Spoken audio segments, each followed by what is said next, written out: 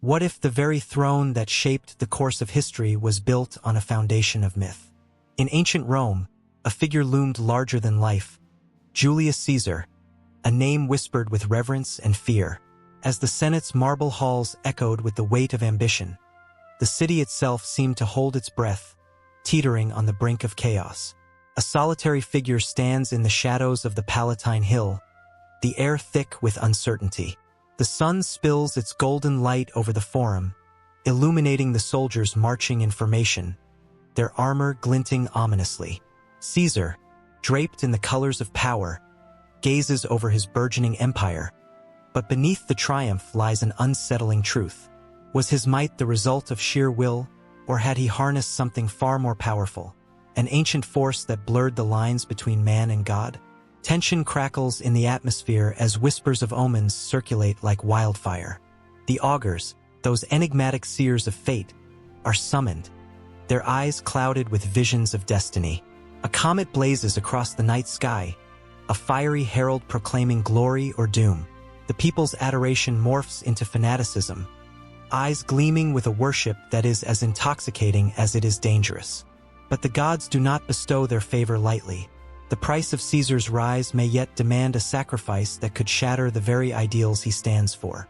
Outside the walls of Rome, rival factions gather, plotting in darkened corners. The Ides of March loom closer, an ominous date etched into the fabric of fate. A conspiracy hatches, threads of loyalty and betrayal intertwining like a tapestry of deceit.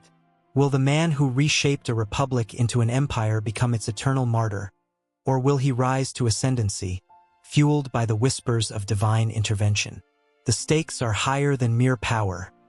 They are a battle for the soul of Rome itself.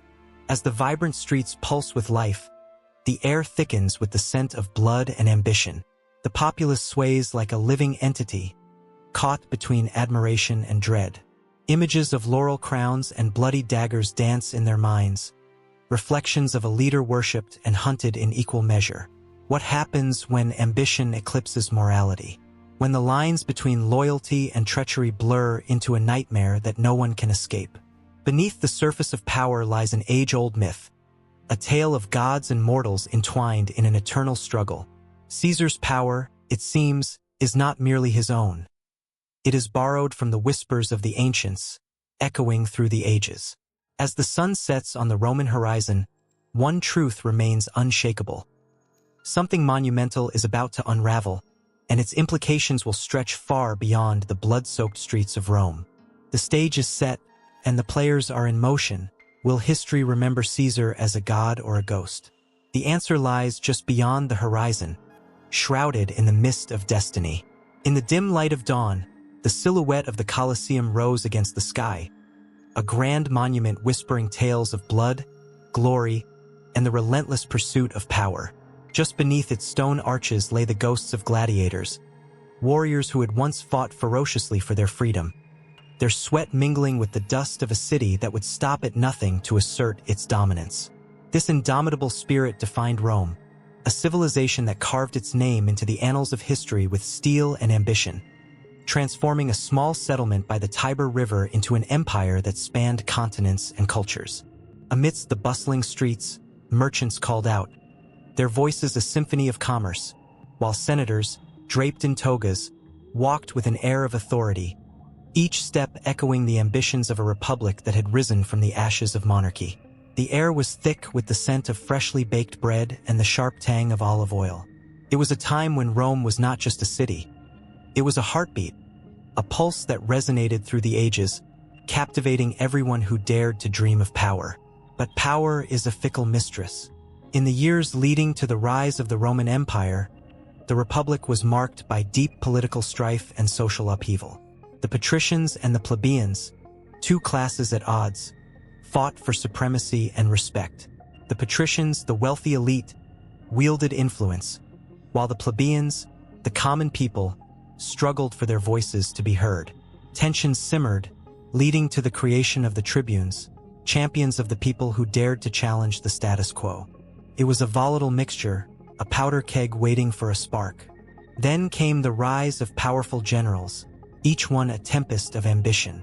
Figures like Gaius Julius Caesar emerged, his name now synonymous with power and betrayal.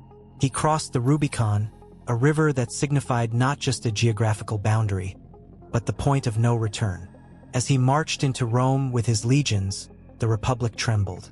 The Senate, a once mighty institution, found itself in a struggle for survival against a man who had captured the hearts of the people and the might of the army.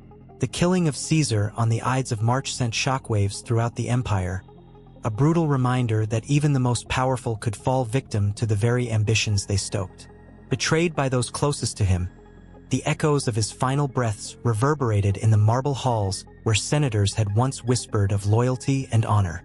The death of Julius Caesar marked not just the end of a life, but the tragic unraveling of a republic, a transformation into an empire under the rule of Augustus, his adopted heir. With Augustus at the helm, the Roman Empire began its golden age, stretching its influence from the misty hills of Britain to the sun-soaked sands of Egypt. The Pax Romana, a period of relative peace and stability, emerged, allowing art, philosophy, and engineering to flourish. Roads were built, connecting distant lands, enabling trade and communication, knitting together a vast tapestry of cultures. The empire expanded, and with it, the dreams of countless soldiers and citizens who sought their fortunes in distant lands. But with expansion came the burden of control. The legions, once the pride of Rome, became a double-edged sword. Loyalty to their generals often overshadowed their allegiance to the empire itself. As emperors rose and fell, so too did the destinies of countless regions. The provinces, with their diverse cultures and traditions, either embraced Roman rule with open arms or resisted fiercely, leading to bloody conflicts that stained the earth with hues of valor and despair. As the empire reached its zenith, whispers of dissent began to echo through the halls of power. Corruption ran rampant, and the very ideals of the republic that had nurtured Rome seemed to fade like the last remnants of sunlight at dusk. The Senate, once a bastion of authority, became a puppet, its strings pulled by those who craved power. It was a time of extravagance and decadence, where emperors like Nero indulged in lavish feasts, while the common people struggled for bread. The pulse of Rome began to falter. Its borders, once expansive and secure, faced threats from barbarian tribes, as mighty as they were fierce. The Visigoths, Vandals, and Huns, each wave crashing against the walls of the empire, sought to claim what was once thought invincible. The once proud legions that had brought fear to enemies now struggled to defend the very heart of Rome. The city that had once stood as a beacon of civilization began to show cracks, a fragile shell of its former glory. Within the very walls of Rome, the struggle for power transformed into a chaotic dance of ambition and betrayal. Emperors would rise, only to be toppled by the next wave of conspirators and usurpers. The infamous Year of the Four Emperors in 69 AD showcased the fragility of power, as one ruler after another fell victim to the relentless tides of ambition. Each assassination, each coup, rippled through the empire, sowing seeds of distrust and fear among the populace. The heart of Rome still beat, but the rhythm was uneven. Citizens who once marched proudly in the streets now whispered of the empire's decline. They gathered in the forums, their faces etched with worry and uncertainty. What would become of their beloved city? The magnificent temples dedicated to their gods, the grand spectacles of the Colosseum, were these symbols of strength or markers of an impending collapse? The very stones of Rome held secrets, stories of triumph and tragedy, glory and despair. As the empire teetered on the brink of disintegration, echoes of its past reverberated through time. The dreams of its founders seemed distant, shadows overshadowed by the reality of an empire struggling to find its place in an ever-changing world. Each moment, filled with tension and fervor, set the stage for a future unknown, a future that held both promise and peril. And as the sun set over the ancient city, casting long shadows across its storied streets, it was clear that the legacy of Roman power was far from over.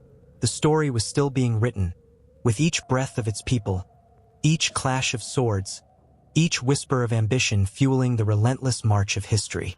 The wheel of time turned, and the saga of Rome, its triumphs, its tragedies, continued to unfold, threading the past into the fabric of the future, an unending tale of power and passion. In the bustling streets of Rome, a great tension crackled in the air like a storm waiting to unleash its fury. The people crowded around the forum, their faces etched with anticipation and fear, whispering tales of a man who seemed to command not just armies, but the very essence of destiny itself. That man was Julius Caesar, a name that would echo through the ages, leaving an indelible mark on history. Born into a patrician family on July 12, 100 BCE, a time when Rome was both powerful and fragile, Caesar was not destined for a quiet life. He grew up in a society rife with political intrigue and social upheaval. From an early age, he exhibited a fiery spirit and exceptional intelligence, traits that would serve him well in the treacheries of Roman politics. His father died when he was just a boy, leaving a young Caesar with the burning desire to prove himself and rise above the shadows of his lineage. As he matured, the flames of ambition began to flicker within him. At the age of 17, he joined the military, stepping onto the battlefield where glory awaited. He fought bravely in the East, demonstrating not only his courage but also his strategic brilliance. Each victory added fuel to the fire of his growing legend, leading his men to chant his name with a mix of reverence and adoration. Yet, the battlefield was just one arena where he would make his mark. In the cutthroat world of Roman politics, alliances were as fleeting as whispers in the wind. Caesar quickly learned that to survive, he needed friends and powerful connections. He formed a triumvirate with two other formidable figures, Pompey and Crassus. The three men, each with their ambitions and desires, ruled Rome together, their bond forged in the crucible of power. Together, they were unstoppable, leading campaigns that expanded Rome's borders and stirred the hearts of its citizens. But with power came envy. As Caesar soared higher, others plotted in the shadows, their hearts filled with jealousy. The Senate, once a bastion of power, began to see Caesar not as a leader, but as a threat. His popularity among the people made him both a hero and a target. Tensions simmered, and whispers of betrayal echoed through the marble halls of power. In 49 BCE, the moment of reckoning arrived. Caesar stood at the Rubicon River, the line that separated his province from Rome itself. Crossing it meant declaring war on the Senate, an act of defiance that would change everything. The words "Alia iacta est," the die is cast, spilled from his lips, sealing his fate. With each step he took over that river, the weight of history pressed down upon him. His march toward Rome was not just a quest for power. It was a declaration of his will against those who sought to chain him. As he entered the city, the people erupted in cheers, their voices rising like a tidal wave. They saw not just a leader, but a symbol of hope, a man who stood against corruption and injustice. But as the cheers echoed, so did the murmurs of discontent from the Senate. The tension was palpable, and the stakes could not have been higher. The streets filled with celebration, but shadows loomed, plotting his downfall. Caesar's rule was marked by sweeping reforms that endeared him to the masses. He restructured the calendar, introduced public land reforms, and extended citizenship to many in the provinces, ensuring he remained close to the hearts of the people. Every decree he issued reverberated through the city, igniting hope and loyalty. Yet, in the back rooms of the Senate, conspirators plotted his demise, their hearts hardened by ambition and the fear of losing their power. The Ides of March approached, and on that fateful day in 44 BCE, Caesar entered the Senate with an air of confidence. He was greeted by friends and foes alike, unaware that treachery awaited him. When the first blade pierced his flesh, it was as if time slowed. The shock spread through him, a betrayal deeper than any wound. As he fell, surrounded by those he once considered allies, he uttered the words that would resonate through history. Et brute, his spirit, once so indomitable, now trembled in the face of betrayal. The aftermath of his assassination sent shockwaves through Rome. The people, once filled with hope, now wandered the streets in despair, mourning the loss of a leader who had inspired them to dream big. The Senate, in their hubris, believed they could extinguish his legacy, but in doing so, they ignited a firestorm of rebellion that would consume them. The very act of his murder transformed him into a martyr, his name forever intertwined with the ideals of leadership and sacrifice. As the dust settled and chaos reigned, the power vacuum left by Caesar's death sparked a fierce struggle for control. Mark Antony and Octavian, two of his most loyal supporters, emerged from the shadows, each determined to claim the mantle of leadership. The echoes of Caesar's last moments reverberated in their hearts, fueling their ambitions and driving them to reclaim his vision for Rome. The stage was set for a conflict that would reshape the world, ensuring that Julius Caesar would never be forgotten. With every heartbeat, every whispered name, he lingered in the thoughts of those who had loved him and those who had feared him. The city of Rome, once vibrant with his dreams, now stood on the brink of a new era, filled with both promise and peril. In the wake of his death, the question hung in the air like a heavy fog. Could his legacy survive, or would it be buried beneath the weight of ambition and betrayal? As the sun set over the city, casting long shadows on the streets, the answer remained just out of reach, waiting to unfold in the tumultuous days to come. In the dim light of a flickering campfire, shadows danced on the faces of weary warriors, their eyes reflecting both hope and despair. They had traveled far, driven by the haunting whispers of fate, each man carrying the weight of a legacy woven into the very fabric of their lives. Among them stood Aeneas, a figure of strength and sorrow, his heart a battlefield of conflicting emotions. He was more than a leader. He was a bridge between the divine and the mortal, a man burdened by the knowledge that his destiny was intertwined with the birth of a great nation yet to come. The winds carried tales of gods and monsters, of love and loss, echoing through the night as Aeneas recounted the story of his journey. His voice rose above the crackling fire, weaving the threads of his past into a tapestry of triumph and tribulation. Each word was a spark, igniting the imaginations of those who listened. He spoke of the fall of Troy, a city once proud, now reduced to ashes. The pain in his voice was palpable, a haunting reminder of all that had been lost. Memories of friends and family flooded his mind, their laughter now replaced by echoes of cries and the clinking of metal as warriors clashed in a desperate struggle for survival. Yet, despite the heartache, Aeneas knew he was destined for something greater. As the son of Anchises and the goddess Venus, he bore the weight of divine heritage. The stars above seemed to guide him, their light offering both comfort and direction.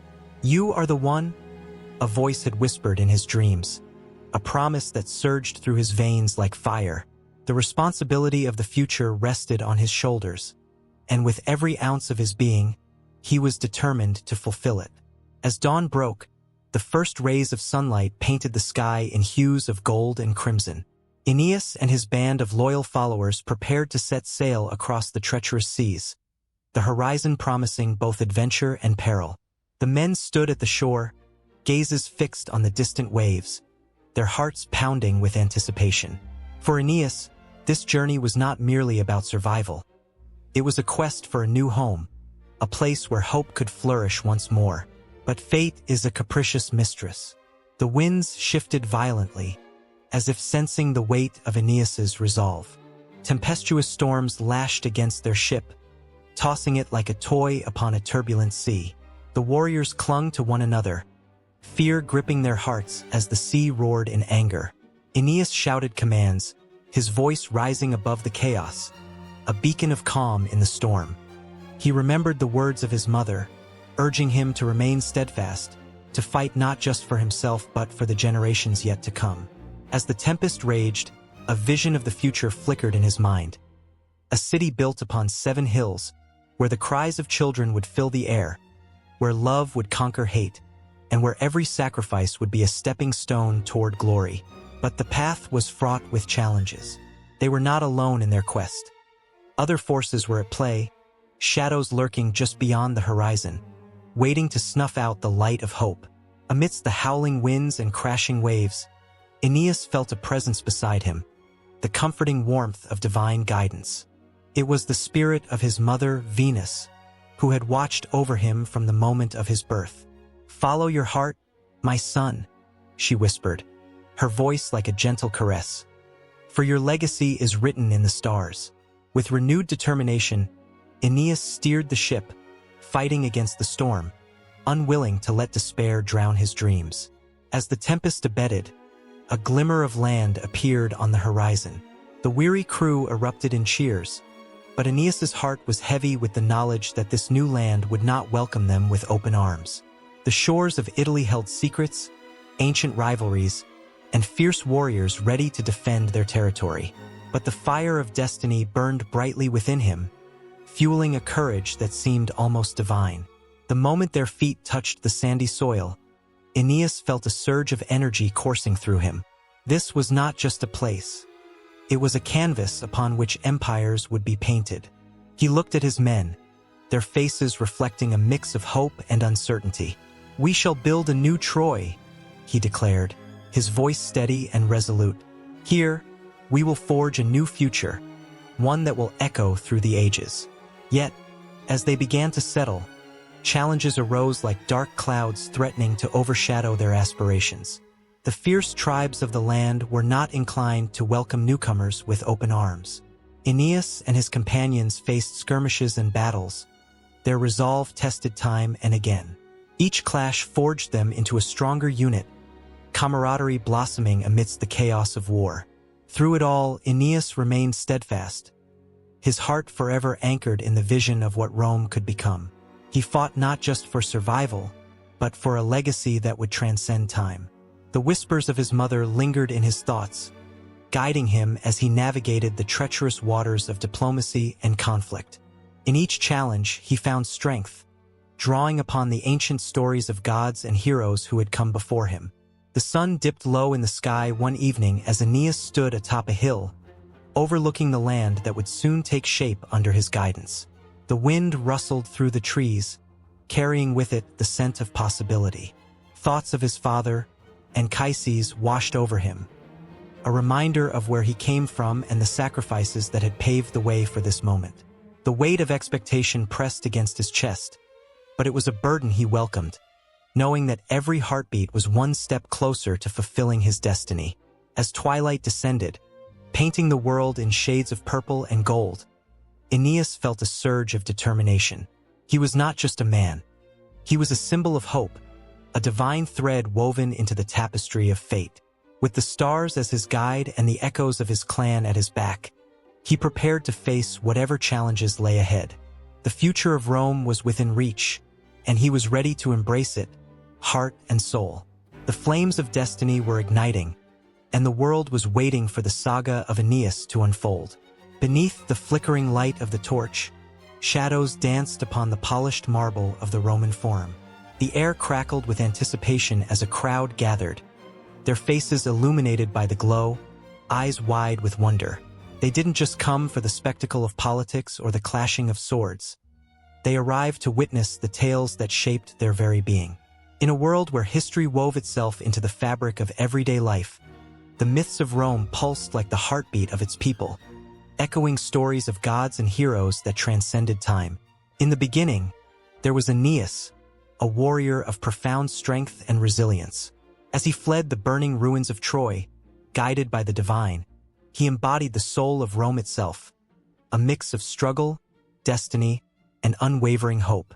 In hushed tones, the people recounted his journey, the trials he faced, and how he ultimately forged a new city by the will of the gods.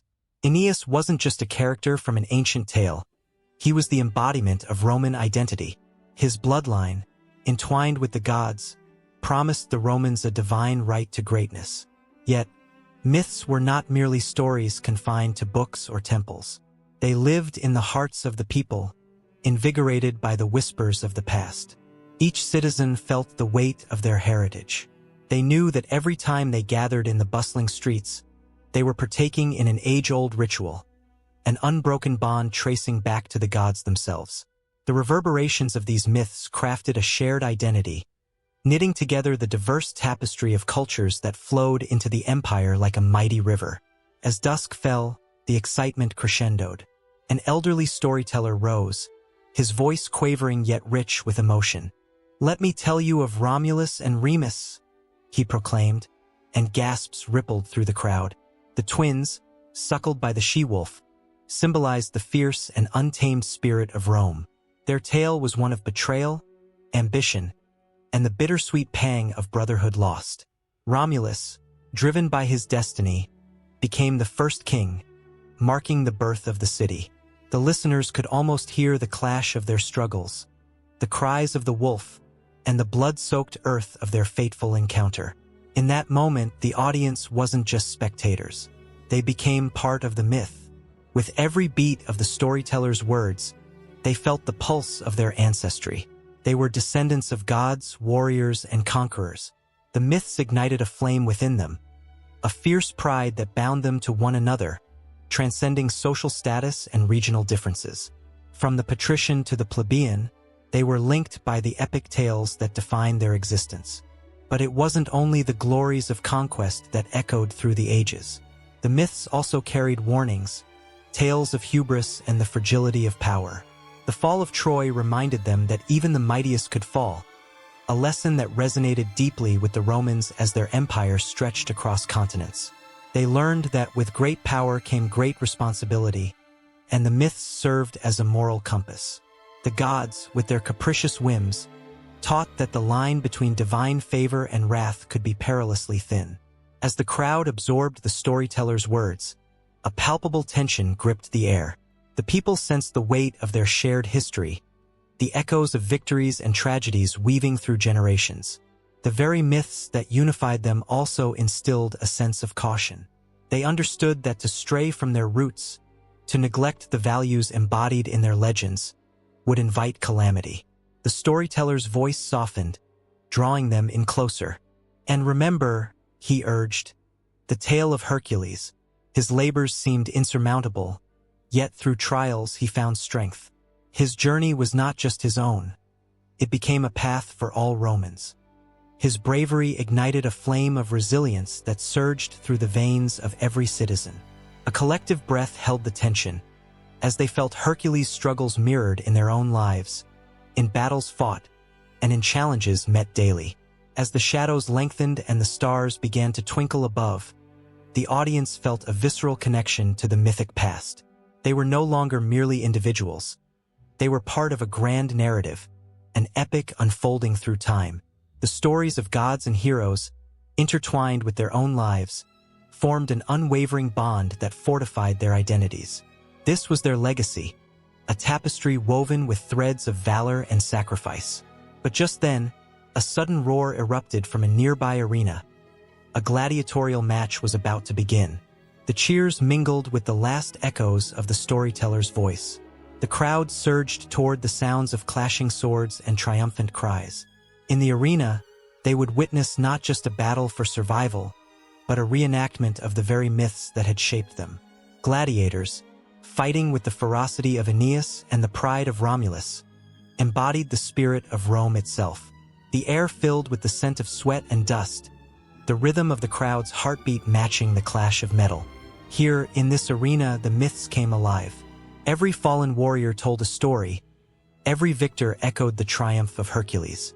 The spectators, filled with adrenaline, knew they were part of something larger, a continuation of the age-old tales that defined their culture. Their emotions surged: fear, excitement, pride, as they cheered for the man who dared to fight for glory and honor. This was Rome, where myth and reality intertwined, where every person, every soldier, carried the weight of history. They were bound not just by blood, but by a shared destiny forged in the fires of legend. As the sun dipped below the horizon, casting a fiery glow over the arena, the stories that shaped their identity pulsed through the air, an intoxicating mix of fear and hope, binding them eternally to their mythic past. In the flickering shadows of a bustling Roman forum, a crowd gathered, their voices a symphony of excitement and tension. The air was thick with anticipation as they awaited news of the Julius lineage, one of the most distinguished families of ancient Rome. As the sun dipped below the horizon, casting a golden hue over the marble structures, whispers of a glorious past mingled with eager hopes for the future. The name Julius not only echoed through the stone streets but also danced on the lips of the people, captivating them with a powerful allure. The significance of the Julii lineage was woven into the very fabric of Rome's history. Their roots stretched back to the founding myths of the city, with legends claiming descent from the divine. They were said to be connected to Aeneas, the Trojan hero, whose bloodline mingled with the gods, promising greatness and an illustrious legacy. Every mention of the Julii seemed to evoke a sense of pride and destiny among the citizens. For them, this lineage represented not just nobility, but the embodiment of Rome's strength, resilience, and ambition. Yet, as with all great stories, the glimmers of glory were shadowed by moments of turmoil and strife. The Julii were not merely a family of wealth and status. They were also entwined in the dangerous politics of the Republic. Each member faced the constant threat of envy, betrayal, and even assassination. The name Julii became synonymous with both honor and peril, a duality that kept hearts racing and minds restless. Their rise was marked by fierce battles and fierce rivals, each victory echoing with both triumph and the bitter taste of losses. Julius Caesar, perhaps the most famous of the Julii, stood as a towering figure. His presence ignited fires in the hearts of men, driving them to follow him into the chaos of war. With every campaign he led, he carved a new chapter into the annals of history, pushing boundaries, expanding territories, and redefining what it meant to be Roman. The very mention of Caesar sent shivers down spines. His ambition was palpable, his vision a beacon that promised greatness. Yet it was a vision paved with the sacrifices of many. The weight of his lineage pressed upon him, driving him forward even as darkness loomed. The eyes of the citizens sparkled with admiration and fear as they recounted tales of his bravery and cunning. Every battle fought, every enemy vanquished, only added to the legend. Families would gather at dusk, sharing stories by flickering oil lamps, their voices hushed as they recounted how the mighty Caesar crossed the Rubicon, a moment that changed everything. In that act of defiance, he not only proclaimed his own destiny but also set the stage for the Republic's transformation into an empire. The Julii no longer walked merely among the living. They walked among the gods. But for every story of glory, a shadow lurked. The political gamesmanship of Rome was merciless. Friends turned into foes, alliances dissolved like mist, and the very blood that connected them became a weapon wielded against them. The assassination of Julius Caesar on the Ides of March echoed through the ages, betrayal by those he trusted most. The shockwave of his death resonated through the city, reverberating in the hearts of the people, leaving them fractured between loyalty and fear. The Julii lineage suffered not just a loss of life but a fracture of their very identity. They became a symbol of sacrifice, a cautionary tale of how even the mightiest can fall. The ramifications of Caesar's demise rippled through time, intertwining the fate of the Julii with that of Rome itself. The rise of Augustus, his adopted heir, marked a new dawn. The transformation of a republic into an empire was no small feat yet. Within this change, an enduring legacy was birthed from the ashes of loss and betrayal. Augustus, with the weight of the Julii's lineage resting heavy on his shoulders, managed to weave together a narrative of grandeur and stability, a return to glory. The people looked to him, their hearts swelling with hope as he restored peace after the chaos. Yet the echoes of past betrayals haunted them. Rome stood at a crossroads, one path paved with the brilliance of the Julii lineage, the other darkened by the stains of betrayal and loss. The legacy of the Julii was not merely about lineage. It was about the human experience, the dreams, the ambitions, the heartbreak, and the triumphs that shaped the destinies of all who walked the streets of Rome. Moments of joy were punctured by sorrow, and every victory was shadowed by the threat of defeat. The Julii were a reflection of the city itself, caught in an eternal dance of light and darkness. Even as the empire expanded, the lineage of the Julii would extend beyond borders, their tales echoing in distant lands. Gladiators fought in their name, philosophers pondered their legacy, and poets sang their praises. The Julii were no longer just a family. They became a movement, a symbol of Rome that transcended time, inspiring generations to come. Yet, with every rise, there were fears of a fall, a cycle of greatness that felt both exhilarating and terrifying. As the moon cast its silver glow over the ancient stones, the whispers of the past mingled with the hopes of the future. Rome was alive with stories, each one intertwining with the Julius lineage, a thread in the grand tapestry of history. The crowd throbbed with energy, captivated by the legacy that was both inspiring and haunting. The air crackled with emotion, a palpable tension building as they wondered what the future held for the Julius name. Would it continue to soar to unimaginable heights, or would it face new betrayals, echoing the pain of the past? In the hearts of the people, the lineage of the Julius burned brightly, an eternal flame of ambition and honor, yet surrounded by the shadows of history that refused to be forgotten. The stories were not merely tales of yore. They were living, breathing reminders of what it meant to be human in a world where every choice could lead to glory or despair. And so, the significance of the Julius lineage thrummed in the air, a promise and a warning, each moment a heartbeat that drove the story forward, enticing all to witness the unfolding of fate within the bloodlines of legends. Beneath a sky painted with the colors of twilight, two figures stood on a grand marble platform, their silhouettes illuminated by the fading sunlight. One bore the grace and beauty of the goddess Venus, her features delicate and enchanting, inviting admiration from all who gazed upon her. The other, robust and valiant, was Mars, the god of war, his presence exuding a fierce strength and power that commanded respect. Together, they represented the potent forces of love and conflict, entwined in a dance as old as time itself, an eternal embodiment of the divine passions that influenced the fate of empires. The people of Rome whispered tales of the profound connection between these two deities and Gaius Julius Caesar, the man who rose from humble beginnings to become one of history's most iconic leaders. He was a man shaped by ambition, fierce loyalty, and a touch of the divine. As the stories unfolded through the streets of the city, they spoke of how the blood of Venus flowed through his veins, bestowing upon him a certain charm and charisma that captivated the hearts of many, while Mars granted him a restless spirit, driving him to conquer and expand the borders of Rome. In the early days of his rise, Caesar, a young man with dreams that soared higher than the tallest Roman statues, found himself caught between love and duty. His heart was torn as he navigated the treacherous waters of political alliances and personal desires. The people adored him, but with adoration came the shackles of expectation. He was a leader destined for greatness, yet haunted by the whispers of betrayal and the shadow of his own ambitions.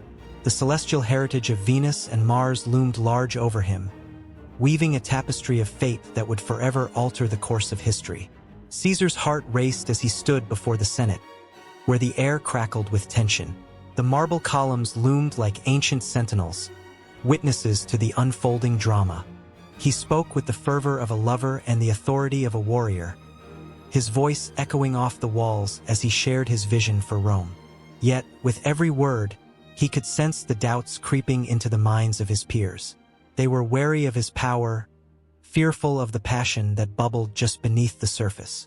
The divine heritage of his lineage felt like a double-edged sword, one that could elevate him to heights unknown or plunge him into the depths of despair. As Caesar turned to leave the Senate, he caught sight of Calpurnia, his devoted wife, her eyes shimmering with a mix of love and concern. In that moment, he understood the pull of Venus's influence, a connection deeper than politics, a bond that transcended the ambitions of men. She brought comfort in a world that often felt chaotic, grounding him yet igniting his aspirations. He could feel Mars stirring within him, urging him onward, pushing him to confront the inevitable challenges that lay before him. Night fell, shrouding the city in a cloak of darkness. In the flickering light of the oil lamps, Caesar found himself alone with his thoughts, contemplating the weight of his destiny. The stars above twinkled like the eyes of the gods, watching, waiting. He could almost hear their whispers, guiding him toward a path fraught with danger and opportunity.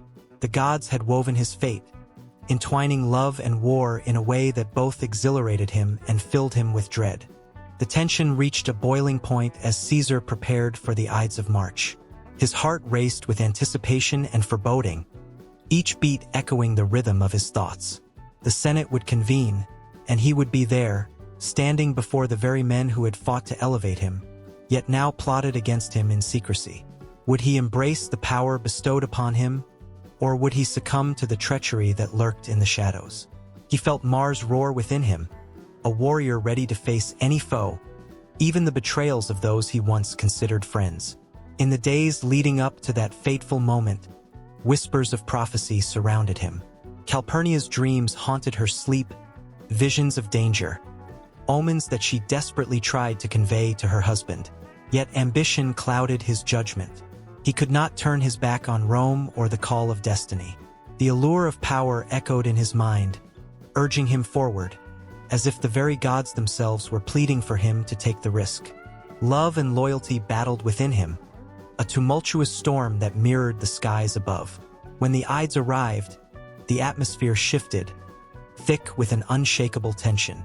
Caesar strode into the Senate, a man possessed, the weight of his lineage anchoring him as he faced the impending storm. The room buzzed with a mix of anticipation and dread, the senators casting furtive glances at one another, their minds racing with thoughts of ambition, betrayal, and blood. They were men transformed by the desire for power, their hearts now drumming to the rhythm of Mars, while the gentle touch of Venus slipped further from their grasp. In that moment, Caesar stood at the precipice of history, unwittingly balancing the scales of love and war. The gods watched closely, their breath held in collective suspense, as a single decision would ripple through time, altering the course of not just his life, but the fate of Rome itself. Would he emerge as the hero, the conqueror, or would he become a martyr, a name whispered in reverence and fear? As the daggers flashed and the betrayal unfolded, the divine heritage of Venus and Mars would culminate in a moment that would echo through the ages, forever entwining love and ambition in a dance that was never meant to end. In a dimly lit chamber, shadows danced upon the walls, whispering tales of ancient wisdom and foreboding truths. The air was thick with an electric tension, as if the very stones were alive, yearning to share secrets long buried beneath the weight of time. Outside, the wind howled like a restless spirit, carrying the voices of the past into the present. And there, amid flickering candlelight, sat the Sibyls, prophetesses whose words could change the course of nations and strike fear into the hearts of men. Each Sibyl, a woman of profound insight, held within her a power that transcended mere mortal understanding. Their visions were woven into the fabric of destiny, fraught with omens and revelations that spoke of greatness and doom in equal measure. With every utterance, they painted vivid pictures of what was to come, and those who sought their counsel often trembled before the weight of their prophecies. It was said that their words could rattle the very foundations of empires, and that those who ignored their warnings did so at their own peril. The most famous among them, the Sibyl of Cumae, sat poised over a scroll, her eyes glistening like shards of glass reflecting the light of truth. With trembling fingers, she traced the lines of fate, her voice a haunting melody as she began to chant. The air trembled with anticipation, electric with the promise of revelation. When the golden city rises from the ashes, she intoned, the eagle shall soar and the lion shall roar. Greatness shall be forged in the fires of strife. Outside, the world was oblivious to the portentous words being spoken. The sun set behind the hills, swallowing the light and plunging the land into twilight. Yet in the chamber, the atmosphere crackled with energy. The Sibyl's prophecies resonated like echoes of thunder, reverberating through the ages. Each syllable seemed to shake the very core of reality, pushing the boundaries of what was known and what lay hidden in the shadows of the future. As the Sibyl spoke, visions flashed before her. A tapestry of battles fought, blood spilled, and heroes rising. She saw the legions marching, banners unfurling in the wind, and the clash of swords ringing like a symphony of destiny. Each vision was a thread in the intricate web of time, weaving together the fates of a world on the brink of transformation. The Sibyl's voice grew louder, more urgent, as she warned of the darkness that lurked behind the veil of greatness. Beware the false prophets, she cried. Beware the deceit that cloaks ambition, for not all who seek power do so with noble hearts. In the shadows, treachery waits, ready to strike when the light shines brightest. Her words hung heavily in the air, a haunting reminder that greatness often came hand in hand with peril. Outside, the stars began to twinkle in the night sky, bearing silent witness to the unfolding drama. The people, busy in their daily grind, felt an unsettling chill, as if something monumental was about to change. They looked up, eyes drawn to the heavens, unaware of the prophecies that would soon ripple through their lives like a stone cast into a still pond. As the Sibyl continued, the visions transformed into a vivid tapestry of triumph and tragedy. She saw a young leader rising, a figure destined to unite the fractured tribes of a land divided. His heart burned with a fierce desire for justice, yet the weight of expectation threatened to crush him under its relentless burden. The Sibyl knew that greatness came with a price, a truth that would echo throughout history. His path will be fraught with trials, she warned, her voice trembling with emotion. He will face betrayal from those he trusts most. His resolve will be tested as the seas rage against the shore. But from the ashes of despair, a brighter dawn shall emerge. The land will flourish under his reign, but only if he remembers the lessons of the past. Each word carried the weight of prophecy, a heavy reminder that the future was not set in stone but shaped by choices made in the present. The chamber shook with the intensity of her visions, and the candles flickered wildly as if echoing her urgency. The other Sibyls, equally enraptured by the visions, joined in, their voices intertwining in a haunting chorus of fate. They warned of a great conflagration, a fire that would consume not just cities but the very hearts of men. Yet amidst the chaos, they foresaw a glimmer of hope, a new beginning rising from the ruins, a chance for redemption. As the prophecies poured forth like a river of wisdom, the air became thick with the scent of incense and the weight of ancient truths. The shadows danced more fervently, as if the spirits of those who came before had gathered to listen. The essence of history lingered in the chamber, great men and women who had walked the earth, their decisions echoing across time. Each prophecy was a thread connecting them to the present, binding their fates together in an intricate dance of destiny. And then, with a sudden stillness, the chamber fell silent. The Sibyls exchanged knowing glances, their breaths held in unison. They understood that what they had foretold was just the beginning, a mere glimpse of the unfolding saga that awaited outside those walls. The intensity of their visions still hung thick in the air, reverberating with the promise of greatness and the specter of despair. Outside, beyond the stone walls, the world stirred. The winds carried their words far and wide, reaching the ears of those who would heed or ignore their wisdom. The seeds of prophecy had been sown, and now, like a restless tide, events began to unfold, each moment pregnant with possibility. Somewhere in the distance, a horn sounded, signaling the arrival of change. The people felt it in their bones, a collective shiver that coursed through the streets. They looked to the sky, to the stars that bore witness to their fate, unaware that the prophecies of the Sibyls would intertwine with their lives in ways they could scarcely imagine. Greatness was coming, but so was the storm that would test the very fabric of their existence. In the bustling streets of ancient Rome, where the air was thick with the scent of spices and the sound of merchants haggling, a sharp cry rang through the forum. It was a cry that would echo through time, a call for power and justice. Here, amidst the grand columns and statues of heroic figures, the pulse of a new era was building, one that would shape the fate of the known world. The Roman Republic was born from chaos, a response to tyranny and the unyielding grip of kings. The overthrow of the last king, Tarquin the Proud, was not just a shift in power. It was a thunderous declaration that the people would no longer bow to a single ruler. They craved a voice, a chance to steer the ship of state, a chance to be heard. This cry for liberty ignited a fierce political battle, a clash between the patricians, the elite families, steeped in wealth and privilege, and the plebeians, the common folk, who toiled under the weight of oppression. As the first consuls took their seats, a wave of excitement coursed through the citizens. Their leaders were chosen through elections, a radical concept at the time, granting the people a semblance of control. Yet, power is like fire. It can warm or burn. And with the introduction of shared governance came tensions that crackled like lightning in the summer sky. Meetings in the Senate often turned into battlegrounds, voices raised in anger, as patricians and plebeians jockeyed for influence. Each day felt like a new chapter in an ever-unfolding saga. The struggle of the orders marked a defining struggle, a tug-of-war for justice that echoed through every street and alley. The plebeians, tired of being sidelined, sought to create their own institutions, to have their own representatives, the tribunes, who could stand up against the might of the Senate. They fought for the right to marry into patrician families, for laws that would protect them from usury, and for equal access to the political arena.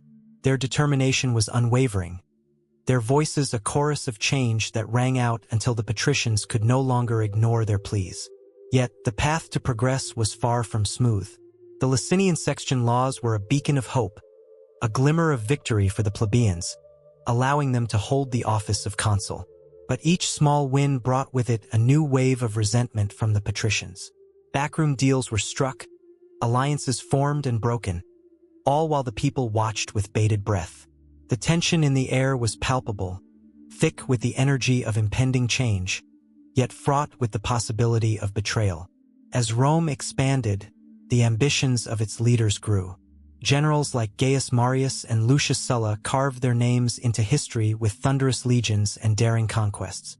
Marius reformed the army, opening its ranks to the landless, forging an allegiance between soldiers and their commanders, which would alter the landscape of loyalty itself. The power of the military became a double-edged sword, a source of strength that could just as easily turn against the very republic it was meant to protect. Sulla's march on Rome was a pivotal moment, a stark reminder of how fragile power could be. The sight of armed legions marching through the city's gates sent shockwaves through every citizen's heart. The Senate, once a sanctuary of debate, was transformed into a battleground. Blood ran in the streets as Sulla sought to reclaim power that had slipped through his fingers. He enacted proscriptions, a chilling list of enemies that would be hunted down, their lives snuffed out in the name of order. The air was thick with fear, and in the shadows, whispers of revenge stirred. As the Republic staggered under the weight of civil strife, new players entered the stage. The likes of Julius Caesar, Pompey, and Crassus formed the first triumvirate, a powerful alliance that sought to control the fate of Rome. The ambitions of these men were intoxicating, their dreams of glory blinding them to the fissures that were forming within their ranks. The people watched, their hearts pounding, as the lifeblood of the Republic seemed to pulse in the hands of a few. Caesar's rise was meteoric, a dazzling display of charisma and military genius that captivated the masses. Yet, with each victory came a growing unease among the Senate, who viewed him as a threat to their power. The Republic, once a beacon of shared governance, teetered on the brink of collapse as loyalties crumbled and fears festered. The tension was electric, crackling with the energy of a storm ready to break. On the Ides of March, the whispers turned into screams as Caesar fell before the daggers of his closest friends. Betrayal hung heavy in the air, a ghost that would haunt the Republic for generations. As he breathed his last, a silent question echoed through the streets. Had power corrupted the very ideals for which the Republic had fought? The answer lay not in Caesar's demise, but in the chaos that followed. The Republic could not reclaim its former glory, splintering into factions as civil war erupted once more, leaving a trail of devastation in its wake. As the dust settled, the rise of Octavian shifted the dynamics yet again. Under the facade of restoring the Republic, he would wield power as an emperor, a delicate balancing act that masked the truth of a Rome transformed. The people, who had once fought for their voices to be heard, now found themselves at the mercy of a new kind of ruler. Their hopes, their struggles, their victories, all woven into a tapestry of power that twisted and turned, forever changing the course of history. In this crucible of ambition and betrayal, the Roman Republic lay bare, its power dynamics a tempest of emotions and aspirations. Each moment was fraught with tension, each decision echoing through time. As the shadows of its past loomed large, the future of Rome hung in the balance, waiting for the next chapter to unfold. An unwritten story of ambition, power, and the relentless human spirit. The sun hung low over the bustling streets of Rome, casting long shadows that danced across the cobblestones. The air was thick with the scent of spices and the distant sound of merchants calling out to customers. In the midst of this vibrant chaos stood a young boy, his bright eyes filled with ambition and wonder. This boy was Gaius Julius Caesar, destined to become one of history's most formidable leaders.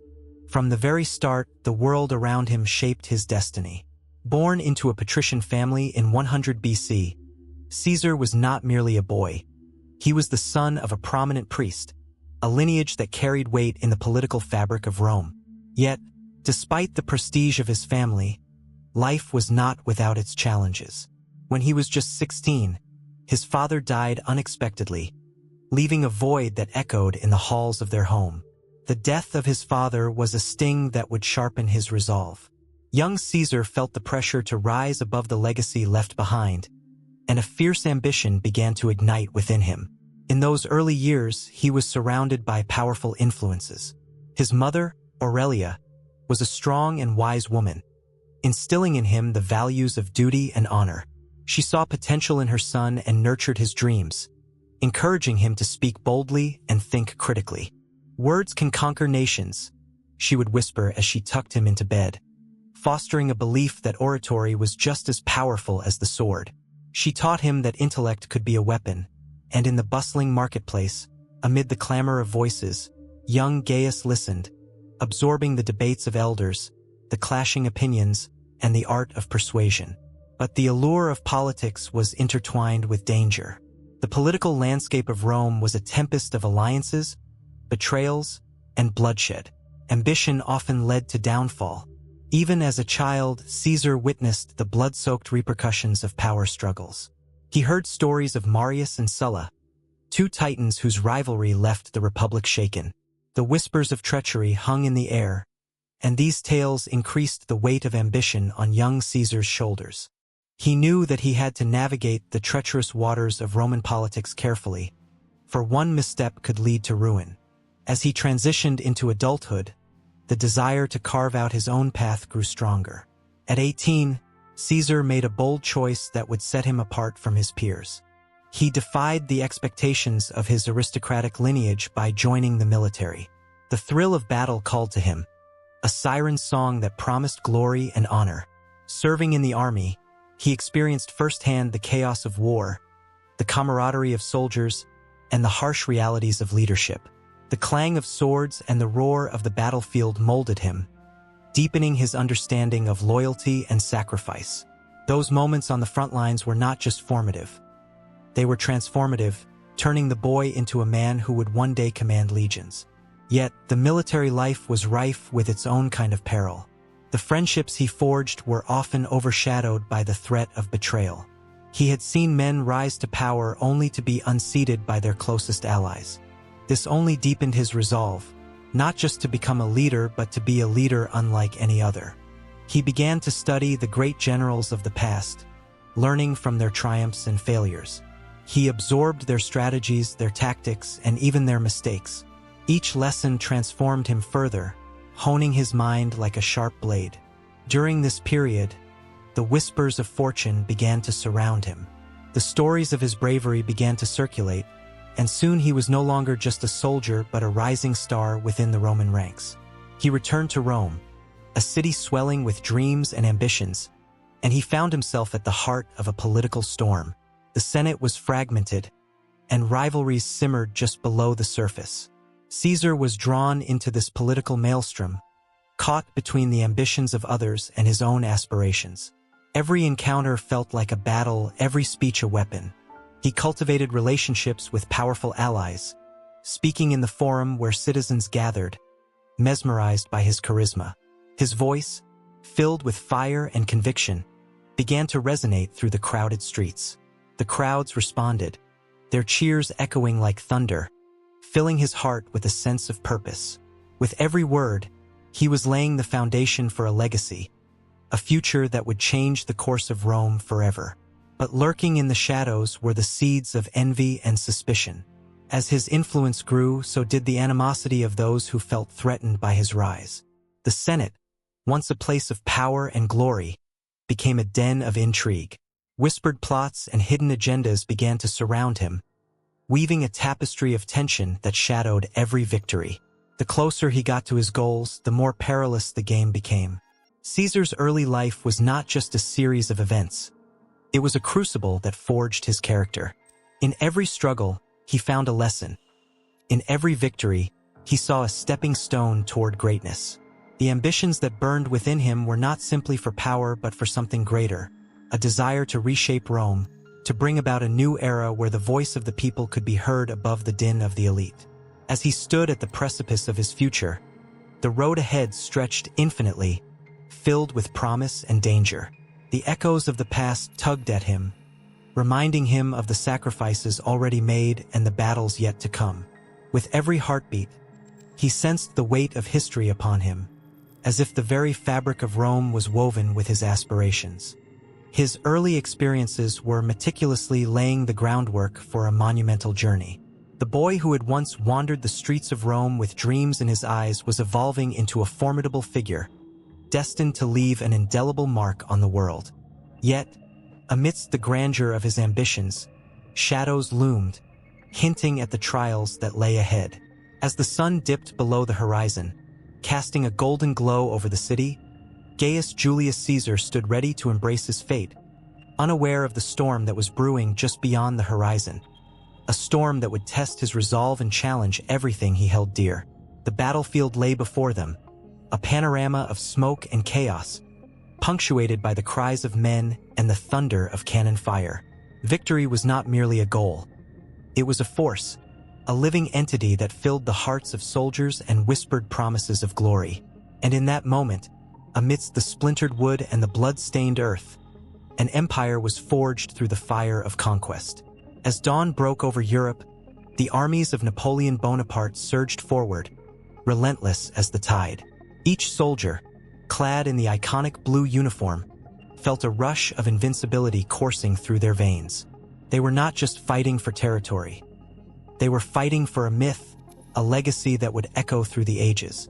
The Battle of Austerlitz in 1805 is often regarded as one of Napoleon's greatest victories. It was a masterclass in strategy, where his forces, outnumbered and outgunned, triumphed against the Austro-Russian coalition.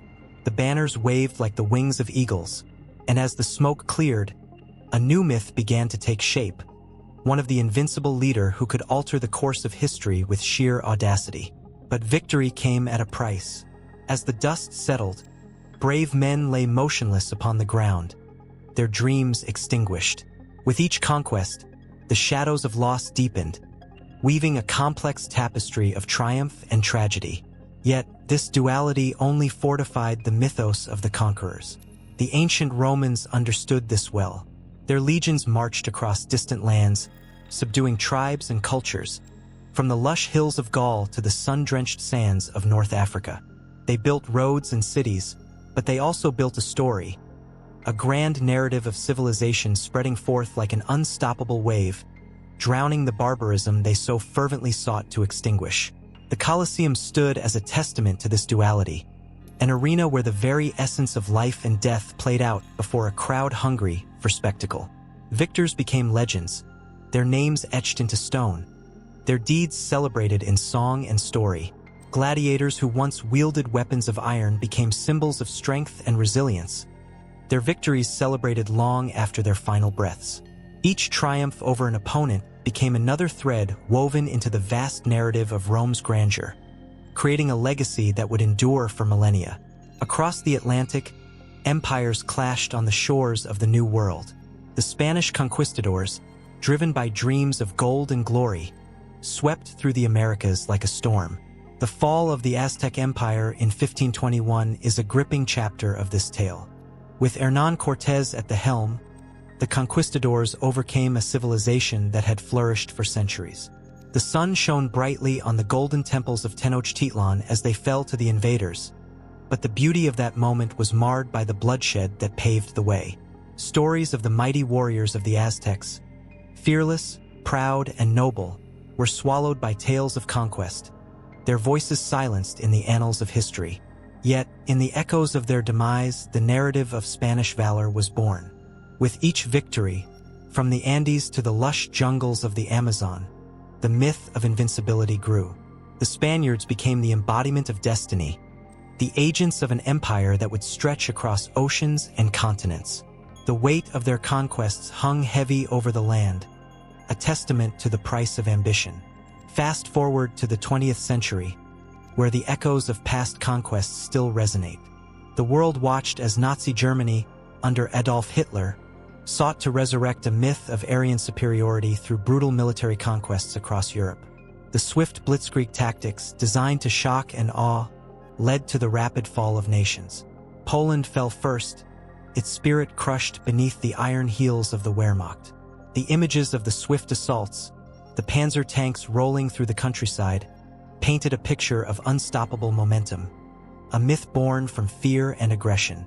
Yet, even as victory seemed assured, the seeds of resistance were sown in the hearts of those who suffered. For every conquered city, there was a whispered promise of rebellion, a flicker of hope that refused to be extinguished. The myth of invulnerability began to crumble as the tides turned on the battlefields of Stalingrad and Normandy.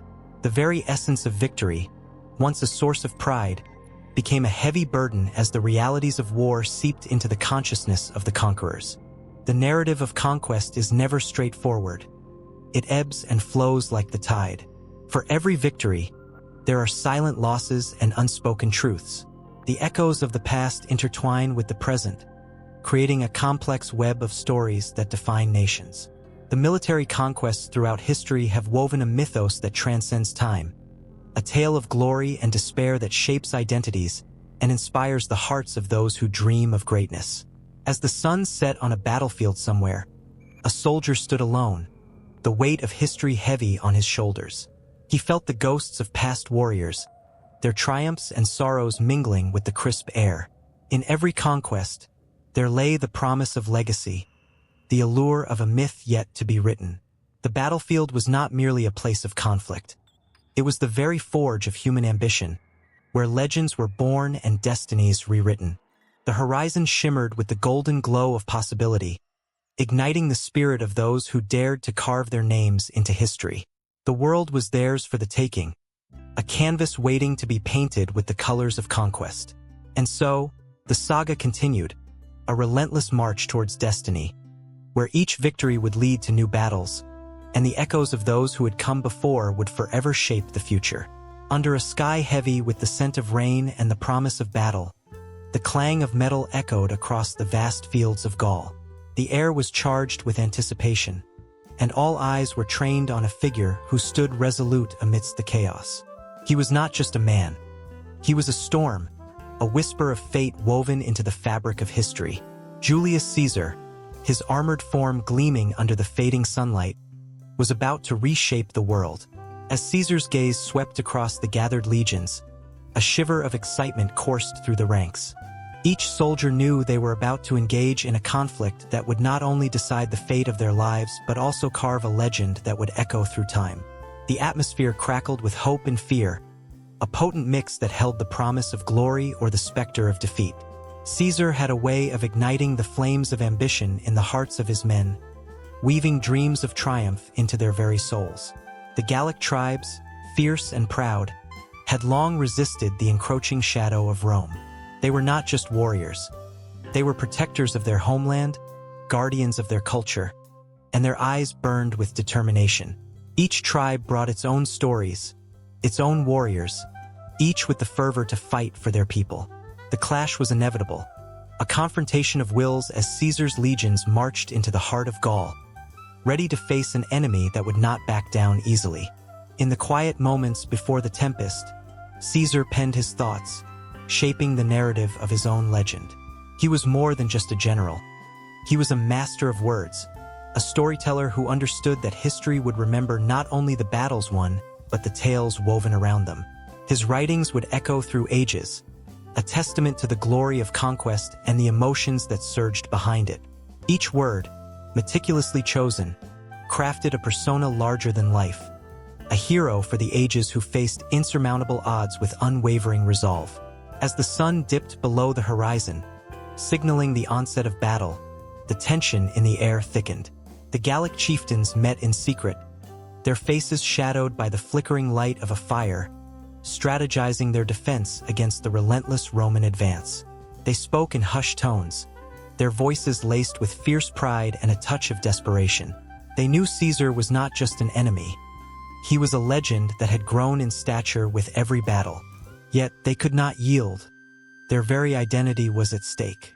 The first clash erupted like a thunderbolt, filling the air with the cacophony of clashing steel and the cries of men. Caesar, riding at the forefront, felt the adrenaline surge through him. He was not just commanding a legion. He was forging a legacy, each battle a stroke of artistry against the canvas of history.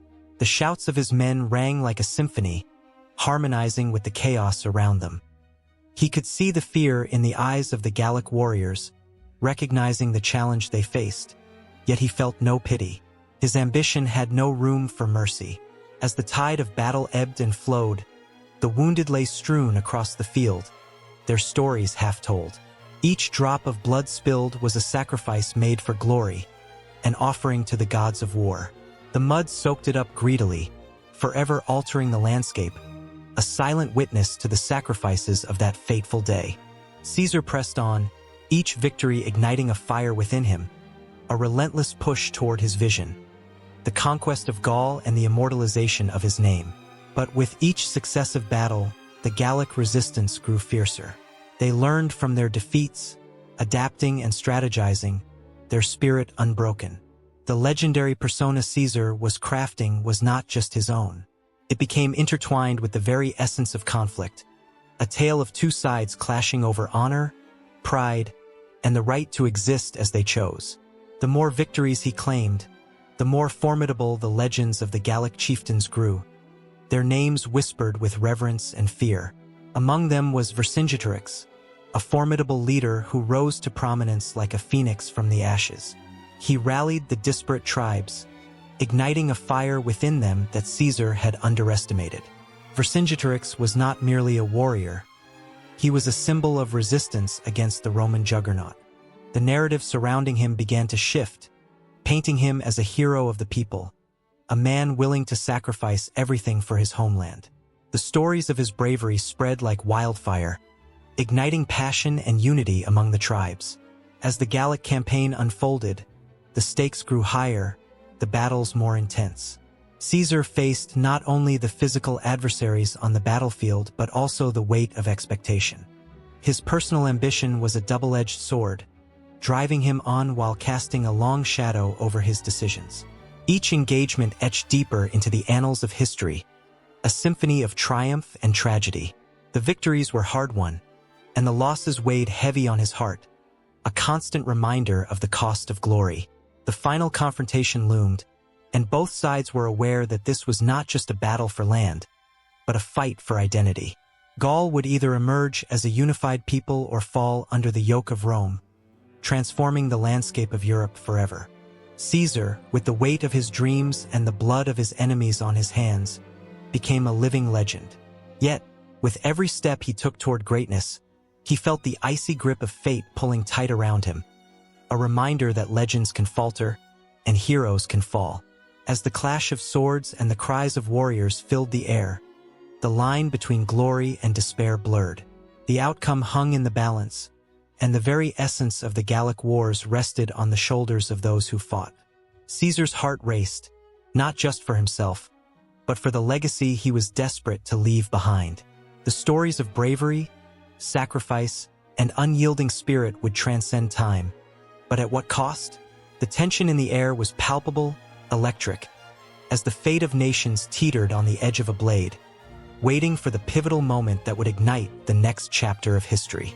In the bustling streets of ancient Rome, where the air was thick with anticipation and the scent of possibility hung like the morning dew, one man stood poised to alter the very fabric of history. Gaius Julius Caesar, a name that would echo through the ages, was not merely a soldier or a politician. He was a master of the art of persuasion. As the sun dipped below the horizon, casting a golden hue across the forum, whispers began to fill the air. The tales of his conquests, of bravery and brilliance, crafted to elevate Caesar in the eyes of the common people, took on a life of their own. It was not enough for Caesar to simply wield a sword. He understood that the mind was the battlefield that mattered most. With every campaign fought, he meticulously documented his victories. He penned accounts of his adventures, transforming each skirmish into a grand saga, with himself as the heroic protagonist. The crossing of the Rubicon, a pivotal moment where he defied the Senate, was not just a bold move.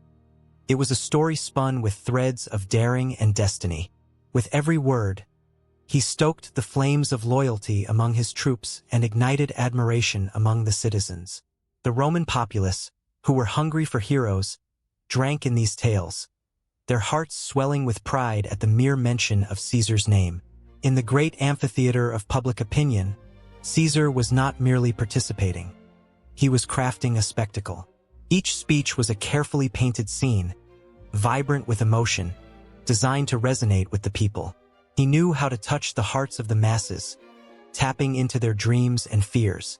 The citizens of Rome, those weary of corruption and conflict, found solace in his promises of stability and glory. He repeatedly reminded them of a time when Rome stood undefeated, of a time when they could reclaim their rightful place in the world. His passionate rhetoric sparked a fire in their souls, a longing for greatness that had long been extinguished. And yet, it was not merely the spoken word that solidified his ascent. Caesar understood the power of images. Coins bearing his likeness began to circulate, his face immortalized in a way that seemed to bless the very currency of Rome. Each coin whispered tales of his triumphs and divine favor. In the eyes of the people, he was no longer just a man. He was a god among mortals, a demigod whose presence could be felt in the very fabric of their lives. The imagery of Caesar became synonymous with strength and prosperity, a beacon of hope amid the turmoil. As his influence grew, so did the shadows of those who feared him. The Senate, once the pinnacle of Roman power, felt the chilling breath of change on their necks. They watched as Caesar's popularity soared, realizing that their voices were being drowned out by the chorus of adoration sung by the masses. In their desperation, they turned to their own propaganda, seeking to tarnish his image. But Caesar was prepared. He countered their attacks with his own narratives, portraying himself as the champion of the Roman people, the savior who would not be silenced by the elite. Each scathing rumor he faced became fuel for his fire. With every attempt to undermine him, he only grew stronger. In the dusty corners of the forum, crowds gathered to hear the latest tale. Young men and women, eyes wide with excitement, recounted Caesar's exploits as if they were reliving them. "Did you hear about the time he defeated the Gauls?" One would whisper breathlessly, while another would chime in, "He's destined to lead us into a golden age." In that moment, the truth and fiction blurred, and Caesar became a mythic figure, an embodiment of Roman aspiration and resilience. As Caesar marched triumphantly into Rome after his victories, the city erupted in a cacophony of cheers. The people felt a connection to him, as if they were part of his journey, as if his victories were theirs. He was not just a leader, he was the embodiment of their hopes. The streets, lined with flowers and the cries of "Hail Caesar," resonated with an electric energy, a collective heartbeat echoing his name. It was through this shared adoration that Caesar grasped the reins of power, transforming the perception of a mere general into that of a legendary ruler. Behind this orchestrated charm, a darker ambition simmered. The seeds of loyalty were planted, but the roots of power twisted deeper into the soil of manipulation. Each festival, each public appearance, was a calculated act, a carefully choreographed ballet of allegiance. The adoration of the masses masked the soldier's loyalty, and the boundaries between leader and legend blurred into one. Caesar's rise was not just a story of blood and glory. It was a tale of the mind, where propaganda played the role of both sword and shield. But amid the grandeur and the cheers, a chilling realization began to settle like the evening mist. The very narratives he crafted, the heroic tales spun in the minds of his followers, also sowed seeds of discontent among those who felt threatened by this new order. The whispers in the Senate grew louder, fear and envy intertwining in a dangerous dance. As the Ides of March approached, the tension in the air became palpable. Shadows lurked in the corners of power, plotting against the man who had become the living embodiment of Roman glory. The intricate web of propaganda that had propelled Caesar to greatness now thrummed with uncertainty. The stories that had once united the people would soon fracture under the weight of betrayal. The world Caesar had built, one of loyalty and reverence, stood on the precipice of chaos. The stage was set for a confrontation that could change everything, a clash between adoration and treachery, a saga written by the hands of destiny itself. And as the days drew nearer to that fateful moment, the line between hero and target blurred, leaving only the electrifying tension that sparked in every heart, waiting for the next act to unfold. The sun hung low in the sky, casting a golden hue over the ancient landscape of Gaul. A sense of anticipation hung in the air, electric and pulsating. In the distance, the Rubicon River flowed like a silver ribbon, gurgling with secrets of ages long past. It was here that history would turn on its axis, where fate would marry ambition in a single fateful moment. Julius Caesar stood at its banks, breathless with the weight of what lay before him. The water shimmered invitingly, yet it was a barrier, a threshold, one that separated the known from the unknown. His heart raced. A man can speak of destiny, but crossing the Rubicon would be a declaration, a proclamation of intent. With each beat of his heart, he could feel the gravity of the decision pressing down on him, as if the river itself were alive, whispering doubts and promises. The armies, the Senate, the people, they all waited, their aspirations and fears intertwined with his own. Crossing this river means war, his thoughts echoed, the voices of allies and enemies swirling in his mind. He could hear them, the murmurs of his fellow generals urging caution, the every word from the Senate echoing in his ears like a distant storm. The very air crackled with tension, thick enough to cut. This was not merely a military maneuver. It was an act of defiance, an assertion of power that would ripple through time, altering the fabric of Rome itself. In that fleeting moment, he was not just a man. He was an idea, an embodiment of ambition that transcended the battlefield. Every soldier waiting for his command felt it. The weight of history pressing upon their shoulders, the thrill of rebellion igniting their spirits. Caesar turned, glancing back at the loyal faces of his men, their expressions a mixture of hope and trepidation. Each one understood the stakes. They had followed him through countless battles, yet the Rubicon stood as an unprecedented challenge, a gateway to glory or doom. As he took that first step into the icy waters, a gnawing feeling settled in his gut. Each splash was a heartbeat, a reminder of the choice he was making. The current tugged at his legs, threatening to pull him back, to drown him in doubt. Yet he pressed forward, the water now swirling around his waist, enveloping him in its chill. It was not just a river he crossed. It was an entire world. A world where he would either rise as a god among men or fall as a forgotten relic. The roar of his soldiers surged behind him, a tide of courage swelling at the sight of their leader's resolve. Alia iacta est, he uttered, the words spilling from his lips like a spell cast upon the winds. The die is cast. It was a declaration echoing through the ages, the moment when the boundaries of fate blurred and the myth of Caesar began to take shape. With every stroke, he felt the river's pulse, a heartbeat that synchronized with his own. The waters were icy, biting, but the fire ignited within him burned brighter. There was no turning back now. He was stepping into a legacy, a story that would be told for generations. The Rubicon was more than a river. It was a symbol of rebellion, of the audacity to challenge an empire shackled by tradition and fear. The crossing ignited a frenzy among his soldiers, their cheers melding with the sounds of the river, a chorus of defiance that resonated in the very stones of history. Behind him, the Senate stirred, a restless beast awakened from its slumber, aware that its grip on power was now threatened by a man who dared to seize it. The whispers of betrayal and ambition mingled with the rush of water, creating a cacophony that filled the air. As he emerged from the water, the sun broke through the clouds, illuminating his path forward. The moment felt surreal, a dream woven into reality.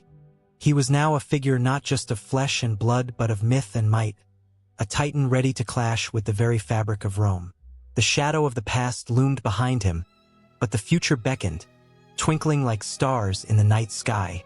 His first steps on the soil of Italy were imbued with power.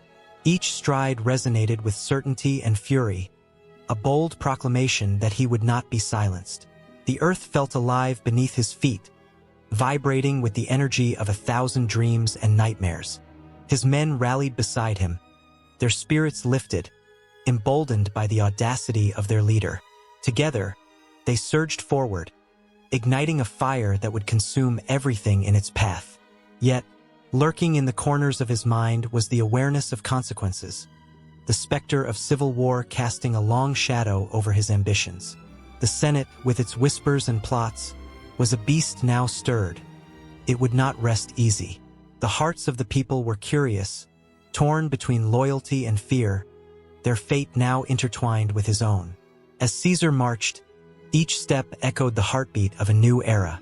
The Rubicon lay behind him, but its legends would follow him into every battle, every triumph, every failure. It was a marker, a threshold where myth met reality, where a man could become a legend. He would rise or he would fall, but the world would never forget the day he crossed the Rubicon, a moment that would pulse through history like the blood in his veins.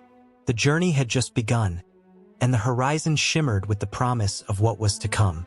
Shadows danced behind him, whispering caution, yet the fire within refused to be extinguished. Caesar was no longer just a man. He was a force, a storm gathering strength as he faced the tumultuous tide of fate. The Rubicon was crossed, but the river of history was wide, and the currents would take him somewhere extraordinary, somewhere that would echo throughout time.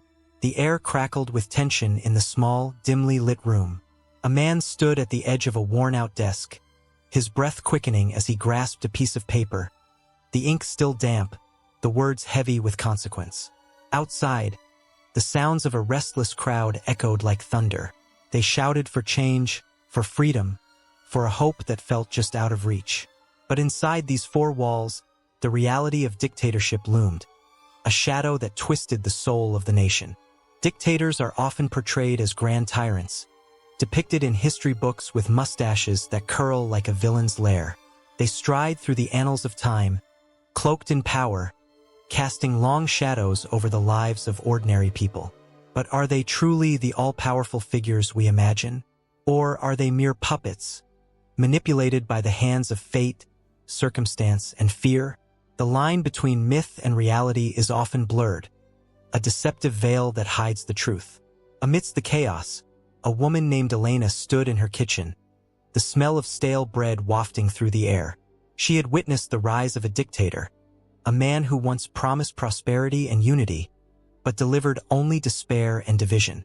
Her husband had once believed in him, a bright-eyed soldier filled with dreams of a stronger nation. Now he was a ghost, lost to the brutal regime that crushed dissent like a bug underfoot. She clutched her child tightly, a bundle of innocence that would never know the warmth of a true democracy. The dictator, a master of manipulation, wielded propaganda like a weapon. Every newspaper, every broadcast, twisted the narrative to paint him as a savior. The myth grew larger, fed by fear and adoration. Citizens believed they were part of a grand narrative, a collective struggle against imaginary foes. But beneath that facade lay a reality steeped in paranoia, a network of informants, each ready to turn against their neighbor for a chance at favor, a scrap of power. Elena knew the truth. The whispers of dissent flickered like candle flames in the darkness. In clandestine meetings, a group of friends shared their fears and hopes, their laughter tinged with sorrow. They spoke of the past, of leaders who had risen with promises but fell with betrayal. History had taught them that power corrupts, that the iron fist of a dictator crushes dreams beneath its weight. Yet, as they planned, they felt the spark of rebellion ignite within them, a flicker of hope that fueled their courage. In the streets, the vibrant colors of the protest banners danced under the sun, a stark contrast to the gray that had settled over their lives. Songs of freedom rang out like sirens, luring more and more into the fray. But the dictator watched from his fortress, his eyes narrowing as he sensed the tide turning. He dispatched his loyal followers, clad in uniforms that symbolized authority but carried the stench of fear. They moved like wolves, ready to pounce on the unsuspecting sheep, their loyalty forged not from love but from fear of retribution. As the clash echoed through the city, the reality of dictatorship revealed its true face, a relentless cycle of violence and oppression. The myth that power was absolute crumbled as each soldier faltered, questioning their allegiance. A flicker of doubt. Was this truly for their country, or merely a tool for tyranny? Elena's heart raced as she joined the throngs of people in the streets, a wave of humanity pushing against the tide of oppression. She felt the weight of her ancestors on her shoulders, their dreams, their sacrifices, all rushing through her veins, igniting a fire she thought long extinguished. But there was a price to pay. Each chant, each step forward, carried the burden of fear. The reality of suffering loomed large, casting its shadow over every brave soul who dared to challenge the dictatorship. In that moment, the line between myth and reality blurred further. The dictator became a figure of myth, a monstrous being larger than life, yet also a coward hiding behind his walls of security. His facade cracked as the people rose, revealing a man who had built his empire on the backs of the innocent, crumbling at the very sight of unity. Yet, the reality of dictatorship was not simply the figurehead. It was an entire system, a machinery of control. The whispers of dissent spread like wildfire, igniting passions long thought extinguished. But for every voice that rose, there were many silenced, lives extinguished in the name of loyalty. Elena's friends fell victim one by one, taken in the dead of night, their only crime being the courage to dream. The truth of the dictatorship lay not in the singular figure but in the collective suffering of a populace bound by fear and desperation. The cruelty of reality was laid bare, a stark reminder that the cost of freedom was often paid in blood. As each day passed, the myth of the dictator transformed into something grotesque, a reminder not just of power but of the tenacity of the human spirit to resist oppression. Amidst the chaos, the flickers of hope continued to burn. Elena felt it in every beat of her heart, the pulse of a nation yearning for freedom. The walls of the dictator's fortress felt shaky, the foundation built on lies crumbling beneath the weight of truth. In the distance, the sound of rebels rallying grew louder, their cries echoing through the streets, an anthem of revolution. As the tension mounted, the clash of ideals reached a fever pitch. The dictator's grip was slipping, and with it, the myths that once held sway began to unravel. The air was thick with anticipation. A storm was brewing, one that could wash away the past and reveal the stark reality of a new dawn. But in the shadows, the reality of betrayal still lurked, reminding them that the fight for freedom was fraught with peril. Elena stood resolute, her heart pounding in her chest as she prepared to face the unfolding chaos. The choice lay before her, to succumb to fear or rise with the tide of hope. The line between myth and reality was drawn, and as the world around her shifted, she took a breath, ready to step into the unknown, her spirit ignited by the possibility of change.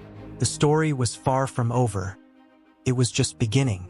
In the dimly lit chambers of the Roman Senate, the air crackled with tension, as if the very walls were witnesses to the ambitions and betrayals that unfolded within.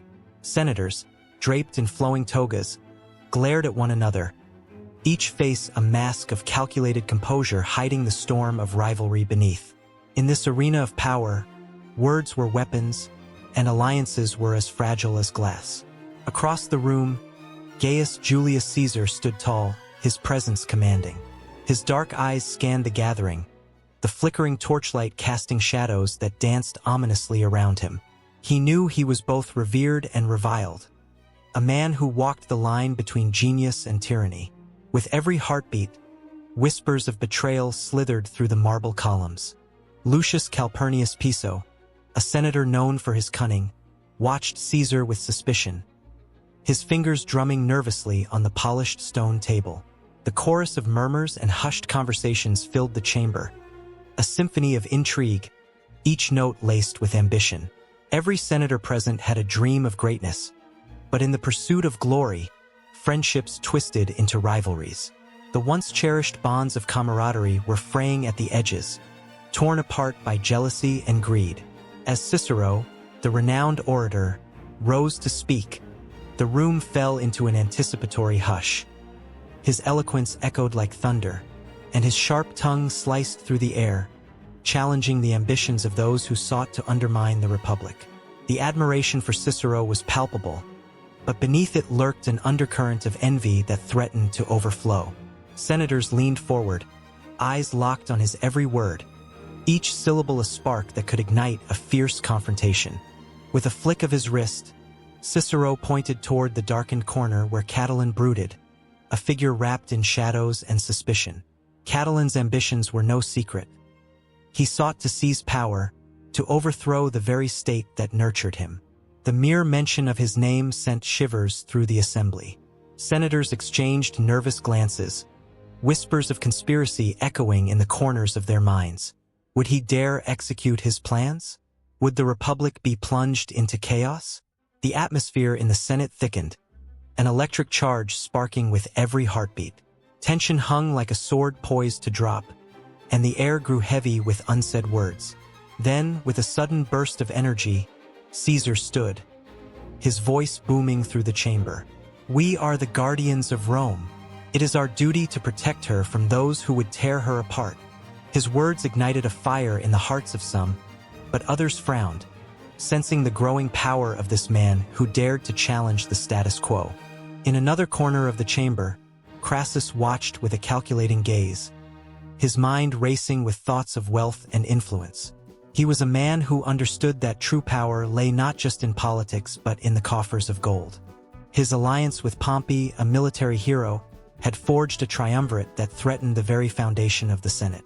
While Caesar rallied the masses with his charisma, Crassus and Pompey plotted in the shadows, seeking to undermine their rival while solidifying their own rule. The Senate was a battleground, and alliances shifted like sand beneath their feet. And then there was Brutus, the tragic figure caught between loyalty and ambition. He admired Caesar, viewing him as a friend and mentor, yet the whispers of dissent tugged at his conscience.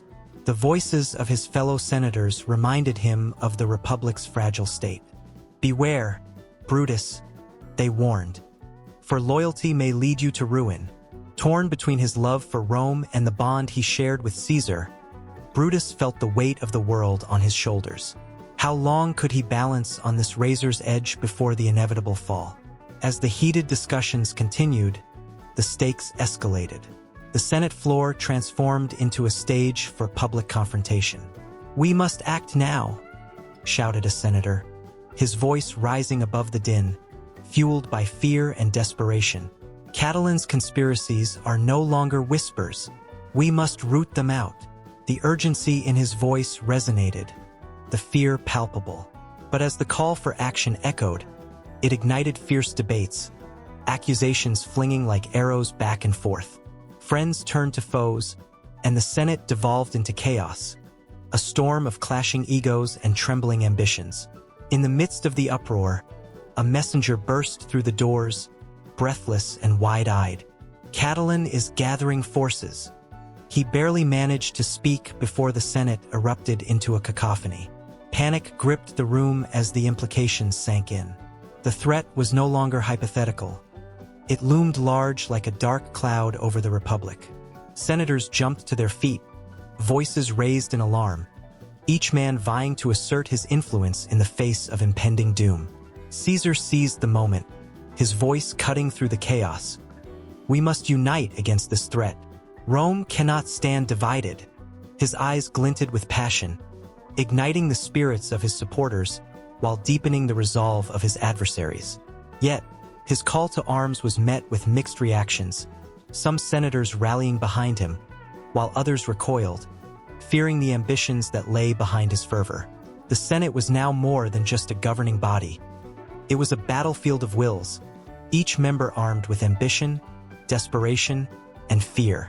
As the flames of dissent flickered higher, alliances began to form and dissolve like smoke.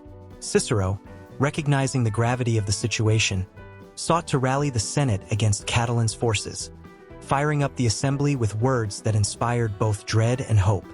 He painted a vivid picture of a republic under siege, and the urgency of their response became a rallying cry that echoed against the marble pillars. Yet, in the shadows of the Senate, secrets brewed, rivalries simmered, and the bonds of trust were fraying ever more. The stakes were rising with every heartbeat, and the specter of betrayal loomed larger than ever. A single glance could spark a rebellion. A whisper could summon the ghosts of treachery. The Roman Senate was alive, pulsing with emotion, ambition, and an undeniable tension that promised that while this chapter might close, the story was far from over. The air was thick with the scent of blood and betrayal, and the stage was set for a confrontation that would forever change the course of Rome. In the bustling streets of ancient Rome, a figure strode with an aura so commanding that the very air seemed to shimmer around him. Gaius Julius Caesar, a name that echoed in the marble halls of power and the whispered corners of every tavern, was not just a man. He was a living legend. As he entered the forum, the crowd surged forward, faces lit with admiration and awe, hands stretched out, desperate to touch the hem of his toga, to feel a connection to the man who had reshaped their world. The golden rays of the sun glinted off his laurel crown, a symbol of victory that sparked envy in the hearts of many and propelled his image into the heavens themselves. Here, in this city of stone and ambition, he was more than a general or a politician. He was the embodiment of Rome itself. The people didn't merely see him as their leader. They saw him as a demigod, a living embodiment of their hopes and dreams, a figure to whom they could offer their unwavering loyalty. But it wasn't just his victories on the battlefield that cultivated this devotion. It was the carefully woven tapestry of his public persona. Caesar understood the art of spectacle, knowing that every action, every word, was a brushstroke in the grand portrait of his legacy. The people were captivated as he paraded through the streets, triumphantly returning from Gaul, the spoils of war trailing behind him like a comet's tail. The sounds of the lictors' rods clashing against one another, the cheers of the masses, the beating of drums. It all melded into a cacophony that sang his praises and rose to the heavens. In the quiet moments, however, when the cheers faded and the streets lay bare, Caesar reflected upon the weight of such a reputation. His mind swirled with the knowledge that glory came at a price. The shadows lengthened in his mind, whispering doubts and fears, reminding him that to be adored was to be vulnerable. Each smile, each cheer from the crowd, was a double-edged sword. With adoration came envy, and with envy, danger lurked in the faces of those once loyal. His political rivals, cold as the marble statues that lined the forum, watched him from the shadows. They plotted, their minds swirling with jealousy, concocting schemes to tarnish his name. Even as he walked among the people, sharing their joy, there were those who twisted the very fabric of truth, crafting rumors that snaked through the city like dark smoke. Is Caesar too ambitious? They hissed. Does he seek to be king when Rome has no kings? The question hung heavy in the air, an unspoken challenge that threatened to fracture the very admiration he had built. Yet, Caesar was more than a conqueror. He was a master manipulator of perception. He filled the calendars with festivals honoring not just Rome but himself, each event a reminder that he was the architect of their prosperity. Statues sprang up in his likeness across the empire, his face carved into the stone, eyes forever gazing upon the people, a constant reminder of his presence. Even the coins minted bore his image, the very currency of their daily lives now a tribute to his greatness. In the flickering candlelight of his grand villa, he plotted his next move. His closest allies gathered around him, the air thick with the scent of olive oil and ambition. They listened intently as he spoke, his voice a low rumble that captivated their hearts. It was not merely the words but the charisma behind them that ensnared their souls. He painted visions of a greater Rome, a city that would shine brighter than the stars. The dream was infectious, rising with every heartbeat. It wrapped around them like a warm cloak on a winter's night. But even as they rallied behind him, he could feel the cold tendrils of betrayal creeping closer. Every friend could hide a dagger beneath their cloak, and the laughter that echoed in the halls could easily turn to whispers of treachery. Yet, the thrill of his power was intoxicating. With each passing day, he grew bolder, drawing the adoration of the masses closer, even as the specter of betrayal loomed ever larger. On the Ides of March, the sun rose with a deceptive warmth. The city was alive with the promise of spring, the scent of blooming flowers mingling with the dust of the streets. But under this veneer of normalcy lay a current of tension. As he made his way to the Senate, the cheers of the people echoed in his mind, a symphony of loyalty that drowned out the whispers of dissent. "This is my moment," he thought, stepping into the hallowed halls where power was wielded like a sword. But the moment he crossed the threshold, the air crackled with an unsettling energy, a charged silence that felt like the calm before a storm. Shadows shifted, glances exchanged, and the tension wrapped around him like a vice. There were men he had trusted, men who had sworn loyalty to him, standing in a circle, their faces set in stone. They were not there to celebrate him. They were there to end him. As the daggers flashed in the dim light, fear gripped his heart. But even then, he was Caesar. He roared like a lion, his voice rising above the murmur of betrayal. "Es-tu brute?" His eyes locked onto the face of his betrayer, a man he had once considered a friend. In that moment, as steel met flesh, the legend of Caesar transformed into something darker, more complex. He was not just a figure of power, he was a man vulnerable and exposed. In the moments that followed, the forum that had once celebrated him turned into a haunting echo of his legacy. The cheers faded into gasps, the adoration twisted into a chilling silence, and as the life drained from his body, every emotion that had bound him to the people erupted like a volcano: love, betrayal, fear, and a deep, profound longing for the very empire he had built. Caesar fell, but he would not fade into obscurity. In that final gasp, he became something immortal, his legend woven into the very fabric of Rome. The masses would continue to chant his name, their love and hatred entwined in a dance as old as time, solidifying his place in history. The shadows would whisper his story long after he was gone, and the world would remember that Gaius Julius Caesar was not just a man. He was a living legend, forever etched into the annals of time. As the sun dipped behind the 7 hills of Rome, casting long shadows across the cobblestone streets, the air crackled with tension. Senators in their crisp togas whispered urgently, their faces lit by the flickering flames of torches. They were not just men of politics. They were the guardians of tradition, custodians of a faith that had shaped their empire. In the midst of this political storm, the invisible hand of Roman religion guided their every decision, a force as powerful as the legions that marched across the borders. The priests, draped in sacred vestments, invoked the deities with chants that echoed through the forum. The scent of incense curled into the night sky, wrapping the city in a mystical fog. Each prayer was a thread woven into the fabric of Rome's destiny, a reminder that the divine was intricately linked to mortal leadership. To lead in Rome was not merely an exercise in power. It was a sacred duty, a calling that demanded respect from the gods themselves. At the center of this swirling current was the figure of Julius Caesar, a man whose very name sent shivers down the spines of friend and foe alike. Standing before the assembled leaders, he was not simply a general. He was a high priest of the Roman state. His victory in Gaul was celebrated not just as a military triumph, but as a divine endorsement of his rule. In a world where the favor of the gods meant prosperity, Caesar understood the delicate dance between power and faith. Crowds flocked to the temples, seeking guidance from the oracles, their hearts pounding with hope and fear. They believed that the gods spoke through the augurs, interpreting the flights of birds or the insides of sacrificial animals. Every decision made in the Senate was steeped in this belief. Leaders would not dare act without first consulting the divine.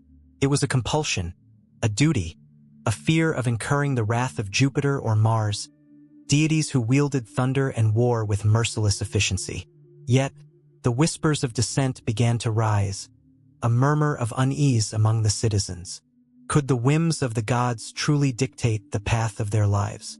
As Caesar pushed for more power, the tension mounted. The Senate, once a bastion of collective wisdom, trembled at the thought of a single man wielding unchecked authority. The augurs, caught in the throes of political ambition, warned of omens, yet they too felt the pull of ambition. It was a haunting reminder that faith could be twisted, manipulated for personal gain.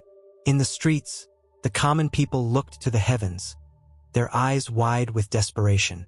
They turned to the goddess Fortuna, pleading for her fickle favor. They adorned their homes with shrines, offerings of bread and wine, hoping to curry favor with the divine. To them, leadership was not just about power.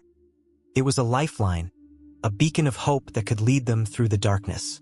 Roman religion was woven into their very existence, a reminder that their destinies were intertwined with the divine. The Ides of March loomed ominously, a date etched into the minds of the citizens. As the day approached, Caesar found himself surrounded by an entourage of sycophants who cloaked their true feelings beneath layers of flattery. The Senate convened, tension palpable in the air, as they contemplated the fate of their leader. They were torn between loyalty to a man who had brought them glory and fear of a tyrant who threatened their very way of life. In the moments leading up to his assassination, the tension was palpable. Caesar entered the Senate, a lion among lambs, unaware of the betrayal lurking in the shadows. The air was thick with the weight of unspoken words and unfulfilled prayers. The senators raised their daggers in unison, their hearts racing with the thrill of rebellion, fueled by a divine calling to restore the republic. The gods themselves seemed to hold their breath, the winds whispering through the arches of the temple as if urging them forward. In that climactic moment, the clash between faith and ambition erupted.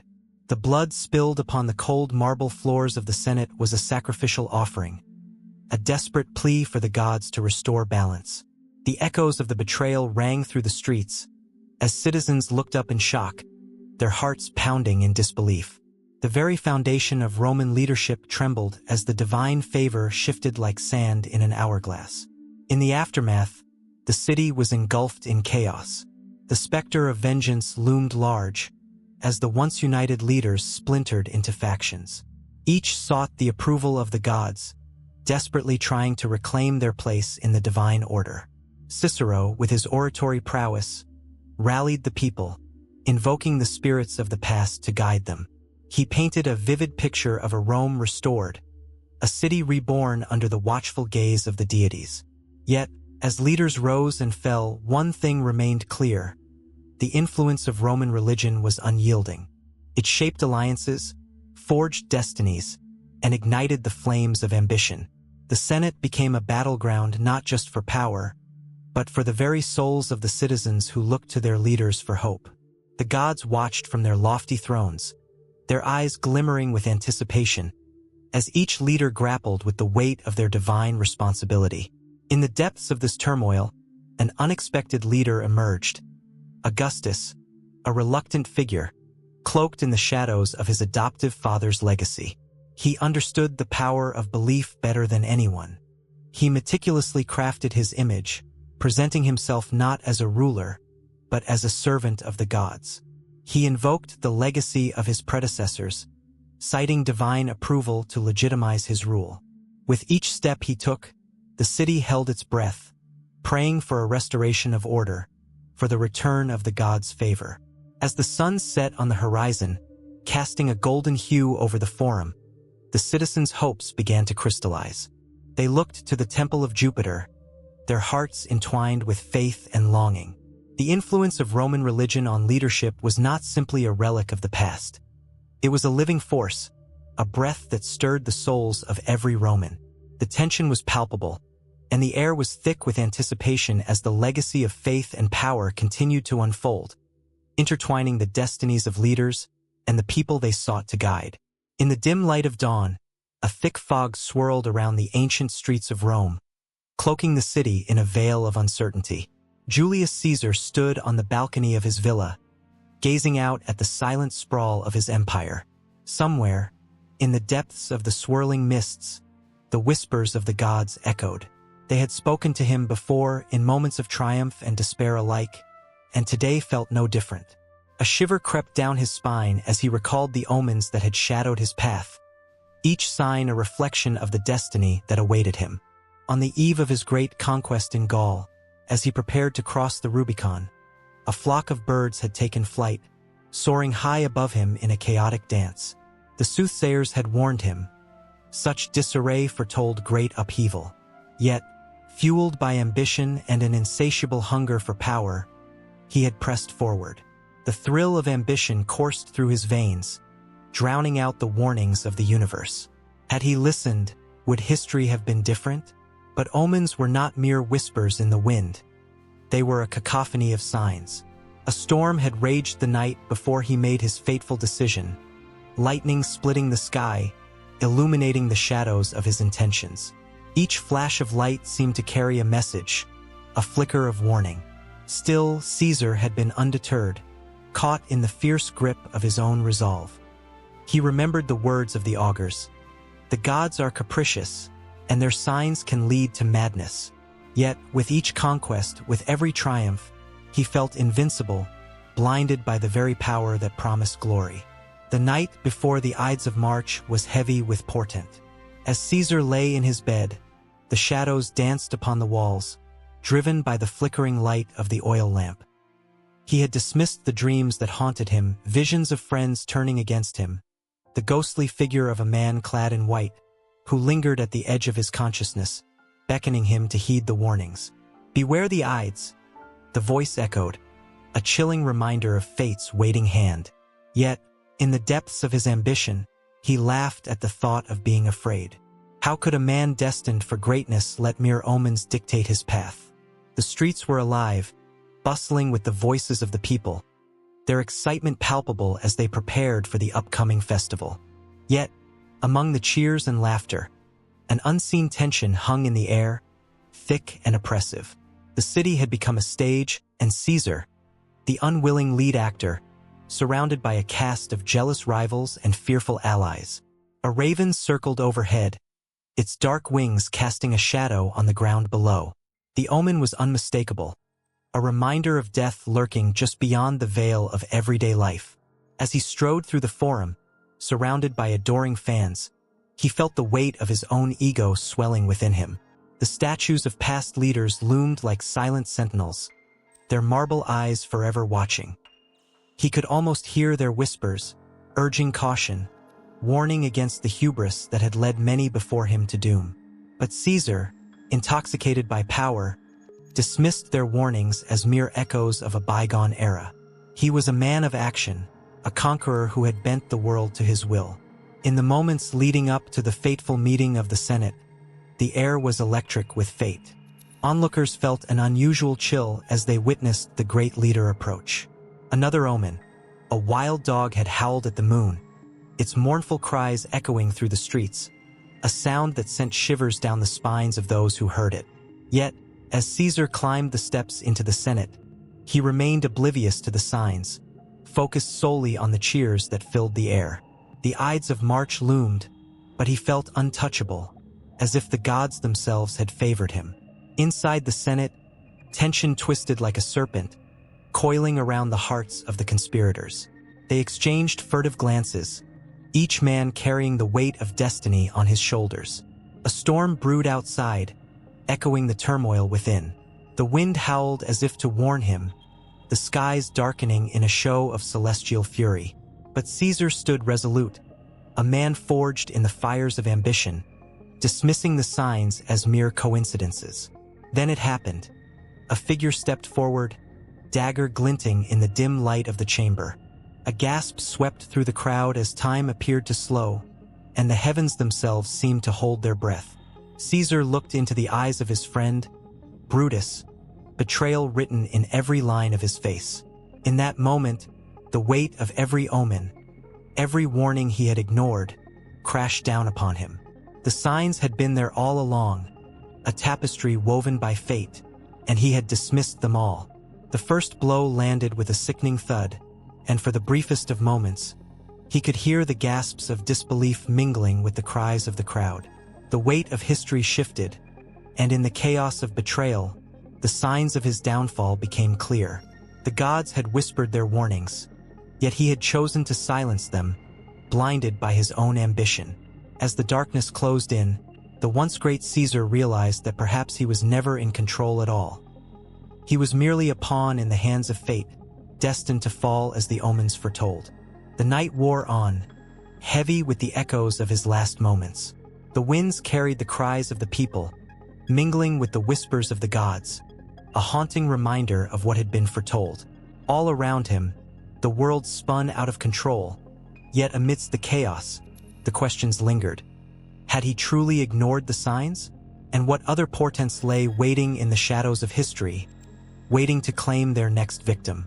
The answer lingered in the air, an unspoken truth that echoed long after the last breath had been taken, leaving the world to wonder. What comes next when destiny takes the stage? The sunlight flickered through the leaves of the ancient trees, casting dappled shadows on the cobblestone paths of Rome. It was March 15th, 44 BC, a day that would become etched in the annals of history, but at that moment, it felt like any other. The city was alive with the sounds of bustling markets, the laughter of children chasing each other, and the distant murmur of political debates echoing in the forum.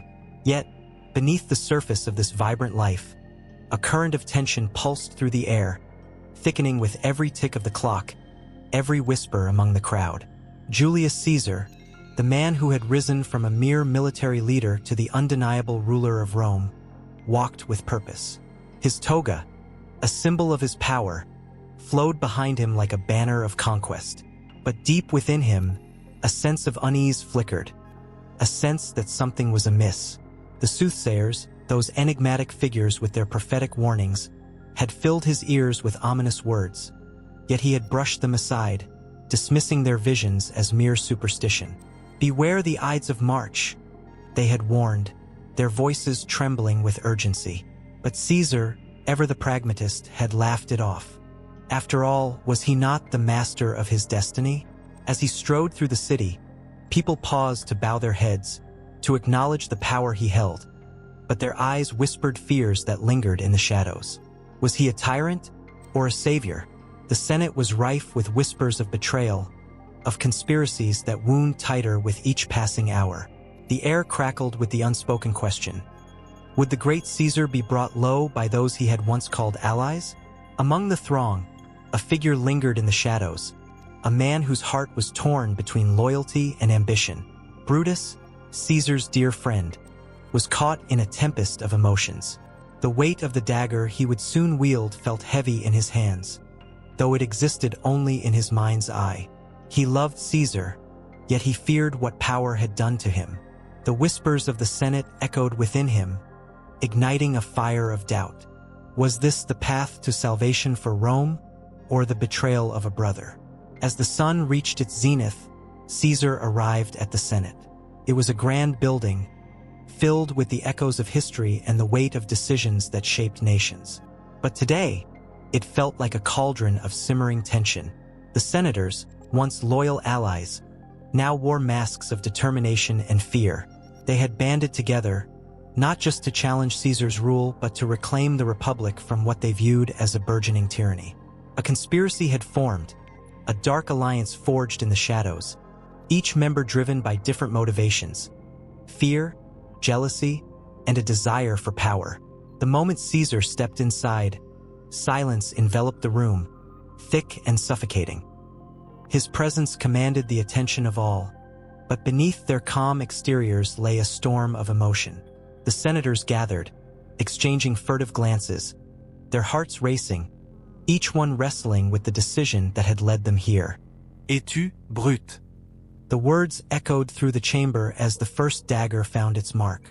Caesar, shocked, turned to see Brutus standing among the attackers. The look in Brutus's eyes was not one of hatred but of profound sorrow. It was a moment suspended in time, a gripping tableau of friendship shattered by ambition. A gasp reverberated through the Senate as the other senators launched their assault, their daggers plunging into flesh that had once inspired loyalty and devotion. Blood spilled, a crimson testament to the betrayal that was both personal and political. Each thrust was accompanied by a whisper of regret, a silent prayer that the gods might forgive them for the sins they committed in the name of freedom. Caesar, feeling the weight of the betrayal, staggered back, his expression one of disbelief. The man who had conquered nations now faced the ultimate defeat, not at the hands of an enemy but from those he trusted most. His vision blurred, the faces of the conspirators blending into a nightmarish swirl of betrayal. As he fell, the very foundation of the Republic trembled, crackling with a fierce energy that would echo throughout the ages. Outside, the sun began to dip below the horizon, casting long shadows over the streets of Rome. The citizens, unaware of the tragedy unfolding within the Senate, were about to be swept into a tide of chaos and transformation. Whispers of Caesar's assassination would ripple through the city, igniting a fervor that would change the course of history forever. In the weeks that followed, the city would burn with the embers of rebellion. Mark Antony, Caesar's loyal general, would rise to reclaim the legacy of his fallen leader, rallying the citizens with fiery speeches that resonated with the pain of loss and the thirst for vengeance. Yet the Senate, now a fractured entity, would struggle to maintain its grip on power, caught in a web of guilt and fear created by their own fateful decision. The Ides of March had become a turning point, not only in the lives of those who wielded power but also in the hearts of everyday Romans. Would they rise up to avenge their leader, or would they fall into despair, questioning the very nature of loyalty and honor? As each individual grappled with their own beliefs, the city itself seemed to hold its breath, awaiting the inevitable clash between those who sought to honor Caesar's memory and those who believed they had saved the Republic. With every passing moment, the legend of the Ides of March transformed, morphing from a day of betrayal into a symbol of resistance, of the tumultuous struggle for power that would define Rome for generations. The echoes of that fateful day would resonate through time, whispering tales of loyalty, betrayal, and the fragility of power, an eternal reminder of how quickly the tides can turn. The streets of Rome lay hushed, wrapped in a heavy silence that clung to the air like the aftermath of a thunderstorm.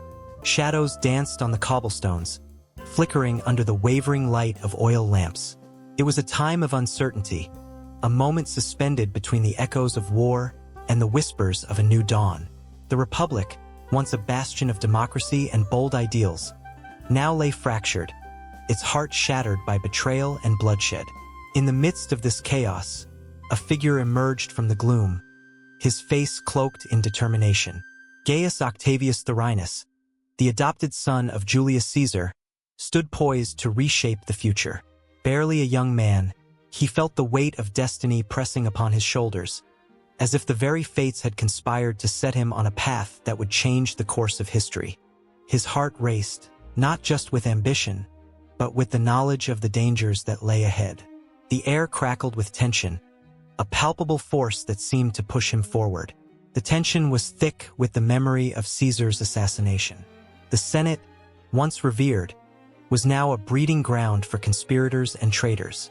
A sense of urgency gripped Octavius. He had seen the chaos that followed the murder, the division that seeped into the very marrow of Roman life. Friends had turned to enemies, and the streets that once echoed with laughter now rang with cries of vengeance and despair. Each day felt like a balancing act between power and peril, and Octavius was determined not to falter. As he gathered his allies, whispers filled the air. "He is just a boy," they said, doubt laced with the weight of their own fears. But Octavius was not merely a boy. He was a spark waiting to ignite a flame. He had the blood of a god coursing through his veins. The memory of Caesar's legacy, his dreams for Rome, burned brightly in his mind. And with each passing moment, the urgency grew stronger. He had to step into the void left by the great leader and take command. The Senate was a cauldron of intrigue. In its marble halls, supporters of Caesar and his enemies clashed in a dance of politics, a dangerous game where the stakes were life and death. Octavius knew he needed to navigate this treacherous terrain with skill. He watched as Mark Antony, Caesar's loyal friend, began to rise, his ambitions as grandiose as his maneuvers were ruthless. The tension between them crackled like electricity, each man aware that the other could lead to his downfall. Public sentiment swayed like a pendulum, and Octavius expertly played the roles of the grieving heir and the ambitious politician. He made sure that the people felt the loss of Caesar as keenly as he did. The funeral was a spectacle, a somber display that drew throngs of mourners. Octavius stood amidst the crowd, tears in his eyes, as he spoke of Caesar's glory. The masses roared their approval, and he felt a rush of power that sent shivers down his spine. But behind the scenes, the game was far from simple. The tension shifted and twisted, like a serpent coiling around its prey. Octavius found himself at the center of a web spun from love and betrayal.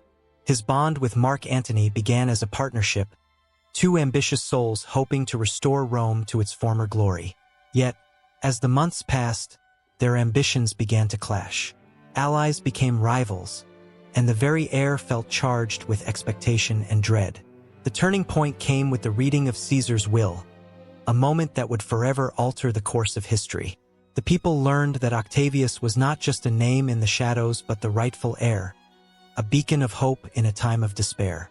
The streets erupted in a frenzy, his name becoming a rallying cry. But with that acclaim came the attention of those who would see him fall. The tension became palpable. Enemies lurked in every corner, their daggers glinting in the fading light. As Octavius gathered his forces, the stakes escalated. The battles that followed were a symphony of chaos, a cacophony of clashing swords and roaring war cries. Each victory was bittersweet, a reminder that triumph came at a cost. Blood stained the ground, and the earth quaked beneath the weight of ambition. Friends turned to foes, and the line between glory and destruction blurred in the heat of conflict. The moment came when Octavius faced Antony at the Battle of Actium. The sea roared around them, a wild beast of waves and storms reflecting the tumult within their hearts. Ships collided, flames flickered against the darkening sky, and for a brief, breathless moment, time stood still. Would he rise or would he fall? Hope and fear intertwined in a twisted dance, each heartbeat a countdown to a fate unknown. In the thick of battle, Octavius stood resolute. The faces of fallen comrades flashed before his eyes, each one a reminder of the stakes involved. The ghosts of the past urged him on, their whispers igniting a fire within him. He was not just fighting for power. He was fighting for the very soul of Rome. With each command, he sought to forge a legacy that would endure beyond his own life, a legacy that echoed the greatness of Caesar. As the tide of battle shifted, the realization dawned on him. Victory was within reach, but it wouldn't come without sacrifice. The roar of victory reverberated through the air, and yet, as he stood amidst the chaos, he felt a profound loneliness creep in, a reminder that power often came at the highest price. The applause of the masses faded, replaced by the haunting specter of what he had lost. And then there was silence. A fragile stillness settled over the battlefield as the dust cleared. Octavius, now Caesar Augustus, stood alone, the weight of history pressing down upon him. The once boy now wore the mantle of a ruler, the crown heavy on his brow. The people cheered, but in the depths of his heart, a storm raged, a mixture of triumph and sorrow, hope and despair. His reign had begun, but the shadows of the past loomed large, promising that the battle for Rome was far from over. The echoes of war intertwined with the whispers of an uncertain future, as Augustus took his first steps into a new world, a world where he would shape the destiny of an empire, build a legacy, and perhaps, in the end, find the peace he so desperately sought. As the sun dipped below the horizon, casting a golden hue over the city of Rome, whispers filled the air, weaving tales of a man who had transcended the very fabric of mortality. Julius Caesar, once a mere mortal, now loomed larger than life, his name etched in the hearts of the people, a beacon of ambition and power. On that fateful day, the Senate felt not just the weight of his absence but also the pressing shadow of his legacy, a legacy that was rapidly morphing into something divine. The dagger that had pierced Caesar's flesh, the same dagger that had been wielded by those he once trusted, had not simply killed a man. It had ignited a firestorm of reverence and adoration. As blood pooled on the marble floor of the Senate, a collective gasp echoed through the chamber. It was a gasp that held more than shock. It was a gasp filled with the recognition that Caesar's death had transformed him from a leader into a martyr. The Senate chamber, once alive with debate, stood silent, reverberating with the weight of a profound loss. In the days that followed, the people of Rome poured into the streets, their cries echoing like a thunderstorm. "Caesar! Caesar!" they chanted, their voices rising and falling like waves crashing on the shore. These powerful, passionate voices trembled with grief, yet within them was a burgeoning sense of something greater, something divine. The citizens, once skeptical of Caesar's ambitions, now saw him in a different light. They began to envision him as a god, a celestial figure who had made sacrifices for them. To them, he was not just a ruler but a savior. Brutus, Cassius, and the other conspirators watched in horror as the tide turned against them. Not only had they extinguished a life, but they had ignited a movement. They believed they were saving the Republic, yet they had unknowingly paved the way for Caesar's deification. The very streets they walked now seemed to pulse with energy, as if the city itself was alive, mourning and celebrating the man who had once walked its cobbled paths. With every candle lit in his honor, with every statue erected in his likeness, the line between mortal and God blurred further. The funeral ignited a fevered passion among the people. Mark Antony, with a voice that could stir even the coldest of hearts, boldly took the stand. "Friends, Romans, countrymen," he called, his words like arrows piercing the hearts of all who heard them. "Lend me your ears." His speech unfurled a tapestry of emotions, painting Caesar not as a tyrant but as a champion of the people. As he spoke, the crowd hung onto every word, their anger at Caesar's assassins mingling with their sorrow. In the air hung a new resolve, a lingering belief that perhaps their leader had ascended to a higher plane of existence. Not long after, the Senate, fearing the wrath of the populace, began to consider the implications of Caesar's legacy. They could not afford to ignore what the streets were screaming. A decree was put forth, one that would change the very essence of Roman culture. They proclaimed Caesar a god, a divine figure to be worshipped and revered. Temples would rise in his honor, and prayers would be offered to the great Caesar, even in death. The transformation was swift and shocking. From the bloodied stone of the Senate floor to marble altars adorned with offerings, his presence grew more substantial. In every corner of the city, statues began to rise, capturing his likeness in marble. Artists poured their souls into their work, striving to immortalize Caesar's grandeur.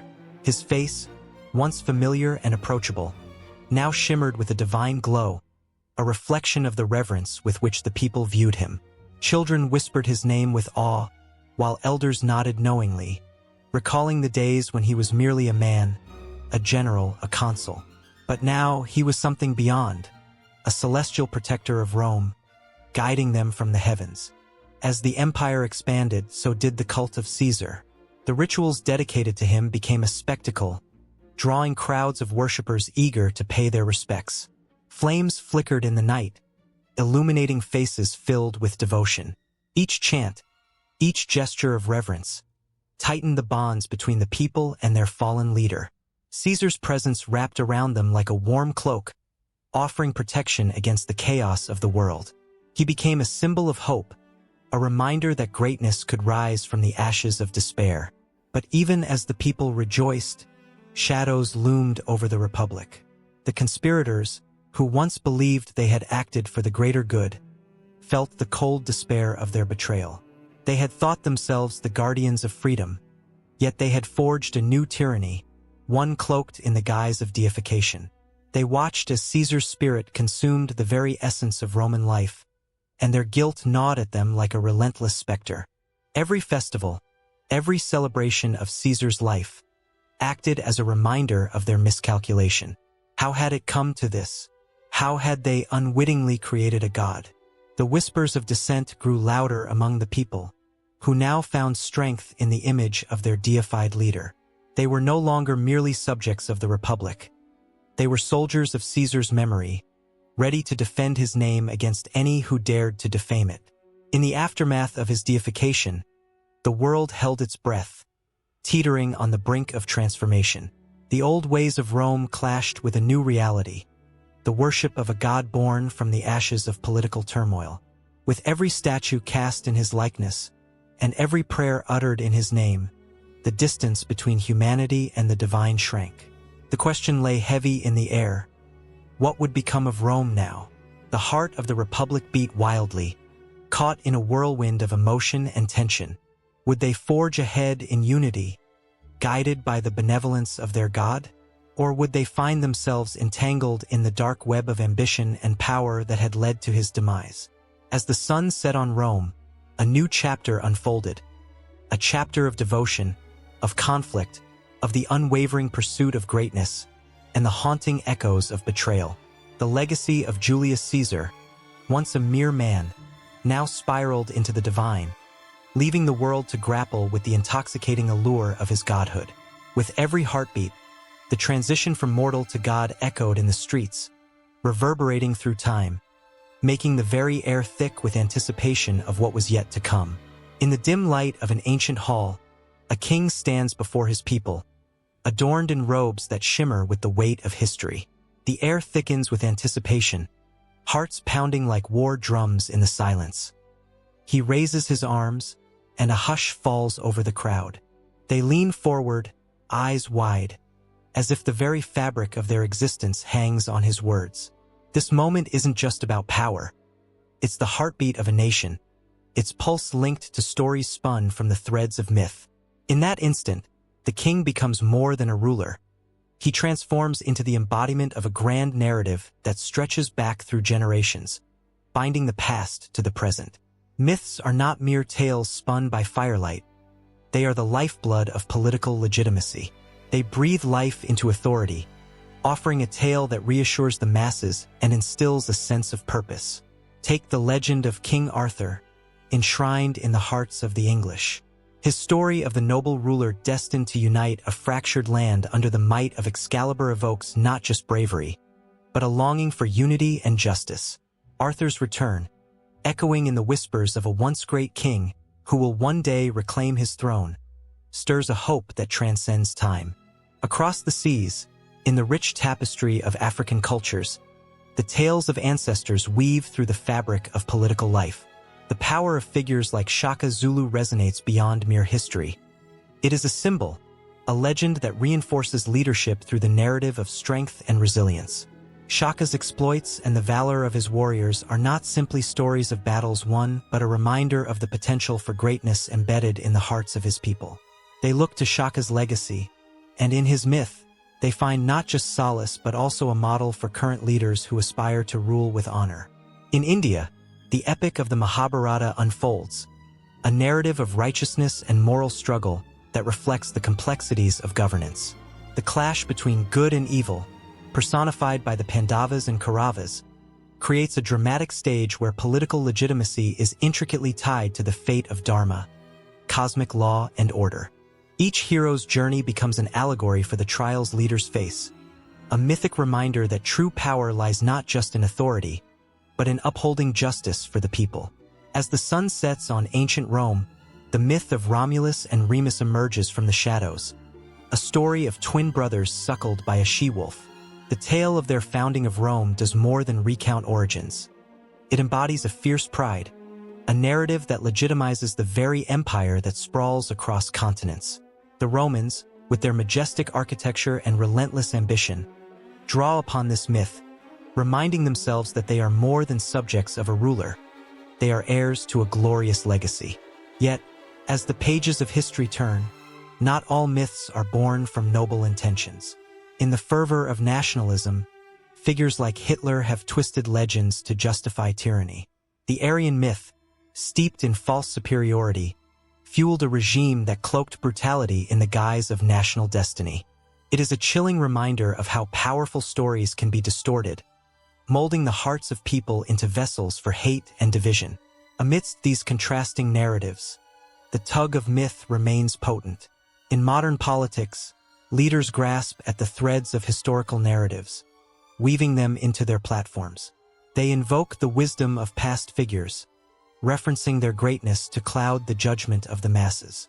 This manipulation of myth serves to solidify their hold, a reminder that the stories we tell shape our perceptions and realities. Consider the American dream, a myth that has propelled countless souls toward hope and ambition. It whispers of opportunity and freedom, a narrative that compels people to believe that through hard work, they can rise from humble beginnings.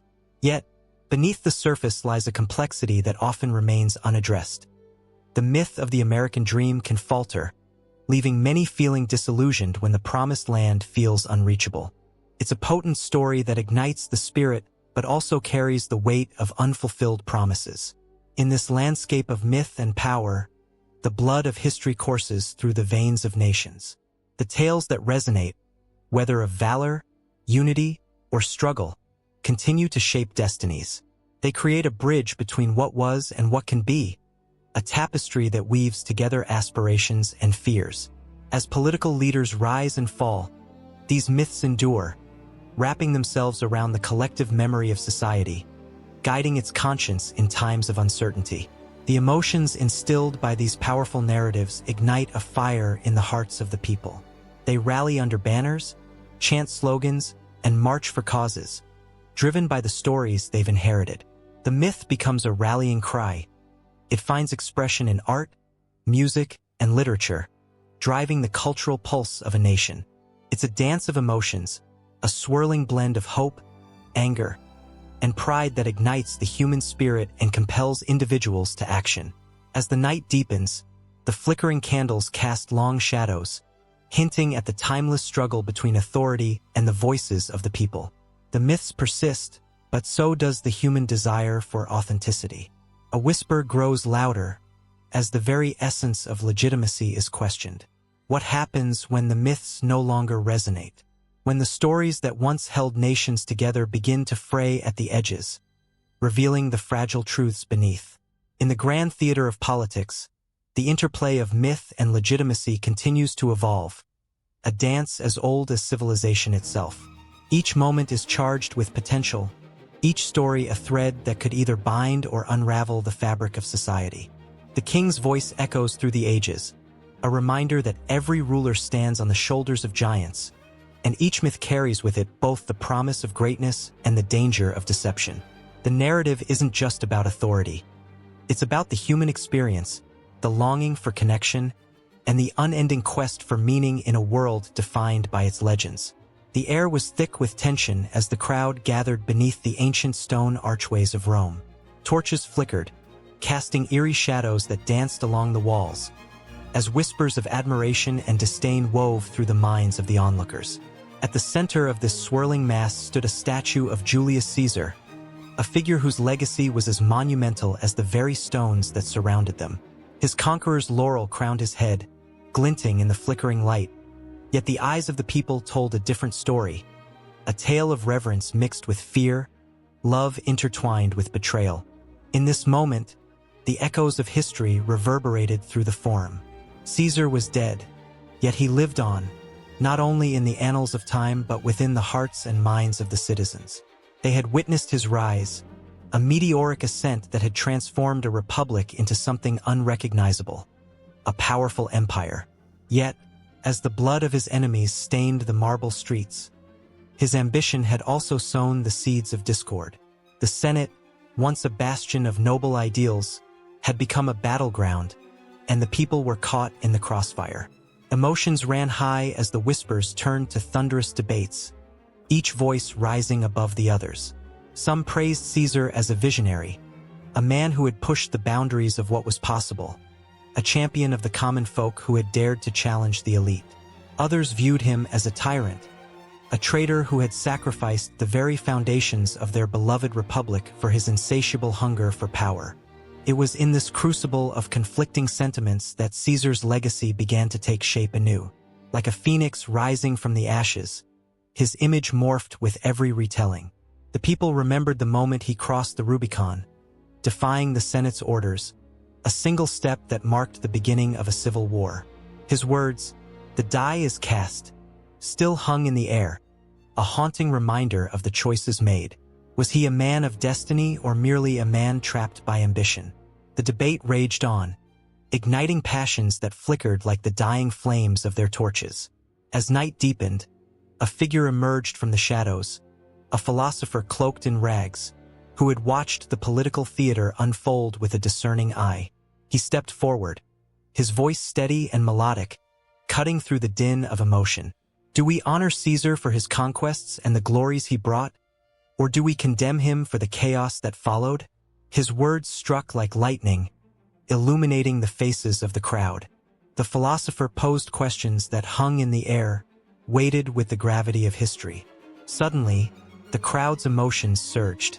A soldier, battle-scarred and weary, spoke up, his voice trembling with conviction. He gave us victories, lands, and wealth. We sang songs of his triumphs. And yet here we are, still fighting amongst ourselves. His eyes flashed with fervor, the embodiment of a nation torn between admiration and resentment. The tension thickened, a palpable force that gripped their hearts. Every word resonated, amplifying the dichotomy of Caesar's legacy. A legacy that was both a beacon of hope and a harbinger of conflict. As the philosopher continued, he painted vivid images of Caesar's achievements: the bridge over the Rhine, the conquest of Gaul. Each victory was a stroke upon the canvas of history, a testament to human ambition. Yet, with each victory came the shadow of his ambition's price. The civil strife that followed his assassination was not simply an end, but a new beginning, a chapter that would see the rise of figures like Octavian, who would bask in Caesar's light, yet also bear the weight of his choices. A young woman, eyes bright with rebellion, broke through the crowd's shouts, crying out, "What of the people who died for his dreams? What of the lives shattered?" Her voice trembled with the rawness of her emotion, her fists clenched at her sides, revealing the scars left by a perpetual struggle. In her words, the crowd nodded, their hearts aching in unison. Caesar's legacy was not just about glory. It was a tapestry woven with the threads of sacrifice and sorrow. As the night wore on, the voices of the crowd began to blend into a symphony of thoughts, painting a complex picture of a man who had become both a god and a devil in their eyes. The statue of Caesar, silently watching over the fray, stood as a monument not only to his achievements but also to the contradictions that defined him. He was the hero and the villain, the liberator and the usurper.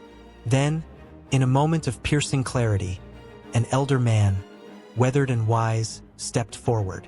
He shared tales of how Caesar had fought for the poor, how he had reformed the calendar, how he had envisioned a Rome that belonged to all. Yet, as he spoke, the shadows deepened, implying the darker side of his ambition. His disregard for the Senate, the blood that stained his rise to power. The elder's voice trembled with the weight of history, revealing the myriad interpretations of a legacy that continued to evolve, even in death. And somewhere in the distance, the winds of change began to stir. The crowd, once divided, now found commonality in their shared struggle to understand. They were not just historians. They were participants in a living legacy, shaped by the narratives handed down through generations. The reinterpretation of Caesar's legacy was not merely an academic exercise. It was a reflection of their own lives, their own battles between hope and despair. As the torches flickered lower and the shadows grew longer, the air thrummed with a new energy, a collective realization dawning upon the crowd. They were not just audiences to the past.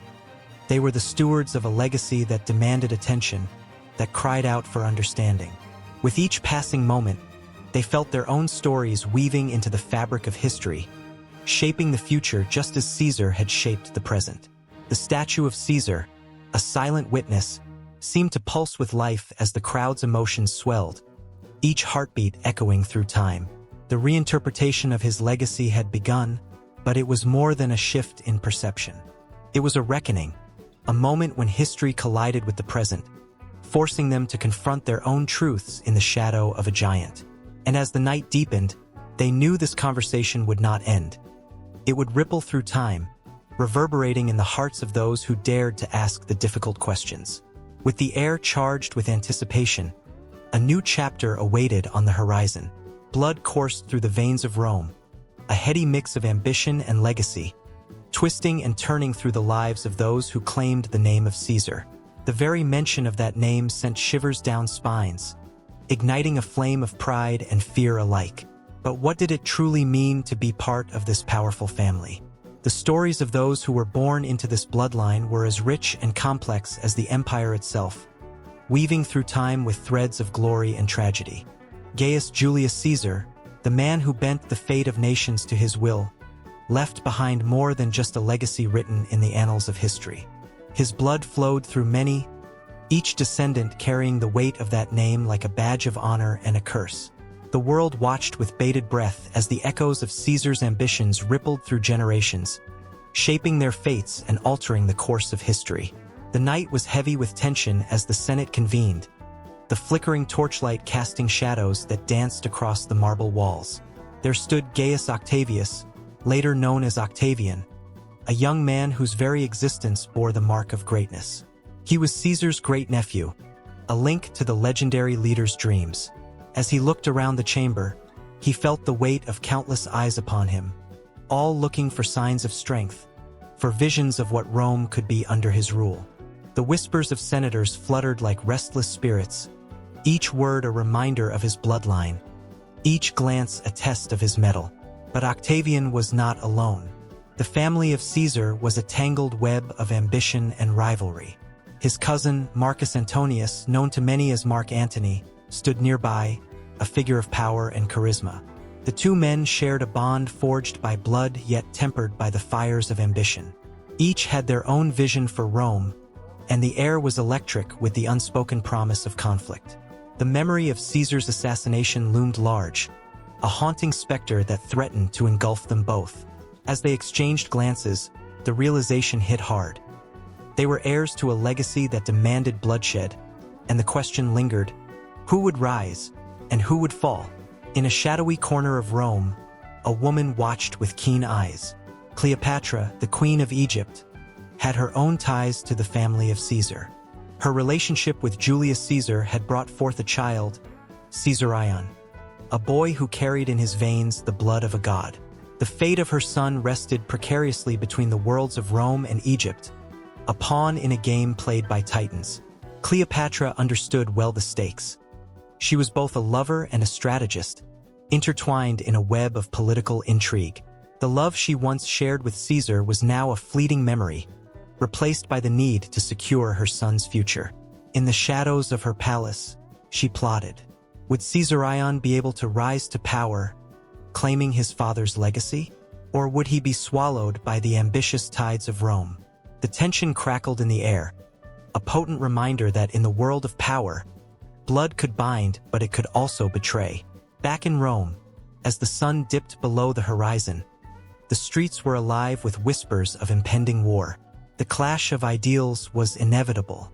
Mark Antony and Octavian stood on opposite sides, their ambitions tearing at the fabric of the empire. Each command, each decree echoed with the weight of their lineage, and as the armies prepared for confrontation, the world held its breath. The Battle of Actium loomed closer, and with it, the culmination of a family feud that had begun long before either man had taken up arms. The sands of time were shifting, and history was ready to etch their names into the annals of fame or infamy. As the ships sailed into the fray, hearts raced with the thrill of the fight and the fear of the unknown. Amidst the chaos, whispers of betrayal began to rise. Plans forged in the dimly lit corners of palaces spilled into the streets, igniting fierce loyalty and even fiercer vendettas. The blood of Caesar had become a double-edged sword, slicing through friendships and forging new alliances. As Octavian's forces clashed with Antony's, the sound of metal on metal rang out, echoing the tumult of their shared heritage. In that moment, the past collided with the present, thick with the weight of their ancestors. The ghost of Julius Caesar seemed to hover over the battlefield, judging the acts of his kin. Would they honor his legacy or drag it through the mud, forever tainted by their ambitions?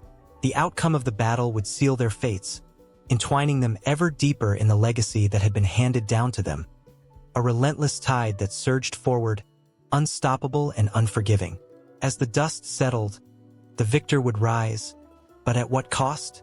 Each bloodline carried the echoes of dreams and the weight of expectations, mingling hope with despair.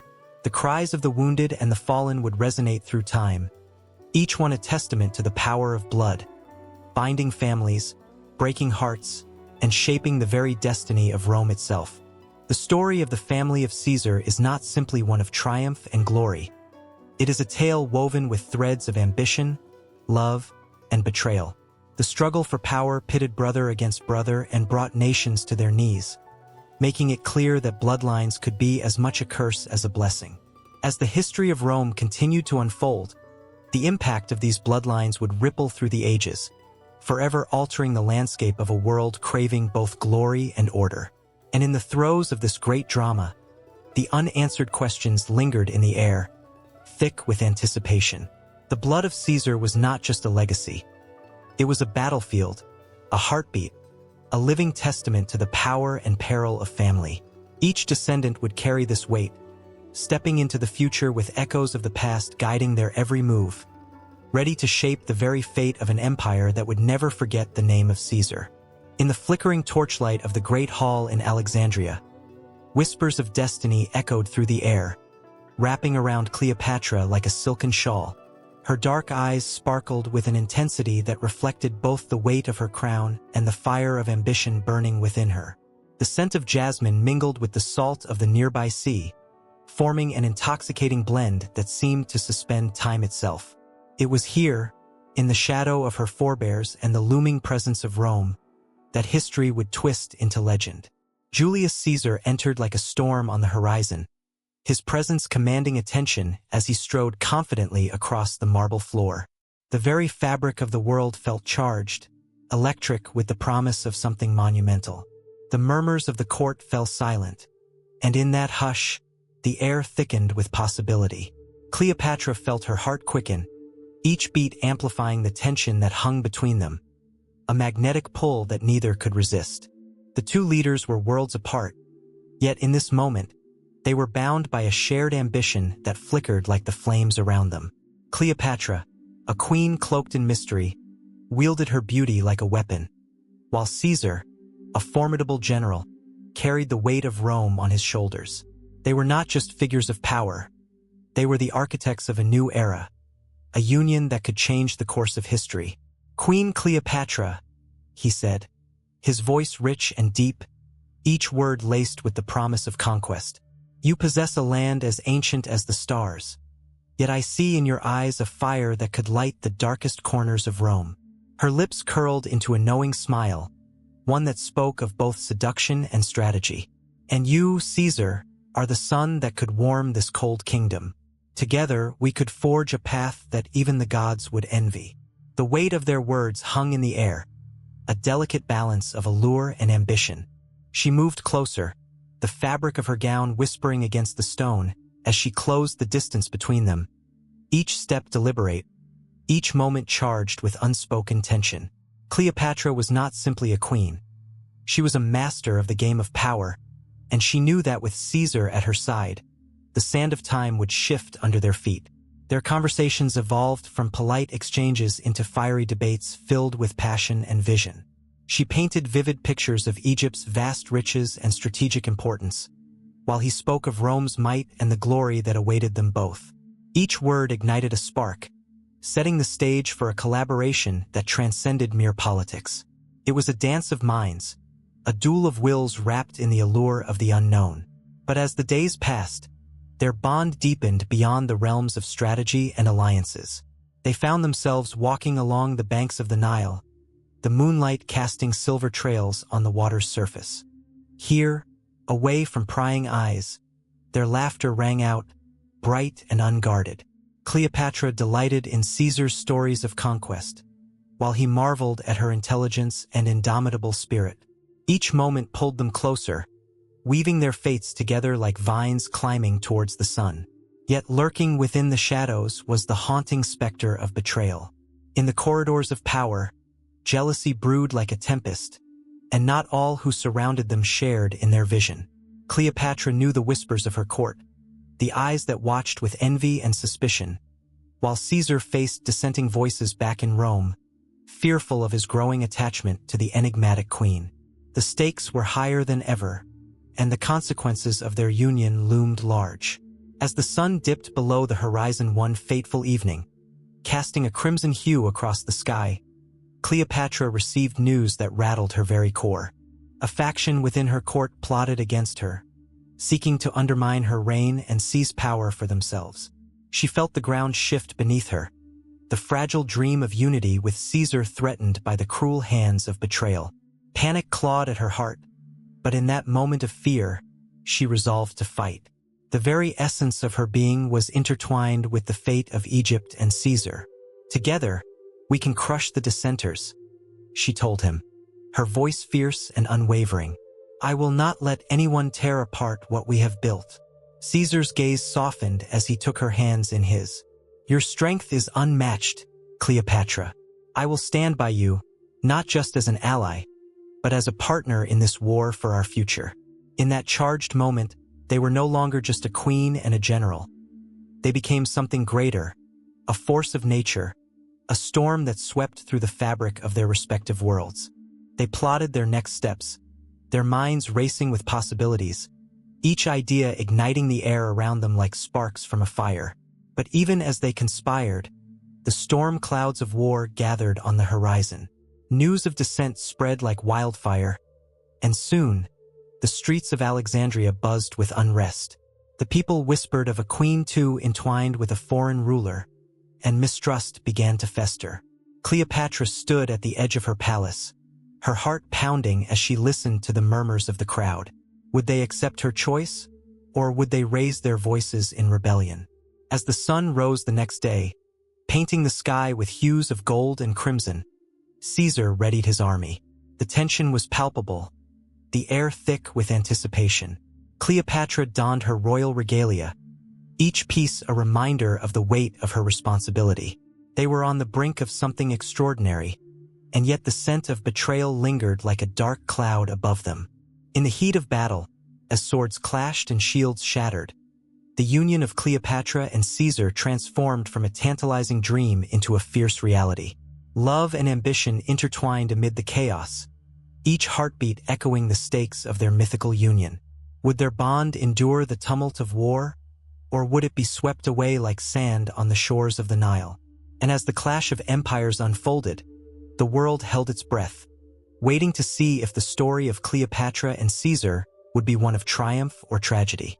In the grand tapestry of ancient Rome, where marble statues gleamed under the sun and the air was thick with ambition and power, women walked a fine line between shadows and light.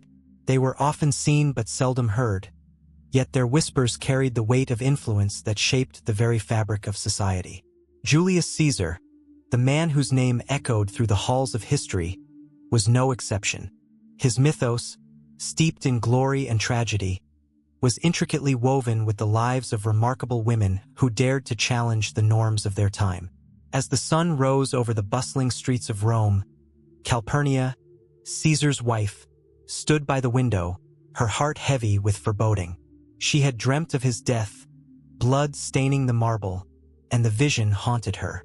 Yet, in a world where women's voices were often dismissed, her warnings fell on ears that were preoccupied with ambition. Calpurnia was more than a mere footnote in Caesar's life. She was a sentinel of fate, a woman whose intuition ran deeper than the patriarchal standards of her time. She loved him fiercely, even as she felt the shadow of destiny drawing closer. The tension hung thick in the air, a palpable energy swirling around her, making the very walls of their home feel alive with foreboding. Then there was Cleopatra, the regal queen of Egypt, whose intelligence and charm captivated Caesar like no other. She was a force of nature, a woman with her own empire, who understood that power lay not just in swords and shields, but in the art of seduction and alliance. Their affair was not merely a romantic entanglement. It was a strategic partnership that shifted the balance of power across continents. As the Nile flowed past her palace, Cleopatra held court, her mind racing with plans that could alter the course of history.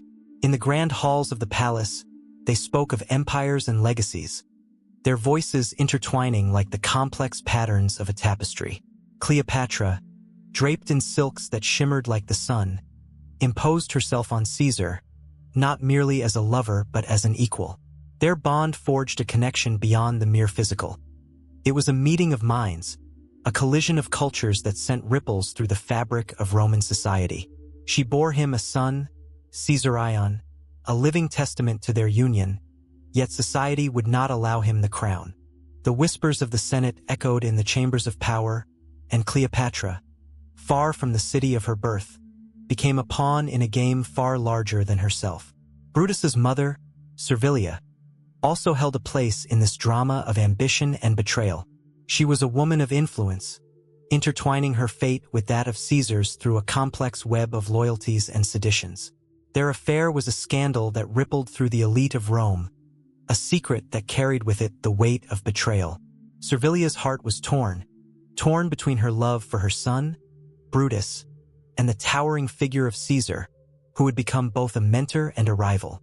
The tension in her heart mirrored the conflict in Rome, loyalty and ambition clashing in a spectacular dance of human emotion.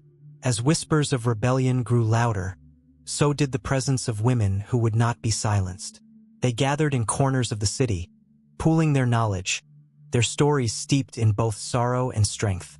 The Vestal Virgins, guardians of sacred fire, were a powerful force in their own right, wielding the purity of their status like a weapon against the tides of male dominance. They were revered yet confined, their lives an intriguing paradox of influence and restriction. Their power lay in their ability to preserve the traditions of Rome, their voices echoing in the sacred halls, reminding the men of their duties, their responsibilities. Yet the shadows loomed large. As the Ides of March approached, the women in Caesar's life felt the weight of impending doom. Calpurnia, with her dreams, stood at the doorway of fate, unable to change the course of history. Cleopatra, thousands of miles away, sensed the tremors of unrest that would eventually shatter her alliance with Rome. Servilia, caught in the web of familial loyalty and love, watched her son prepare for his part in the impending tragedy, knowing full well the consequences of betrayal. The moment was charged with emotion, when the world seemed to hold its breath. Each woman, in her own capacity, fought against the tides of history. With every heartbeat, they echoed the struggles faced by countless other women throughout time, whose stories remained in the shadows, waiting to be told. Calpurnia's tears fell silently onto the marble floors. Cleopatra's ignited a fire across the Nile, and Servilia's heart bore the weight of two worlds colliding. Yet, as the daggers were drawn and conspirators gathered under the cloak of night, the women's stories began to blend, a haunting melody in a cacophony of chaos. They were more than mere players in Caesar's mythos. They were the unsung heroines whose lives intertwined with fate and history, their emotions crashing against the relentless tide of ambition. As the sun dipped below the horizon, casting long shadows across the ancient city, a sense of foreboding settled over Rome. The roles of these women were etched into the stone, their voices rising like the spirits of the past, reminding all that the fabric of history was not woven by men alone. The weight of their legacies lingered in the air, a testament to their strength, their love, and their undying hope. And as the Ides of March unfolded, the world held its breath, poised at the edge of catastrophe. The role of women in this great tragedy was just beginning to reveal itself, their strength and determination echoing through time, waiting for the moment when history would finally recognize their power, their influence, and their undeniable impact on the mythos of Caesar. In the flickering glow of a candle, a young poet named Virgil sat hunched over a worn piece of parchment, his quill scratching furiously against the surface. He could feel the weight of history pressing down on him, a palpable force that demanded he capture the essence of a man who had changed the course of time. Julius Caesar. The very name sent shivers through the hearts of those who whispered it in reverence or fear. As he penned the lines, he could almost hear the distant echoes of the Roman Forum, where the throngs had cheered for a leader, a conqueror, a legend. Caesar had not just been a man. He was a storm that swept through the sprawling landscape of Rome, leaving behind a legacy that would be etched in the hearts and minds of poets, playwrights, and historians for centuries. His life was a tapestry woven with ambition, betrayal, and triumph. Virgil's ink flowed as he recalled the tales of Caesar crossing the Rubicon, a moment where destiny met determination, and the die was cast. The poet's heart raced, for he understood that this was not just a story of power. It was a testament to the human spirit, a reflection of dreams that dared to reach beyond the stars. The whispers of Caesar's conquests rang in the air, tales of battles fought and won, of legions marching under the proud eagle's standard. His victories were not merely military. They shaped the very identity of Rome. Cicero, another voice of the era, captured the essence of the man in his speeches, painting Caesar as a figure of brilliance, yet marred by ambition. The tension danced in the air as rivalries sparked and friendships crumbled, all because of one man's insatiable thirst for greatness. Virgil paused, feeling a profound connection to those who had come before him. The poets of old, their verses echoing through time, had sung of gods and heroes, but none had captured the raw humanity of Caesar quite like he wished to. He recalled the somber day when Caesar was betrayed, the fateful Ides of March, when the Senate became a stage for one of history's most tragic performances. The moment Brutus, his friend turned foe, plunged a dagger into Caesar's heart was not just an act of betrayal. It was the moment when the dreams of an empire fractured. The poet's heart ached as he considered the weight of that betrayal, the loss of a leader, the shattering of trust.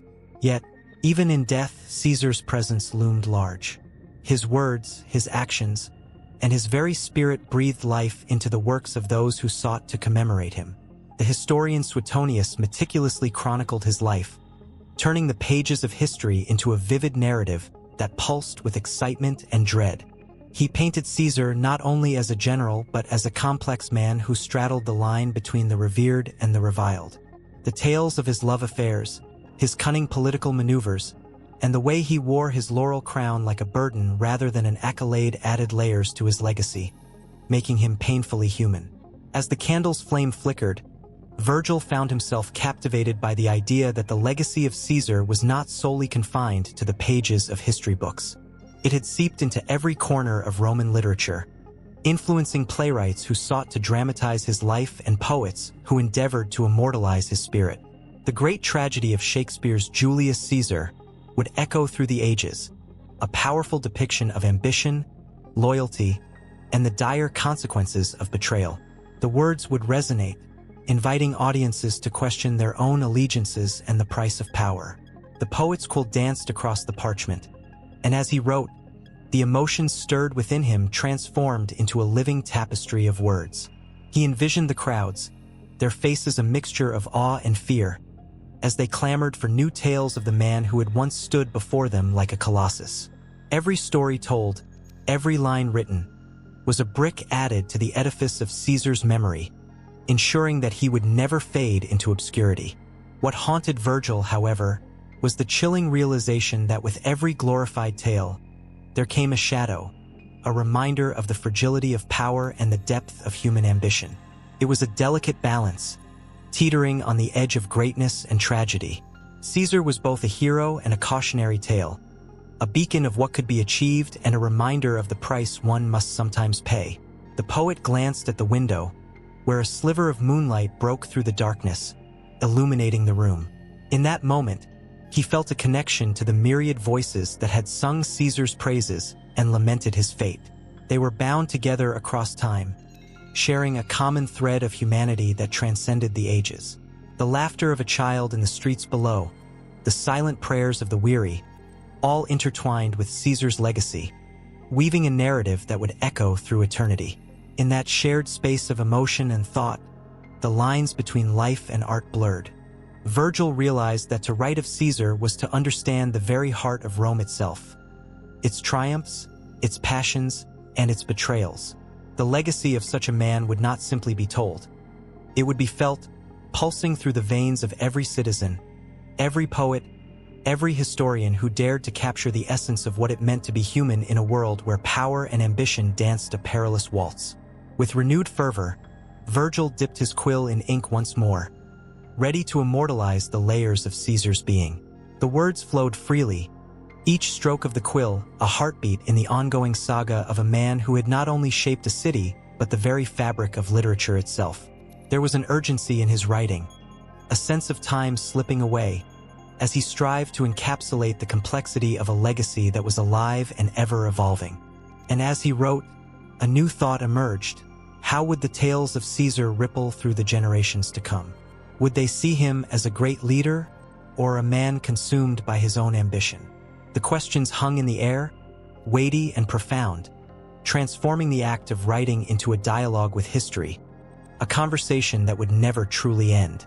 The candle flickered one last time, and in that brief moment, the spirit of Caesar stirred, reminding Virgil that his story, like all great stories, was destined to continue, intertwining with the lives of those who would follow.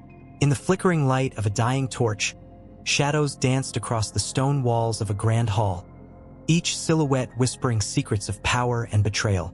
The air was thick with tension, a palpable force that clung to the skin like the oppressive heat of midsummer.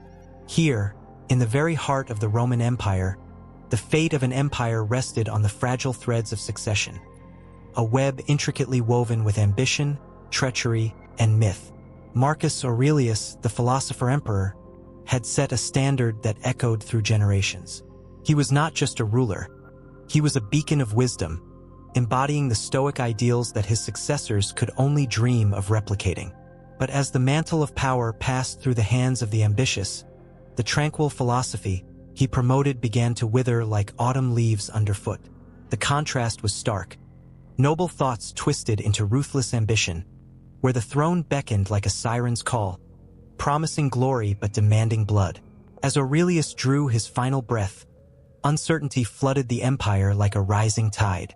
His son, Commodus, stood at the threshold of power, a young man barely ready to step into the enormous shoes of a father revered by many. The unease among the Senate was palpable. Whispers filled the marble chambers, questions laced with fear. Would the legacy of the Stoics endure, or would it be swallowed by the chaos of his reign? Commodus took the throne with a crown heavy with expectation and a heart burdened by doubt. The notion of succession became a potent myth, a tale often told around flickering campfires and in the courts of power. To the average Roman, the emperor was not just a ruler but a connection to the divine, a living embodiment of the gods. Yet, the line between mortal and deity blurred dangerously. Commodus, seduced by the idea of his own divinity, began to see himself as Hercules reborn, a god among men. He donned a lion's skin and wielded a club, performing in the Colosseum like a gladiator. To the spectators, he was both ruler and entertainer, an unsettling fusion that sparked both awe and revulsion. In this atmosphere of spectacle, the Senate, once a body of esteemed leaders, began to feel the grip of despair. Power was no longer a divine right, but a dangerous gamble. Each senator watched their back, knowing well that betrayal lurked within every shadow. The story of the empire was transforming into a living tapestry of myths, where every emperor was a hero or a villain, and the consequences of their choices echoed like thunder in the distance. The whispers grew louder, and beneath the surface, plots sizzled like coals in a hidden fire.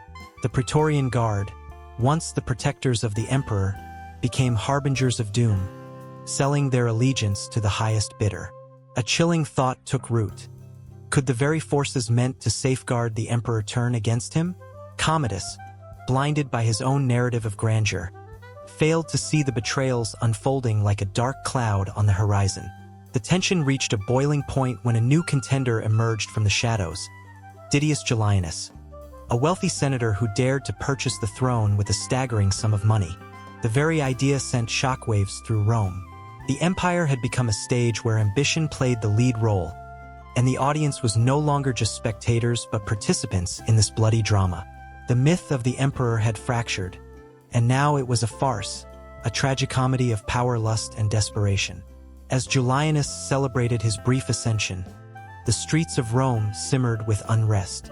A populace once united under the banner of a noble leader now found itself embroiled in conflict. The tales of past emperors, their virtues and vices, became rallying cries for the people. They demanded a return to the ideals of Aurelius, to a time when the emperor was a guardian of peace rather than a tyrant in a gilded cage. But history has a way of repeating itself, and with each power shift, the threads of loyalty grew frayed and worn. The imperial succession became a deadly game, where each player positioned themselves for the ultimate advantage. Assassination plots became the norm, the air thick with the scent of betrayal. The myth of the emperor morphed into a shadowy specter, haunting those who dared to dream of power, whispering promises of glory that came with a steep price. In the midst of this turmoil, the legacy of Marcus Aurelius lingered like a ghost, a reminder of what greatness could look like, but also a warning of the consequences of falling short. Commodus, Julianus, and their successors were all caught in a relentless cycle, a tragic dance where ambition turned to dust, and the empire teetered on the brink of chaos. The myths surrounding the emperors grew richer with each passing tale. Stories of divine favor and fatal flaws intertwined. Citizens spun yarns of heroes who had fallen from grace, of emperors who dared to challenge the gods. Each new ruler, whether they wore the laurel crown or the blood-stained toga of a martyr, became part of a larger narrative, a chilling tapestry that revealed the duality of power, the promise of greatness shrouded in the ever-present specter of tragedy. And as the torch flickered, casting long shadows across the marble floors, the echoes of history whispered through the halls of power. The weight of succession became a burden too heavy for many to bear, yet the lure of control compelled men to rise, to grasp for the throne even as the ground beneath them crumbled. The rhythm of ambition and ruin played on, a relentless cycle, drawing the next contenders into the fray, their fates intricately linked to the shimmering myth of the emperor. A myth that promised everything yet delivered chaos, leaving a legacy shrouded in both reverence and terror. In a dimly lit room, shadows flicker on the stone walls, clinging to history like a moth to a flame. A figure stands at the center, cloaked in the weight of 1,000 decisions, each one echoing the ethos of an age where power was not merely wielded but revered. The air hums with anticipation, as if the very walls hold their breath, waiting to bear witness to the timeless dance between virtue and authority. Virtus, a word that resonates with the very essence of moral fortitude, paints a portrait of leaders through the ages. To the Romans, it was more than a term, it was a standard, a shimmering ideal that transcended the mundane, guiding the actions of generals, senators, and emperors alike. It was the very backbone of the Republic, an invisible force bolstering the structure of their society. When a leader spoke of Virtus, the populace listened, enraptured, for they understood that these were not just words, but a call to action, a reminder of the responsibility that accompanied power. Consider Cincinnatus, the farmer-turned-general, who was summoned from his fields to shield Rome from impending doom. His very essence radiated Virtus, not just through his bravery but through his unyielding sense of duty. He fought valiantly, victory in hand, but instead of basking in accolades or seeking permanent power, he returned to his plow. In that singular act, he embodied the moral authority that comes from serving the greater good. The people revered him, not merely for his triumphs but for the humility that defined his character. His legacy rippled through time, illustrating that true strength lies not in dominion over others, but in the unwavering resolve to do what is right. But the concept of Virtus was not confined to the fields of battle. It thrived in the bustling streets of Rome, where orators like Cicero wielded words as weapons of moral clarity. His voice, commanding and passionate, resonated in the forum, stirring the hearts of the populace. He spoke of justice, honor, and the moral fabric that held their society together. With every speech, he ignited a spark within the people, making them question their leaders and their own roles within the grand tapestry of Rome. He was not merely a politician. He was a conduit of Virtus, reminding the citizens of their power, their responsibility, and the high bar set for those who sought authority.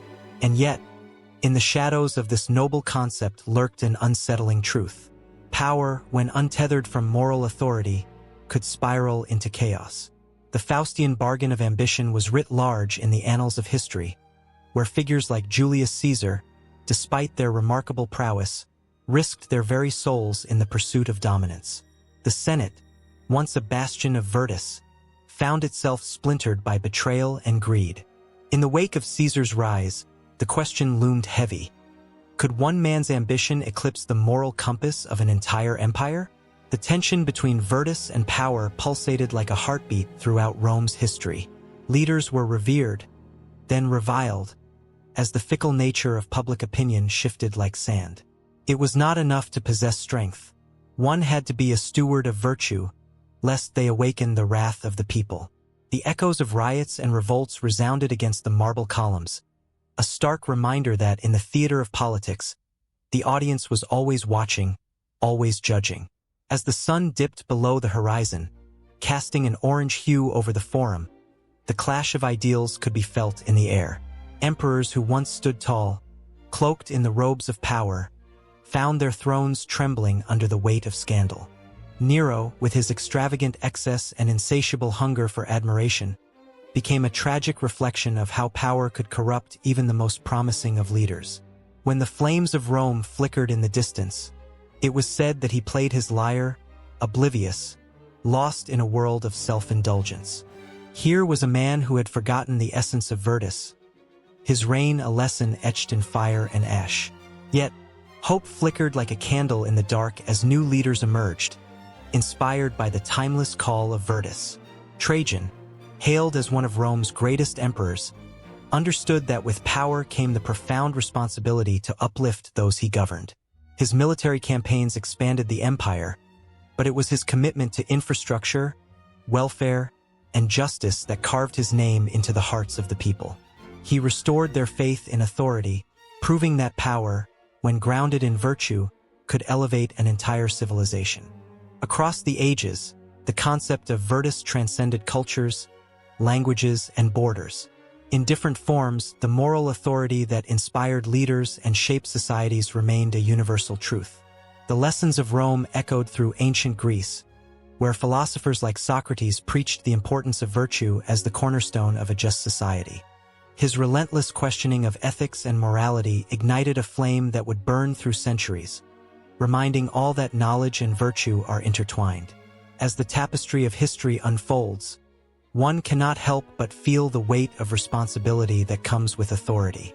The whispers of Virtus beckon to every individual who dares to dream of leadership, reminding them of the fine line between ambition and moral integrity. With each event, each ruler rising and falling, the intricate dance of power and virtue continues, spiraling through time, always searching for its rightful place. The air grows thick with tension, as the story does not end here. The shadows deepen, and the drumbeats of history call forth new leaders, new challenges, and new echoes of Virtus waiting to be summoned from the depths of human experience. The stage is set for the next act, where the complexity of morals and authority will intertwine once more, as the world holds its breath for the unfolding tale. Under an expansive sky where the sun dipped low, casting long shadows over ancient stone, two civilizations whispered secrets to one another. In the heart of Rome, streets thrummed with energy, a blend of voices and footsteps echoing the bustling life that pulsed through its veins. Yet, through this vibrant tapestry, the figures of Greek gods loomed large, their presence felt in every corner, every thought, every policy. The Roman mind, eager to embrace the wisdom of the past, found itself drawn irresistibly into the world of Greek mythology, a world that would shape its own destiny. A young boy sat on the steps of the forum, watching as senators strode past, their togas billowing like clouds of history around them. He listened intently, catching snippets of conversation that danced in the air like the flickering flames of a sacred ritual. The names of Zeus and Athena slipped into discussions of power and virtue, hinting at a deep connection that the Romans felt with these ancient deities. He could sense it, an unbroken thread linking two cultures across time and space. Roman thought, rich and complex, was steeped in the stories of heroes and gods, where the extraordinary mingled with the mundane. It was said that the poet Virgil, under the weight of a nation's burdens, weaved the tales of the gods into the very fabric of his epic works. Aeneas, the Trojan hero, became not just a character in a story but a symbol of destiny, echoing the Greek idea of fate.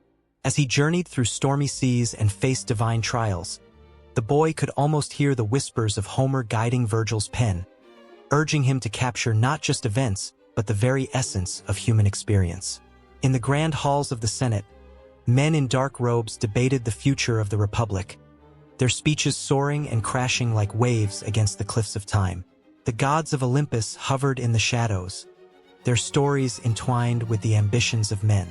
Jupiter, the king of the gods, was not just a figure of myth. He became the personification of authority, dictating the moral compass of the Roman state. Senators invoked his name, seeking divine favor for their proposals, as if the weight of their decisions could be eased by the blessings of a celestial being. Even the rituals of everyday life bore the mark of Greek influence. Families gathered around altars adorned with offerings, seeking the protection of household gods, the Lares and Penates. These small, yet powerful deities echoed the Greek tradition of worshipping family spirits, creating a sacred bond that tethered the people to their past while propelling them toward their future. The boy closed his eyes, envisioning the flickering flames and the whispered prayers, each moment woven with the memories of ancestors who walked the same streets, who too sought guidance from the divine. As twilight fell, Roman philosophers strolled along the Tiber, their thoughts illuminated by the glow of the stars. They pondered existence, morality, and the roots of wisdom, their minds reaching back to the teachings of Greek sages. Aristotle's logic and Plato's ideals were not just lessons in philosophy. They became the foundation upon which Roman thought blossomed. The boy listened, spellbound, as ideas about virtue, justice, and the nature of the soul filled the air, echoing the timeless debates of the ancients. With every passing moment, the connection between the two cultures deepened. The Romans did not merely adopt Greek mythology. They transformed it, blending it with their own beliefs and values. Mars, the god of war, took on new significance as the embodiment of Roman strength and discipline, a warrior destined to protect the Republic. The boy felt a shiver run down his spine as he imagined the fierce battles fought in Mars' name, where valor and honor were etched into the very soul of Rome. In the midst of this cultural fusion, a sense of longing permeated the air, a yearning for greatness that transcended the ordinary. The Romans saw in their gods not just figures of worship, but reflections of their own aspirations. Each myth carried the weight of human emotion, love, betrayal, ambition, that resonated deeply within the hearts of the people. The tale of Hercules, with his labors and trials, became a metaphor for the struggles faced daily by the Roman citizen, an affirmation that greatness is forged through perseverance. The night grew darker, and the boy found himself lost in a labyrinth of thoughts. He imagined the gods watching over him, their eyes filled with wisdom and compassion, urging him to learn from their stories, to carry their lessons forward. How could he, a mere child, ever hope to understand the complexities of a world so entwined with divine influence? Yet, he felt a spark ignite within him, a desire to grasp the threads that connected the past to the present. In the shadows of the city, whispers of fate intertwined with dreams of the future. The influence of Greek mythology was not a mere echo but a resounding symphony that played on, shaping the very essence of Roman identity. The stories of gods, heroes, and cosmic battles filled the streets with life, each narrative a heartbeat that resonated through the ages. The boy stood, his heart racing, feeling the weight of history resting on his small shoulders. He knew, in that moment, that to understand Rome was to embrace the rich tapestry of myth and legend, where the divine danced alongside the mortal. As the stars flickered like distant fires, each one a potential story waiting to unfold, the boy made a silent promise to the gods of old. He would carry their tales forward, weaving them into the fabric of his own life, ensuring that the bond between Greece and Rome would never fade. His journey had just begun, and the threads of mythology would guide him, forever connecting him to the giants who walked before. And with that thought lingering in the air, the night deepened, the world waiting with bated breath for what would come next, a promise of stories yet to be told, of legacies yet to be shaped. The boy felt a surge of hope as he stepped into a future filled with the echoes of the past, ready to embrace the wisdom born from the gods. In the flickering candlelight of an ancient workshop, a sculptor pounded a block of stone, his muscles straining with each blow. The crack of the chisel echoed like thunder in the quiet night, as the figure within the marble slowly began to emerge. This was not merely an act of creation. It was a ritual, a dance between art and myth. The tales of gods and heroes whispered through the air, intertwining with the dust motes that floated in the warm glow. The sculptor, with each strike, was not just crafting an image but forging a legacy that would echo through the ages. Across the bustling streets of the marketplace, merchants displayed coins, each one a tiny universe of its own. One side bore the likeness of a fierce warrior, clad in armor, his face frozen in a moment of determination. The other side showed a goddess, her beauty both serene and powerful. These coins weren't just currency. They were tokens of belief, symbols of hope and faith that tied the people to their stories. Holding a coin was like holding a piece of the cosmos in one's palm, a reminder of the heroes who shaped their world. In every clang of the sculptor's hammer and every exchange of coins, the myths of old were being rewritten anew. The sculptor, set in his ways, drew from the deep well of ancient stories, breathing life into figures long gone. Each creation sparked the imagination, blurring the line between reality and the mythic. As the townsfolk passed through the market, their eyes caught on the glint of the coins, their fingers brushing over the engraved faces. Each coin was a whisper from the past, a promise that the stories would continue to be told. But there was tension in the air. Not all stories were meant to be immortalized. The sculptor, aware of this, felt the weight of his responsibility. He etched not just beauty into stone but also the complexities of his people's fears and dreams. One day, he carved a powerful beast that would strike terror into the hearts of those who dared to challenge the gods. The creature, fierce and magnificent, encapsulated the duality of creation, beauty intertwined with danger. The townsfolk would marvel at its grandeur, yet feel a shiver of dread creeping up their spines. Coinage, too, played its role in this delicate balance of light and shadow. Some coins celebrated peace, depicting serene landscapes and harvests, while others bore the fierce countenance of conquerors, reminding the people of battles fought and won. Every coin was a story waiting to be told, a reminder of who they were and who they aspired to be. The market came alive with tales of glory and tragedy, each transaction a reminder of the narratives that defined their existence. As dusk settled, the sculptor stepped back from his work. He admired the figure, the embodiment of a myth that would live on, passed from one generation to the next. The townsfolk gathered, eyes wide with wonder, faces illuminated by the glow of the setting sun. They listened, captivated, as a storyteller weaved the tale of the hero who had inspired this creation. With every word, the air thickened with emotion, and the sculptor could see the reactions on their faces: fear, love, longing. It was in these moments that art transcended mere representation. It became a living, breathing entity, entwined with the very fabric of their lives. In another part of the city, a coin was minted, the metal hot and shimmering. The engraver delicately etched the visage of a goddess, her eyes piercing through the canvas of metal as if she were alive. Each coin was imbued with the hope of prosperity, a charm to ward off misfortune. As it rolled off the press, the engraver felt a tingle of electricity run through his fingers, a sense that he was a part of something greater. This was not just an artifact. It was a vessel of faith, destined to carry the stories of gods and men. With each passing day, the sculptor and the engraver were but two of many who understood the profound truth that art and coinage were the threads that wove together the intricate tapestry of their society.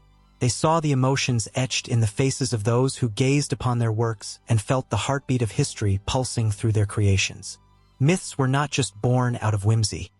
They were born out of necessity, out of a deep-seated need to understand the world and find meaning in the chaos. And so, the sculptor continued to labor, carving deeper into the stone, each strike resonating with the energy of the past. The market thrummed with life, each coin changing hands, each transaction a whisper of the stories told in candlelit corners. The coins sparked conversations, drew laughter, and even stirred the ashes of old grievances. They were a bridge between the ancestral past and the unfolding future, holding the promise of legacy and memory. It was at the edge of the marketplace, as dusk turned to night, that the sculptor finally stepped away from his work, that fierce creature now at rest in its stone prison. The crowd was hushed, eyes wide in reverence, as a chill swept through the air, a reminder of the very myths they had come to revere. The sculptor, achingly aware of the power of his creation, felt the weight of the stories he had just captured in stone. In the shadows, the engraver watched, his coins shining like stars against the night sky. Each coin, each story, echoed the sculptor's work, a never-ending cycle of creation, belief, and remembrance. The people would carry these coins, hold them close, and in doing so, carry the myths of their ancestors. The cycle would continue, with every stroke of the chisel and every press of the coin, weaving together their past, present, and future into one magnificent tapestry of myth and memory. As the stars began to twinkle above, the promise of more stories to come lingered in the air, an unbreakable bond between art, coinage, and the very essence of humanity. The night was thick with anticipation. Shadows flickered against ancient stone walls as whispers of a name danced through the air. Caesar. His legacy loomed large, an indelible mark on the fabric of history that even the passage of centuries could not erase. Every pulse of excitement in the crowd hinted at the stories yet to be told, the echoes of a man who once held the world in the palm of his hand. From the moment he crossed the Rubicon, Julius Caesar catapulted into a realm beyond mere politics or military might. He became a symbol, a figure that transcended time and boundaries, morphing from a historical character to a mythical entity. Artists began to paint his visage, their brushes capturing not just his appearance but the essence of ambition, power, and tragedy that surrounded him. In every brushstroke, the layers of his life unfolded. A young general, a cunning statesman, a man of the people who ultimately met a fate sealed by betrayal. Theater, too, fell under Caesar's spell. Shakespeare's portrayal of him, with its haunting lines about ambition and destiny, brought forth emotions that resonated deeply within the human soul.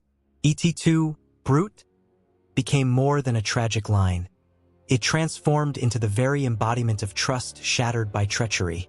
Each performance sent shivers down spines, igniting a fire of empathy for the great leader who fell prey to the very loyalty he had nurtured. The audience, wrapped in reflection, could not help but ponder the fragility of power, the thin line between honor and betrayal. As centuries turned, the myth of Caesar expanded. In the late 19th century, the world witnessed the birth of grand epics that celebrated his conquests. Films flooded the screens with sweeping stories of his campaigns, showcasing the vast landscapes of Gaul, where Caesar waged war with a fierce determination. The audience was swept away by the grandeur of battle, the clash of swords and the roar of legions, feeling the heat of ambition that drove him forward. With each frame, they were reminded that greatness often comes at a steep price, an unrelenting thirst for power that can consume even the noblest of souls. But it was not merely the bloodshed that captivated. It was also the personal saga that lay beneath the surface. Love, betrayal, friendship, and ambition intertwined, creating a tapestry rich with emotion. In the 1953 film Julius Caesar, the quiet strength of Caesar's character stood juxtaposed against the tumultuous passions of those around him. The tension was palpable, the stakes high, as whispers of conspiracy filled the air, and the audience was gripped by a sense of foreboding. They knew what was coming, yet they still held their breaths, hearts racing with every betrayal. Even in modern times, Caesar's mythos continues to evolve. Television series have taken his story and reimagined it, bringing to life the complexities of his relationships, the political machinations, and the relentless pursuit of power. In HBO's Rome, viewers were treated to a visceral portrayal of the ancient world, where Caesar was not just a leader but a man, flawed yet brilliant. The intimate glimpses into his life, the shared laughter, the quiet moments of doubt, created a raw humanity that resonated deeply, allowing audiences to connect with a figure from a distant past. As each version of the story unfolded, the layers of Caesar's character grew thicker. He became not only a military genius but also a lover, a friend, and a ruler who believed in the potential of the Roman people, even as he navigated the treacherous waters of politics. Each adaptation raised new questions. What does it mean to lead? What sacrifices are acceptable in the name of ambition? With every portrayal, Caesar's myth was redefined, yet the core remained intact, a tragic hero caught in the relentless tide of destiny. As the narrative of Caesar continued to be woven through the ages, the echoes of his life began to resonate beyond the world of entertainment. His name became synonymous with leadership and ambition, often invoked in discussions of modern-day politics. The phrase "Caesar's way" echoed in the halls of power, as leaders sought to channel their inner Roman in the face of adversity. The weight of his legacy pressed down upon them, a reminder that great power comes with great responsibility. In art, literature, and politics, the specter of Caesar loomed large, casting a long shadow over those who dared to aspire to greatness.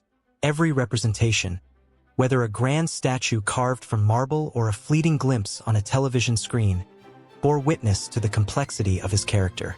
The man who conquered nations also became a symbol of the ultimate betrayal, a tragic hero with a heart full of dreams and a fate sealed by the very ambition that drove him. And so, the myth of Caesar continued to grow, a living testament to the duality of human nature, the quest for greatness intertwined with the inevitability of downfall. His journey was not merely a story of triumph but a reflection of the human condition itself, echoing through time like a heartbeat, reminding all who listened that the path to power is often paved with both glory and despair. The thrill of his story never waned, each retelling igniting fresh passions, as the echoes of Veni, Vidi, Vici resonated through the ages. A haunting reminder of a man who changed the world and left behind a legacy that would never fade. A flickering candle cast long shadows on the walls of the dusty library, where whispers of the past seemed to swirl around like a lingering breeze. Here, in this sanctuary of knowledge, a clandestine debate raged on. A battle waged not with swords but with words, where historical facts clashed with the seduction of fiction.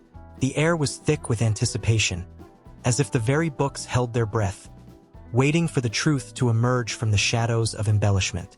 Two figures, one dressed in the austere robes of a historian and the other in the flamboyant garb of a storyteller, stood poised on opposite sides of an old wooden table. The historian, with his spectacles perched precariously on the edge of his nose, argued with the fervor of a preacher. Truth must be rooted in evidence. Every claim must be supported by artifacts, documents, or testimony. Look at the Rosetta Stone. Without it, we'd still be lost in the sands of ignorance. His voice rose, a crescendo of passion that seemed to vibrate through the very air they breathed. Across from him, the storyteller leaned in, eyes sparkling with mischief. But history is not just a collection of dry facts. It's a living, breathing narrative. Think of the tales that inspire. Robin Hood, a noble outlaw who stole from the rich to give to the poor. Isn't there beauty in the legend? Isn't it worth more than mere dates and places? There was a twinkle in his eye, a reminder of the power of imagination to transcend time. As they debated, the room seemed to transform. The historian painted vivid images, recounting how the Great Wall of China, stretching over 13,000 miles, was built by the blood, sweat, and tears of millions. He described the laborers, their hands roughened and calloused, as they toiled in harsh conditions, driven by a hope to protect their homeland. "Each stone tells a story," he exclaimed, his voice a mixture of reverence and urgency. "These are facts we cannot ignore." But the storyteller was relentless. And yet, how many tales have sprung from the flames of truth? How many legends have inspired revolutions? Take the story of Joan of Arc, an illiterate peasant girl who claimed to hear divine voices and led an army to victory. Did she really hear those voices? Or was it a spark of imagination that ignited a nation? His voice danced between reverence and playful doubt, igniting the minds of those who listened. Outside, the wind howled, a fitting backdrop to their escalating conflict. Each gust seemed to echo the clash of their ideas, urging onlookers to ponder where the line between fact and fiction truly lay. Histories twisted and turned, as tales morphed through centuries, filtered by the lens of time and the biases of those who told them. Was the past a solid stone, unmoving and cold? Or was it a flowing river, constantly changing and shaping itself through the stories we tell? The historian paused, sensing the weight of history pressing upon him. He recalled the sinking of the Titanic, a night frozen in time. The ship, hailed as unsinkable, became a symbol of human hubris. "Can you deny the lives lost that night?" he said softly, almost reverently. Over 1,500 souls vanished into the icy depths, their stories forever silenced. We owe them the respect of truth. Yet the storyteller's eyes glimmered with an otherworldly light. And what of the legends that followed? The ghostly images of those who perished, forever roaming the cold waters? The haunting tales of survival and loss? These stories give life to the tragedy. They remind us of our humanity. He leaned forward, voice low and conspiratorial, weaving an emotional tapestry that wrapped around the hearts of those present. In the corner, a young woman listened intently, her heart racing with the thrill of their discourse. She had always felt a pull towards the past, fascinated by the tapestry of human experiences woven through time. Each argument struck a chord, echoing in the depths of her soul. She yearned to know, where did the truth end and fiction begin? What stories sang from the shadows, waiting to be heard? The historian's voice rose once again, a clarion call to duty. It is our responsibility to preserve history as it truly was. Without facts, we risk losing the lessons of the past. His passion was palpable, igniting the very air around them. But the storyteller's voice was a siren song, captivating and alluring. And without imagination, my friend, we risk losing our desire to dream. The beauty of history lies not only in what happened, but also in how it transforms in our minds. Every retelling adds a brushstroke to the canvas of our collective memory. As the argument intensified, the air in the library crackled with tension. Each man's conviction fueled the fire, weaving a web of emotions that enveloped the onlookers. Hearts raced, breaths quickened. The room felt alive, pulsing with the weight of human experience, the dichotomy of truth and fiction pressing down on them like a heavy shroud. Outside, the moon rose high, casting a silvery light through the dusty windows, illuminating the faces of those engaged in the debate. Time seemed to stutter, each moment stretching into eternity. The shadows grew longer, and as the fire crackled in the hearth, the stories of the long-gone echoed louder, pulling them into a world where fact and fiction danced together, inseparable and intertwined. With every exchange, the historian and storyteller pushed each other closer to the edge, hearts pounding, minds racing. The walls of the library reverberated with their potent words, and the very foundations of history quaked with the enormity of their shared passion. They stood on the brink of a revelation, a truth that lay just out of reach, waiting to be unearthed. Each heartbeat echoed a question. What do we choose to remember, and what do we let fade into oblivion? As the night deepened, the candle flickered once more, a gentle reminder of the light that guides us through the shadows. In that moment, something shifted. The air thickened with a sense of impending revelation, a promise of stories yet to be told. The debate raged on, but the quest for truth had only just begun. In the ancient shadows of Rome, where marble columns rose like the dreams of gods and goddesses, the air buzzed with tales both whispered and roared. The streets pulsed with the heartbeat of a city that had seen the birth and death of empires, where myth intertwined with history like vines climbing a weathered wall. Here, the Caesars emerged, not merely as rulers but as figures shrouded in a tapestry of legends that cloaked their reigns like a golden cloak, their power steeped in stories that transcended time. Gaius Octavius was just a boy when his fate was whispered among the winds of destiny. A promise loomed before him, like a bright star against the backdrop of night, beckoning him forward. He would soon become Augustus, the revered first emperor of Rome, yet this was not merely a title. It was a transformation, a metamorphosis into a deity-like figure, a link between the mortal realm and the divine. The gods themselves watched, and the people of Rome believed. They needed to believe. In a time when uncertainty reigned, the stories of the Caesars breathed life into hope. As Octavius grew, he soaked in the myths that surrounded him. The tales of Aeneas, the legendary hero who fled the ashes of Troy and founded Rome, echoed in his ears. They told of his divine mother, Venus, and the destiny bestowed upon him by the gods. It was said that Aeneas's journey was not just a physical one but a divine mission, a path laid out by fate. The flames of this myth ignited in Octavius's heart, and he realized that he, too, was part of this grand narrative. His rise was not just political but almost celestial. The Senate, with its marble halls and stern faces, became a theater where the real drama unfolded. As conspiracies brewed and alliances shifted like sands in the hourglass, the story of Julius Caesar, his great-uncle, resonated loudly. The assassination of Julius, the Ides of March echoing through the ages, struck a chord that reverberated in the very foundation of Rome. The murder of a leader, once a man of the people, became a myth of its own, transforming Caesar into a martyr, a god to be worshipped. His blood was believed to have mingled with the soil of Rome, and from that soil, the seed of a new empire would sprout. The people shouted for vengeance, their voices rising to the heavens, demanding that the legacy of Caesar not be forgotten. Octavius seized this moment with a fierce passion.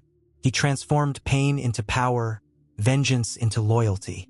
He crafted a narrative that painted him as the rightful heir, not just to Julius's throne but to his spirit. He was the avenger, the protector, a living embodiment of Rome's aspirations. He took on the mantle of a god, claiming lineage from the divine. The whispers of the people, now transformed into a roaring tide, called him Augustus, the revered one. Across the empire, tales of his accomplishments spread like wildfire. Each victor's laurel he wore was more than a symbol of military triumph. It was a thread in the fabric of myth that cloaked him. From the grandeur of the Pax Romana, a peace that enveloped the empire, to the majestic structures that rose beneath his reign, Augustus became synonymous with the Roman identity. He was not just a ruler. He was a force of nature, a living myth that echoed in every corner of the empire. But in the shadows lurked tension. As Augustus waxed and waned in power, so did the myths evolve. The story of power was never linear. It twisted and turned, revealing darker facets. Each Caesar that followed took the stage with their own stories, their own narratives woven into the fabric of Rome. Tiberius, the brooding successor, became a figure wrapped in intrigue, shadows, and isolation. The whispers grew louder as paranoia took root in the hearts of the Senate. The myths surrounding his reign turned from grandeur to fear. Would he be a god or a tyrant? Caligula burst onto the scene like a comet, igniting wonder and terror in equal measure. The tales of his eccentricities spiraled into legend. He was said to have made his horse a consul, a symbol of his absolute power and disregard for tradition. The line between sanity and madness blurred. The people gasped, their emotions a wild roller coaster, laughter and horror mingling as they tried to comprehend the man behind the myth. Could he truly be a god among them, or was he a creature of chaos, a warning of unchecked ambition? Then came Claudius, the unlikely ruler who defied expectations. A man once mocked for his disabilities emerged as a wise emperor, and whispers turned into awe. He resurrected the glory of Rome, expanding its borders and fostering a new era of stability. Yet, the myth remained, was he merely a puppet, or did he master the strings of power? The narrative shifted again, twisting through the hearts of the people, who were never quite sure what to believe. Nero followed, an enigma wrapped in tragedy, and the myths that surrounded him spun like a web of dreams and nightmares. The great fire of Rome ignited stories of his madness, of singing while his city burned. The public's fear transformed into a prophetic dread. The flames of destruction danced as the myth of the tyrant was born. Was he a god unhinged, or a man trying to find his place among legends? Through the rise and fall of each Caesar, the continuity of myth thrived in the very bones of Rome. Each story, each reign, was steeped in the echoes of the past, a reminder that power was a fickle friend, and belief was a double-edged sword. The people clung to their legends, for in them lay a sense of continuity, a narrative that offered comfort in chaos, a thread connecting them to a past filled with glory and despair. As the city buzzed with stories, the whispers of the past mingled with the present, crafting new legends that would one day be told around flickering fires. The rise of the Caesars was not just a tale of power. It was a symphony of human emotions, a crescendo of triumph and a mournful dirge of tragedy, all woven into the very fabric of Rome. The myths lived on, entwined with the ancient stones of the city, resonating through time, waiting for new voices to carry them forth into the unknown future. In the flickering light of 1,000 torches, a crowd swelled and pulsed with an electric energy. They gathered not just to witness a man, but to behold a legend that would echo through time. Julius Caesar, the conqueror of Gaul, the master of Rome, stood before them, his presence as commanding as a thunderstorm. His words, both persuasive and sharp, cut through the air, igniting a fire in the hearts of those who dared to dream of power. The crowd hung on his every word, drawn into a trance of ambition and awe. "I came, I saw, I conquered," he declared, a phrase that would etch itself into the annals of history, shaping not only his legacy but also the aspirations of countless leaders to come. In those moments, Caesar transformed into more than just a leader. He became a myth, a template for what power could look like when wielded with confidence and vision. His rise was steeped in a mix of brilliance and ruthlessness, a blend that would become the hallmark of future leaders. They would look to him, not just with admiration but with an insatiable hunger to emulate his success. The likes of Napoleon, Alexander, and even modern figures would gaze into the past, their ambitions ignited by the flame that Caesar lit. Each of them would grapple with the weight of his legacy, striving to carve their own narratives while carrying the heavy mantle of expectation. The tension built as whispers of betrayal echoed in the air. Caesar, aware of the impending danger, presented a paradox: the beloved leader yet the feared tyrant. His governance was marked by a series of reforms that endeared him to the populace, yet the deeper he climbed into the throne, the more enemies he created. The Senate, once a web of loyal allies, turned into a nest of vipers, plotting and scheming against him. It was a dance of power as old as time. Friends turned foes, trust shattered, and ambition growing sharper than any sword. A chilling scene played out on the Ides of March, the day the myth met reality. As he entered the Senate, the air was thick with the scent of betrayal, and the echoes of his footsteps were a haunting reminder of what was at stake. The daggers glinted like stars against the marble floor, each stab a sign of envy, fear, and the insatiable thirst for control. The moment he fell, history pivoted, a powerful leader turned martyr. The blood that stained the Senate floor was not just his. It marked the beginning of a new era, one where leadership would be both revered and feared, where ambition would dance on the edge of a knife. In the wake of his death, the world shifted. Leaders looked to Caesar's story and found lessons etched in his triumphs and his tragedies. They understood that charisma could sway the masses, but it could also blind one to the dangers lurking in the shadows. The heart of leadership became a complicated tapestry of strength and vulnerability, each thread woven with the lessons from his life. Alexander, who walked the earth centuries before, found inspiration in Caesar. The great Macedonian admired not just his military tactics but how he managed to unite people under a single vision. The fire in their hearts was the same, yet Caesar's was a tale laced with the bitterness of betrayal and the lingering question of legacy. It was a reminder for leaders to be both warriors and statesmen, to wield power with wisdom, and to understand that even the strongest might fall. The impact radiated through history like ripples in a pond, touching every ambitious soul. Those who rose in the wake of his death, Augustus, the first emperor of Rome, took the lessons of his great-uncle to heart. He learned to balance power and populism, to navigate the treacherous waters of political intrigue with the grace of a dancer. Augustus transformed the Republic into an empire, but the shadow of Caesar loomed large, reminding him that every crown carries the weight of history and expectation. Fast forward into the ages, and leaders from various walks of life, whether warriors, kings, or modern politicians, felt the pull of Caesar's narrative. Napoleon, with his own set of conquests and ambitions, often echoed the phrase, "I am not a king, but a Caesar." He wore Caesar's mantle like a cloak, blending the golden dreams of empire with the stark reality of his own rise and fall. But even as they emulated his power, they couldn't escape the lessons of his end. The specter of assassination hung over every ambitious leader. Every decision became a delicate balance between securing loyalty and inviting betrayal. The myth of Caesar had morphed into a cautionary tale, a soaring eagle that inspired while serving as a haunting reminder of the cost of greatness. As time marched on, the legacy of Caesar reached beyond borders and generations. In the halls of power, his name ignited discussions of leadership styles, governance, and the ever-present dance with destiny. Figures like Winston Churchill and Franklin D. Roosevelt would find themselves grappling with his lessons of resilience and oratory mastery. The cadence of their speeches carried echoes of Caesar's rhetoric, stirring their nations during war and peace alike.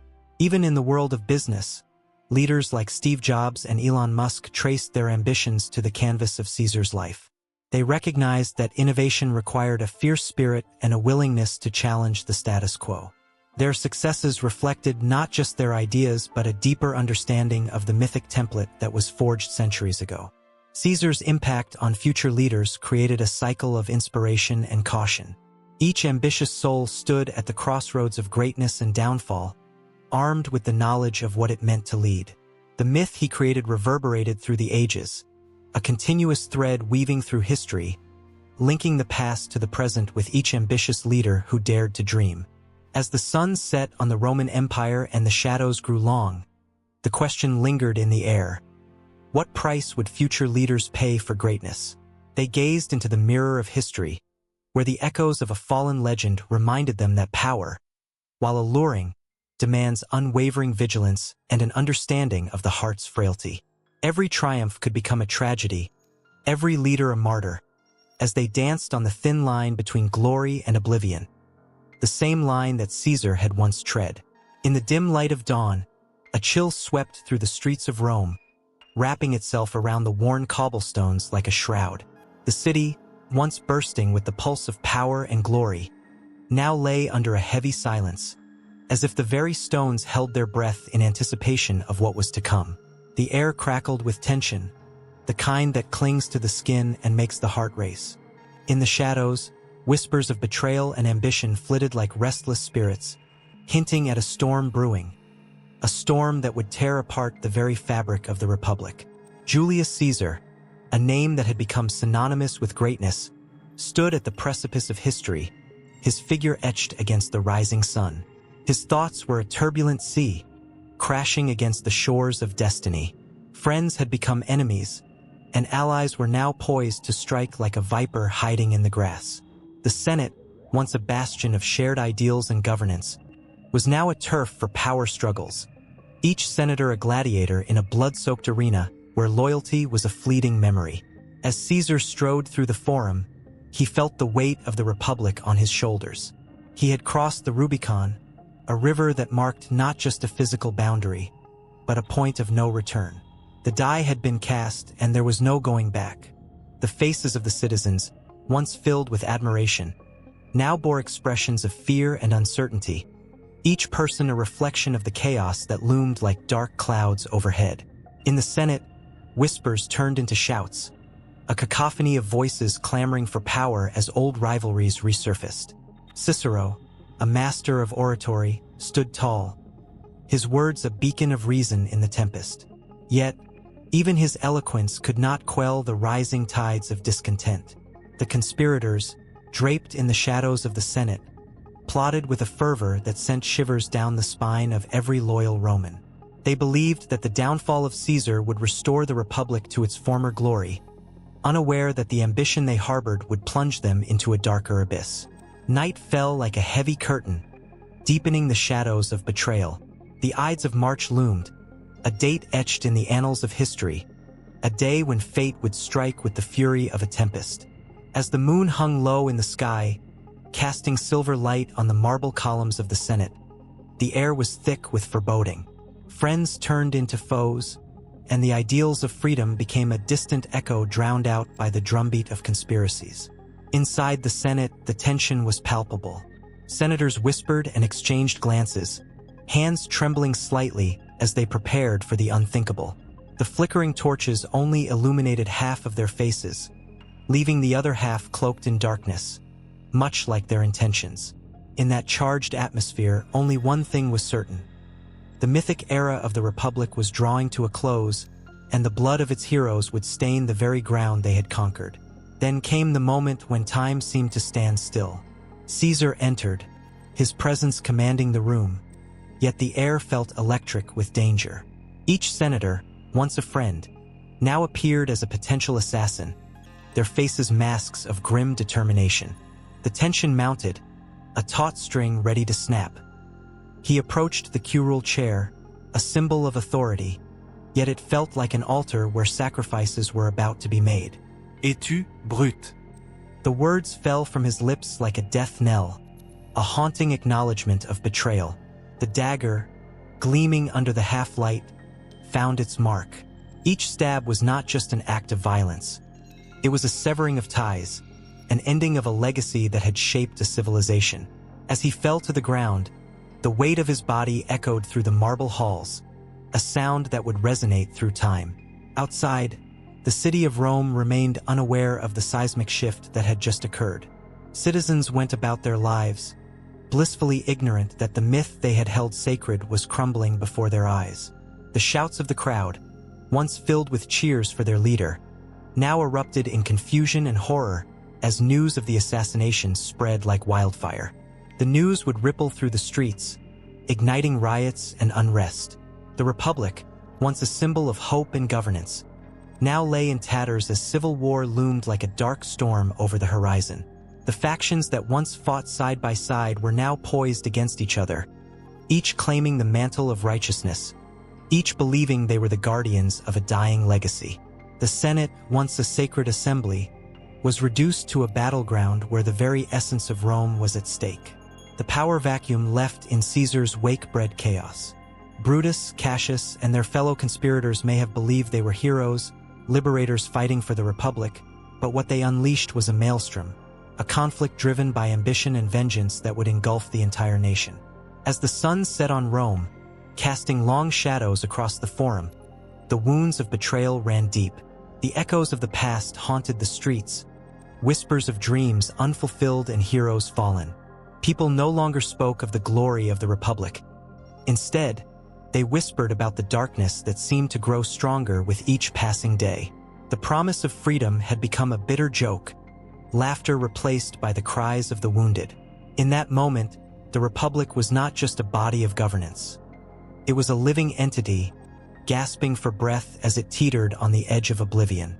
The mythic era had come to an abrupt halt, leaving behind a world filled with uncertainty, where the lines between right and wrong were blurred, and every choice carried the weight of history.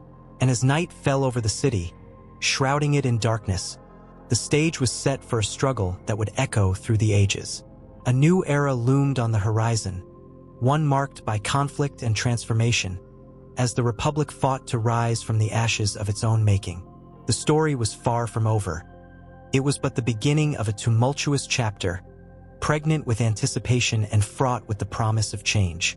The air crackled with the promise of revolution, and the hearts of the people beat in rhythm with the chaos that was to come.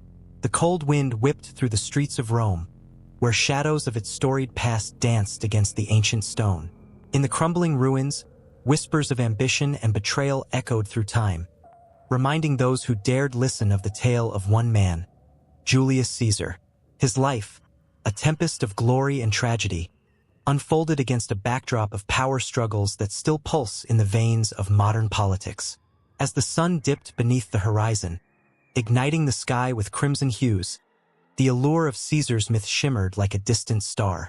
His rise to power was not merely a tale of military conquests. It was a masterclass in charisma, manipulation, and the sheer force of will. The Senate's marble columns, once the bastion of Republican ideals, now felt the weight of his ambition. Caesar, the man who once vowed to protect the Republic, turned its very heart into his personal domain. Each step he took etched his name into the annals of history, leaving behind a legacy that would echo through the ages. In modern times, the allure of Caesar's myth continues to weave itself into the fabric of political life.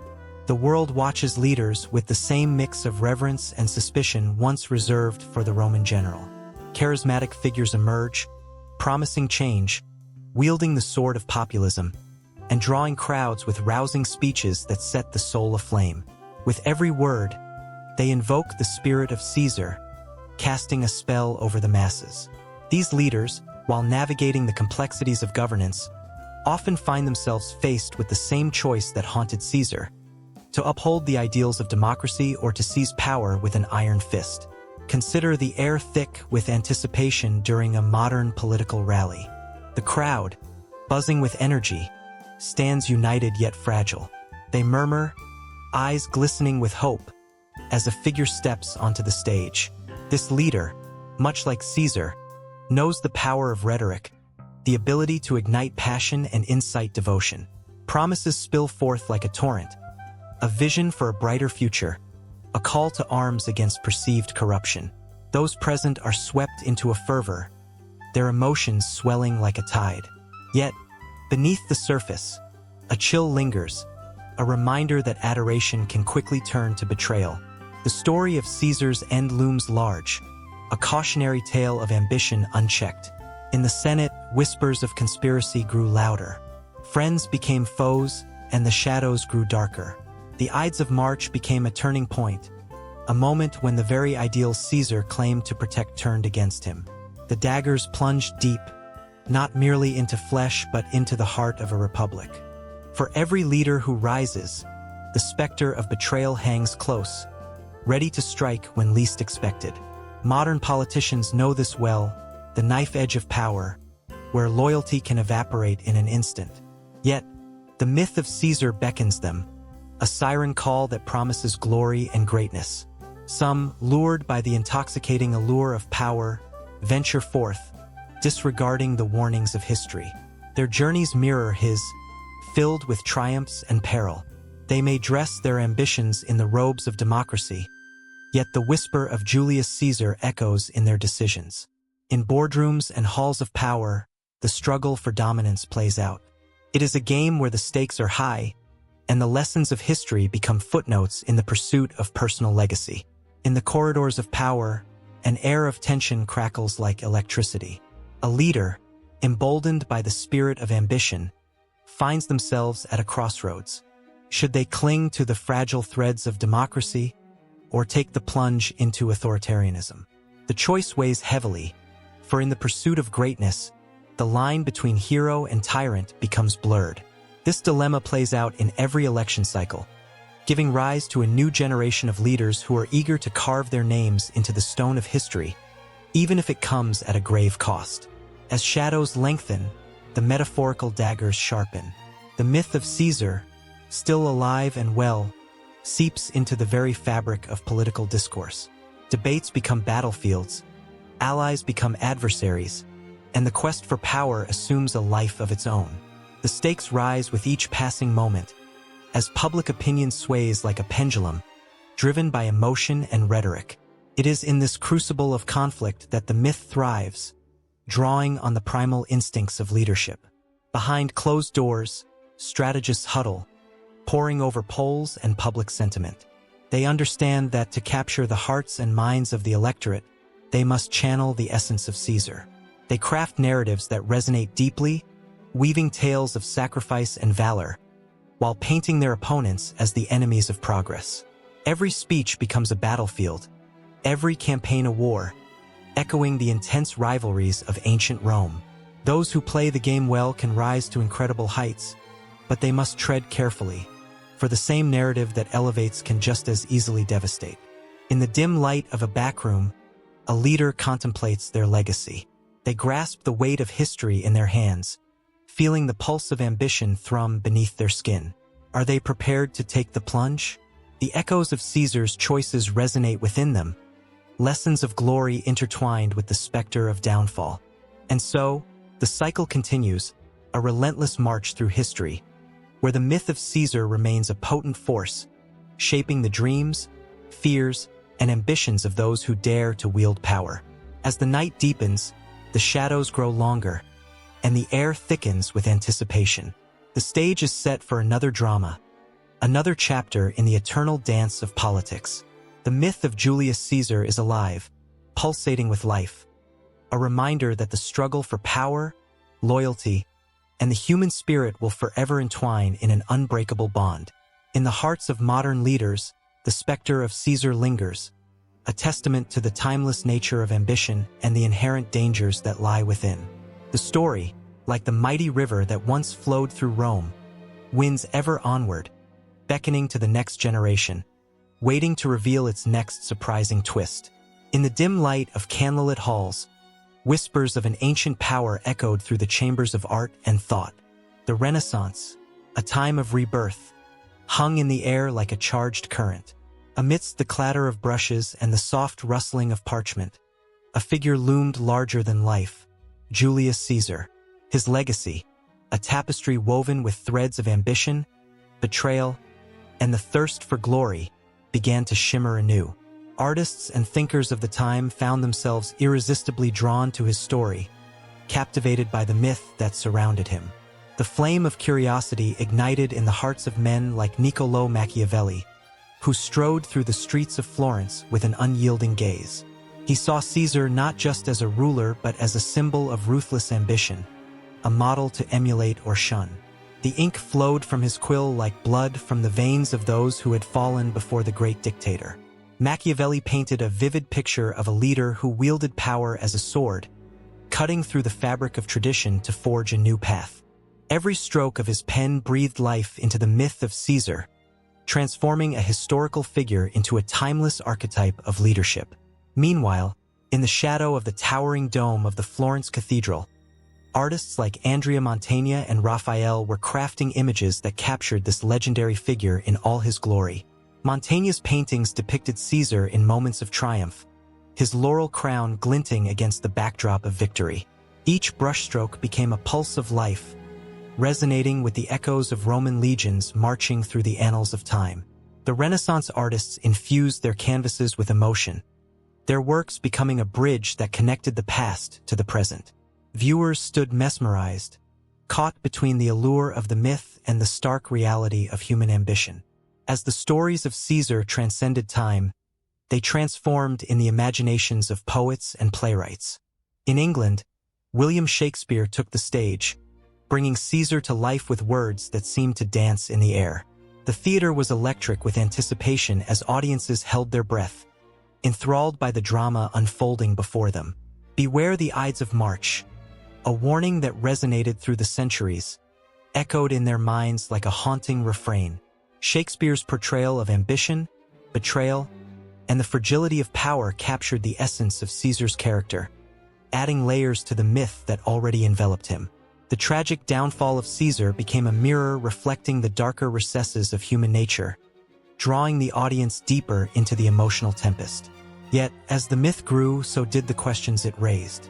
What does it mean to be a leader? How far would one go to seize power? In the salons of Italy, scholars debated these ideas with fervor. They saw Caesar not just as a ruler but as a warning. The intoxicating nature of power can corrupt even the noblest of souls. The Renaissance was a time of exploration, and these thinkers were charting the treacherous waters of ambition, grappling with the duality of human nature. The myth of Caesar morphed into a cautionary tale, with every discussion igniting a spark of fear and fascination. In the midst of this intellectual fervor, the very fabric of society began to shift. The Reformation unleashed a tide of change, challenging established norms and beliefs. Artists and thinkers sought new ways to interpret the world around them, and Caesar became a figure through which they could grapple with these monumental shifts. The myth was not static. It evolved, adapting to the anxieties and aspirations of a society marching toward modernity.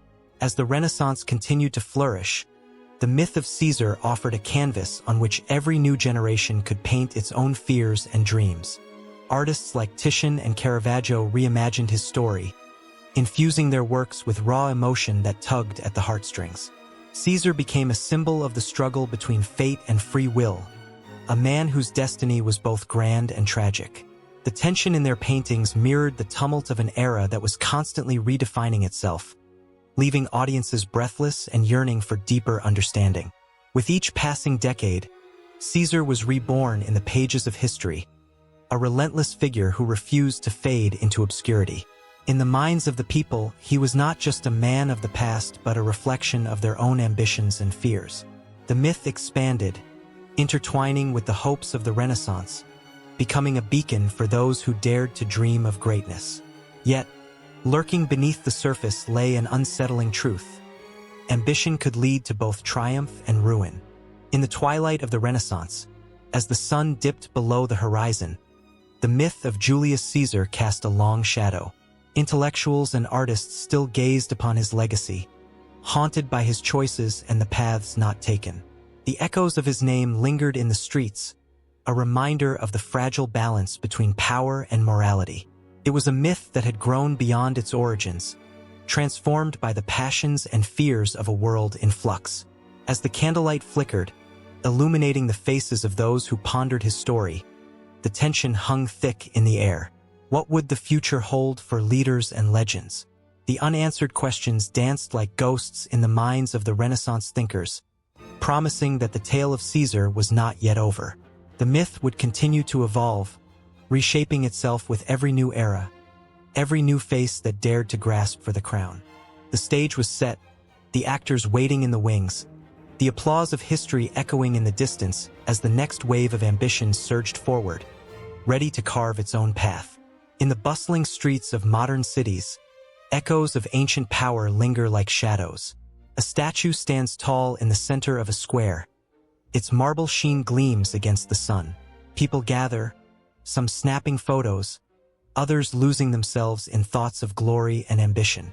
They whisper names that carry weight: Caesar, the name itself a thunderclap in the annals of history. His legacy, a complex web of triumph and tragedy, continues to resonate, stirring emotions that span over 2 millennia. Gaius Julius Caesar, a name that has been woven into the fabric of our culture, has morphed into a symbol of ultimate authority. His story, filled with military conquests and political intrigue, spins a myth that has found its way into the very core of contemporary discourse. Imagine the thrill of crossing the Rubicon, the river that separated safety from chaos, where every stroke of the rowers was a choice between life and death, and ambition and doom. The moment he declared "Alia iacta est," the die is cast, was not merely a historical event. It became an enduring metaphor that whispers to those who dare to step beyond their boundaries. As people debate in cafes, the myth of Caesar flares up, igniting discussions about leadership, power, and sacrifice. In boardrooms, the phrase "crossing the Rubicon" is a battle cry for those ready to gamble everything for success, evoking the fires of ambition that flicker in the hearts of many. The tension between the desire to lead and the fear of betrayal looms large, echoing the story of Caesar, who was both revered and reviled. Consider the drama of the Ides of March, a day that carries an ominous weight. It was not just a date. It was the culmination of hopes and fears, the point where loyalty and treachery clashed. The Senate, once a sanctuary of power, became a stage for betrayal. Each conspirator carried with them the ghosts of their decisions, trembling at the thought of what they were about to unleash. When the blades descended upon Caesar, it wasn't merely a man who fell. It was an empire trembling on the brink of chaos. Each thrust echoed with the finality of dreams shattered and destinies rewritten. In today's world, the Ides of March is more than a historical footnote. It's a chilling reminder of the fragility of power. Politicians tread carefully, acutely aware of the fine line between admiration and animosity that they must navigate.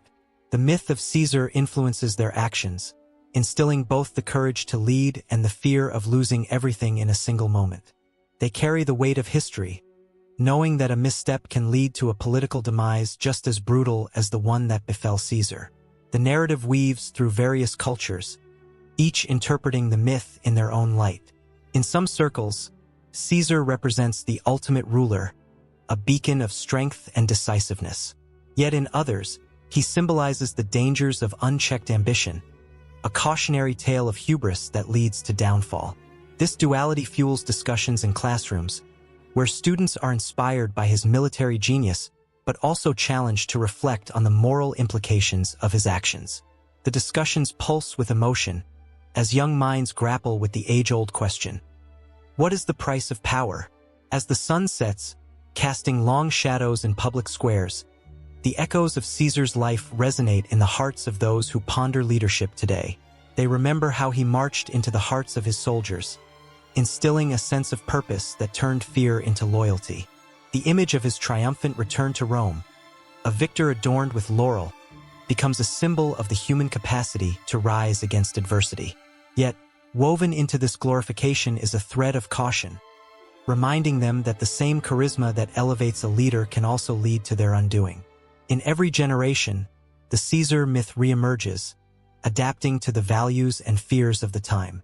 Scholars dissect his strategies, searching for lessons in his campaigns while also unearthing the darker aspects of his rise. Through debates and discussions, they breathe life into the past, allowing Caesar's journey to inspire and caution, to provoke admiration and fear. In classrooms, the air thickens with the weight of ideas as students engage in passionate debates, feeling the heat of ambition and the chill of betrayal. In the world of media, the Caesar myth morphs into a narrative of its own. Docudramas and films depict his life with grandiosity, enthralling viewers with tales of romance, conflict, and the quest for power. The audience watches with bated breath, captivated by the twists and turns of fate. As they lose themselves in the cinematic portrayals, they become part of the experience, their hearts racing alongside the characters. The story becomes a shared experience, threading through generations as it molds their perceptions of leadership, ambition, and sacrifice. Even in the quiet corners of everyday life, the influence of Caesar's myth looms large. It whispers in the decisions of parents guiding their children, urging them to reach for greatness but warning them of the costs. It pulses in the aspirations of young professionals who seek to carve their niche in an unforgiving world. The warnings of history echo in their minds, reminding them of the fine line between ambition and downfall, between hero and villain. As the night deepens, the mystery of Caesar's legacy continues to unfold, leaving an indelible mark on the collective consciousness. The allure of power, the weight of decisions, and the fragility of loyalty are themes that bind humanity across time. Each generation grapples with these elements, wrestling with the same dilemmas that Caesar faced, the same choices that haunt leaders today. And so, the myth lives on, a powerful force in contemporary discourse, shaping thoughts, igniting passions, and forever reminding us of the thin veil between glory and tragedy. The flickering flames of a bonfire cast dancing shadows upon weathered faces, each person lost in thought, their eyes reflecting the murmurings of ancient tales. As the night deepened, the air thickened with the weight of history, the stories of a man who walked among gods and mortals intertwining like the smoke twisting upward into the starlit sky. This was not merely a gathering. It was a communion with the past, a moment where time held its breath, for the legacy of Julius Caesar was about to speak once more. Born into a world of chaos, amidst the tumult of war and the whispers of prophecy, Caesar's origins were steeped in an almost ethereal mystique. The tale of his mother, Aurelia, who claimed descent from Venus herself, added a divine sheen to his already remarkable presence. They say that when she gave birth, the heavens opened, a rare celestial event illuminating the skies, as if the gods themselves were heralding the arrival of a future conqueror. It was here that the seeds of legend were sown, a myth that would nourish the imagination for centuries. In the annals of history, Caesar is more than just a man. He is an idea, a symbol of ambition and destiny. The Romans, captivated by his rise, crafted stories that elevated him to a godlike status. They saw in him the embodiment of virtues that transcended time: strength, cunning, and unparalleled ambition. This was not merely historical documentation. It was a tapestry woven with the threads of human aspiration, each strand vibrating with hope and fear, dreams and despairs. The tension in the air grew palpable as tales of his conquests spilled forth. Caesar, a name that echoed in the halls of power from Rome to Gaul, was painted not just as a leader, but as a divine warrior. His audacity in crossing the Rubicon was likened to the very actions of a god challenging fate. The people, their hearts pounding in unison, felt the thrill of rebellion, the intoxicating rush of taking bold steps into the unknown. With each campaign, he carved his name into the very fabric of history, his victories echoing like thunder across the ages. Yet, beneath the glory, the shadows of doubt loomed. The whispers of those who questioned his divine origins swirled around him like a relentless storm.